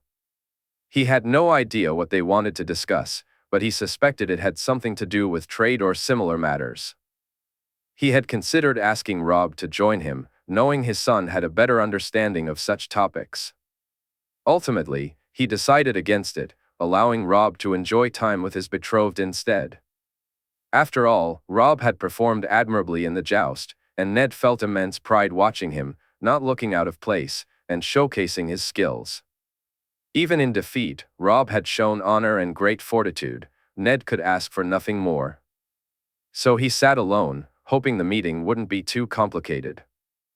"My lord, Lady Olenna and Lord Willis," Alan announced, and Ned instructed him to send them in. Neither of them requested refreshments, so he forewent the ale he had been looking forward to, opting instead for a mug of water as they took their seats. While Olenna appeared determined, Willis looked pensive, which piqued Ned's curiosity. He was caught off guard when Olenna spoke, leaving him momentarily speechless. "Lord Stark, my grandson and I have come with an offer of a betrothal for Lady Sansa," Olenna stated. Ned looked at Lady Olenna as if he hadn't heard her words at all. His mind struggled to grasp the implications of what she was saying. Sansa, his Sansa, was to marry? But who? Loras? No, Loras was a Kingsguard, it couldn't be him. Garland? But wasn't he already married? Surely, she couldn't mean him, could she? But he was far too old for Sansa. Even Loras was too old, Sansa was far too young. There must be some mistake. He had to have misheard them both. "Forgive me, Lady Olenna, I must have misheard you," he said, his confusion evident. "You have not, Lord Stark. I bring the offer of a match between Lady Sansa and Willis," she replied. "My daughter is far too young, and with no offense intended, Lord Willis, but you are far too old for her," Ned stated firmly. "I take no offense, my lord, and believe me, I have thought long on this matter. I care greatly for Sansa. She is wise beyond her years, yet even I know she's far too young to be married," Willis added, and Ned breathed a sigh of relief. "Then I do not understand," he said, puzzled. "Why am I here if you already know this?" "I propose that the marriage takes place in a few years, Lord Stark, when Lady Sansa reaches her majority," Olenna explained, and once again, confusion swirled in Ned's mind. He looked at both of them, trying to quiet the voices threatening to overwhelm him. Sansa felt affection for Lord Willis, perhaps it was more than the simple crush he initially believed his daughter had. But would she be happy with such a match? Ned thought she might be, at least for now.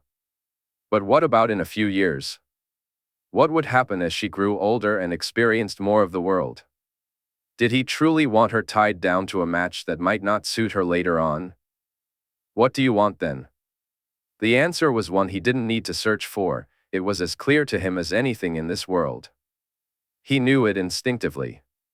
He was not his father, and he never would be. While he would support the matches his children chose, he would never force them into any. He had seen too clearly the consequences of such actions. So, no, he wouldn't agree to the match unless there were conditions regarding his daughter's feelings, which could very well change over time. The fact that they wished to wait indicated that at least Lord Willis understood this and had taken it into consideration, earning Ned's respect. It was also evident that Willis sought his approval, a sentiment clear in the way he looked at him. "Forgive me, Lady Olenna, Lord Willis. My mind is racing ahead of me as you've both managed to catch me by surprise. I need a moment," he said, standing up and gesturing for them to remain seated as he stepped into the other room. He felt a pang of disappointment upon finding Elle taking a nap. He could have used her counsel right now. Since she wasn't available for him to talk to, and his mind was clouded, he closed his eyes and reached out for someone who could help calm him. Almost immediately, he sensed the presence of the wolf, and he began to feel more relaxed. This connection allowed him to clear his mind of the doubts and chaos, helping him focus on the positives and start formulating a course of action. When Ned returned to the other room, he took a seat after sending for wine and ale. He looked at the two people across from him. Olenna regarded him with an almost angry expression, as if anticipating his refusal, while Willis appeared crestfallen. Both eagerly accepted the wine as Alan brought the refreshments into the room. "My daughter is most precious to me, Lord Willis, most precious, and I want nothing more than for her to be happy. Which is why I suggest the following," he began, reaching for his mug of ale. Ned paused, taking another sip from his mug. He looked at the man before glancing over at Olenna, who was sitting with a half-smirk on her face. "I will speak to Sansa and see if this is what she truly wants. If so, we can discuss the details of a future betrothal. However, even if my daughter wholeheartedly desires this match now, we need to consider her age and the time between now and when it would take place. Her fostering at Highgarden would also come to an end if she accepts. I know she has been offered a position with the Queen, but if she is to be betrothed, she cannot remain a ward of House Tyrell. Instead, she would become a ward of the King and Queen. Is that acceptable to you both?" "It is, Lord Stark," Olenna replied. "While I have no doubts about your character, Lord Willis, I ask for your word that you will continue to behave honorably and that my daughter's virtue will never be called into question while you are both unwed." "I give it freely and truly, Lord Stark," Willis said firmly. "Lastly, I know you are both aware of my sister and her own betrothal. While this situation would be nothing like that, I seek one final assurance." "My lord?" Willis asked, looking confused. "Should, for whatever reason, Sansa decide that this marriage is not what she wishes for, should her feelings change, I expect everyone in this room to respect her choice. Without question, my lord. Without hesitation or recriminations. I swear it on the mother, Lord Stark. If for any reason this is not what Sansa wants, now, in the future, ever, if it's not what she desires, I give you my oath that I will accept and respect her choice, no matter what that choice may be." Willis spoke with such firmness and determination that Ned found himself momentarily at a loss for words. He sat silently, not out of doubt about what he was about to do, but because he was uncertain how to respond to Willis's unwavering commitment. Ned declared, "Then I shall speak to my daughter and find out her thoughts on this. I will inform you of my decision once I have." After their conversation ended, he called for Sansa and waited in his room, looking down at his wife as she slept. He hoped he was making the right choice, feeling more certain than ever. Sansa arrived quickly, leaving Ned to wonder if she was somehow aware of what had transpired or if the gods were at work. He motioned for her to take a seat and prepared to discuss what Lord Willis and Lady Olenna had said. It soon became clear that she had no knowledge of the visit. "Lord Willis and Lady Olenna paid me a visit," he said gently. Sansa looked at him in confusion. "For why?" she asked, making it clear she was unaware of the situation. "To speak about you," he replied softly, and her puzzled expression deepened. "Me?" she asked, her eyes widening. "Sansa, I need you to be truthful with me." "Can you do that, sweetling? No matter how you feel or what you think I might say, can you do that for me?" he asked. She nodded nervously. "Lord Willis, Sansa, how do you feel about him?" he inquired.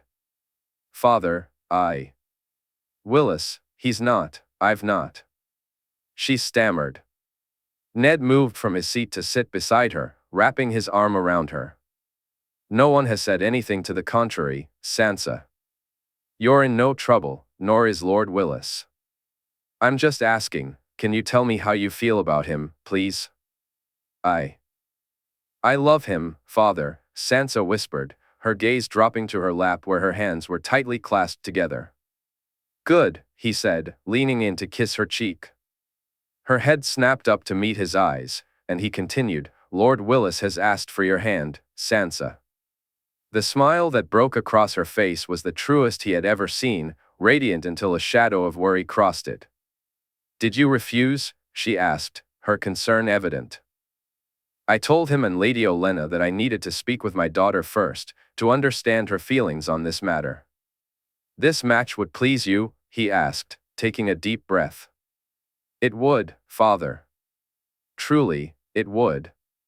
I wish for it more than anything I've ever wished for, even more than I wished to foster in Highgarden. He's a good man, father, good and true, just as you are, just as Jon is. I can think of no man I would wish for my husband more than him. It seems that Lady Olenna and I will need to work out the finer details then, won't we?" he said. Before he knew it, he was wrapped tightly in his daughter's arms. Sansa hugged him with all her might, and Ned found himself leaning in to hold her back just as tightly. "Thank you, father. Thank you," she said over and over again. Ned silently thanked the gods that he was handling this far better than his own father had.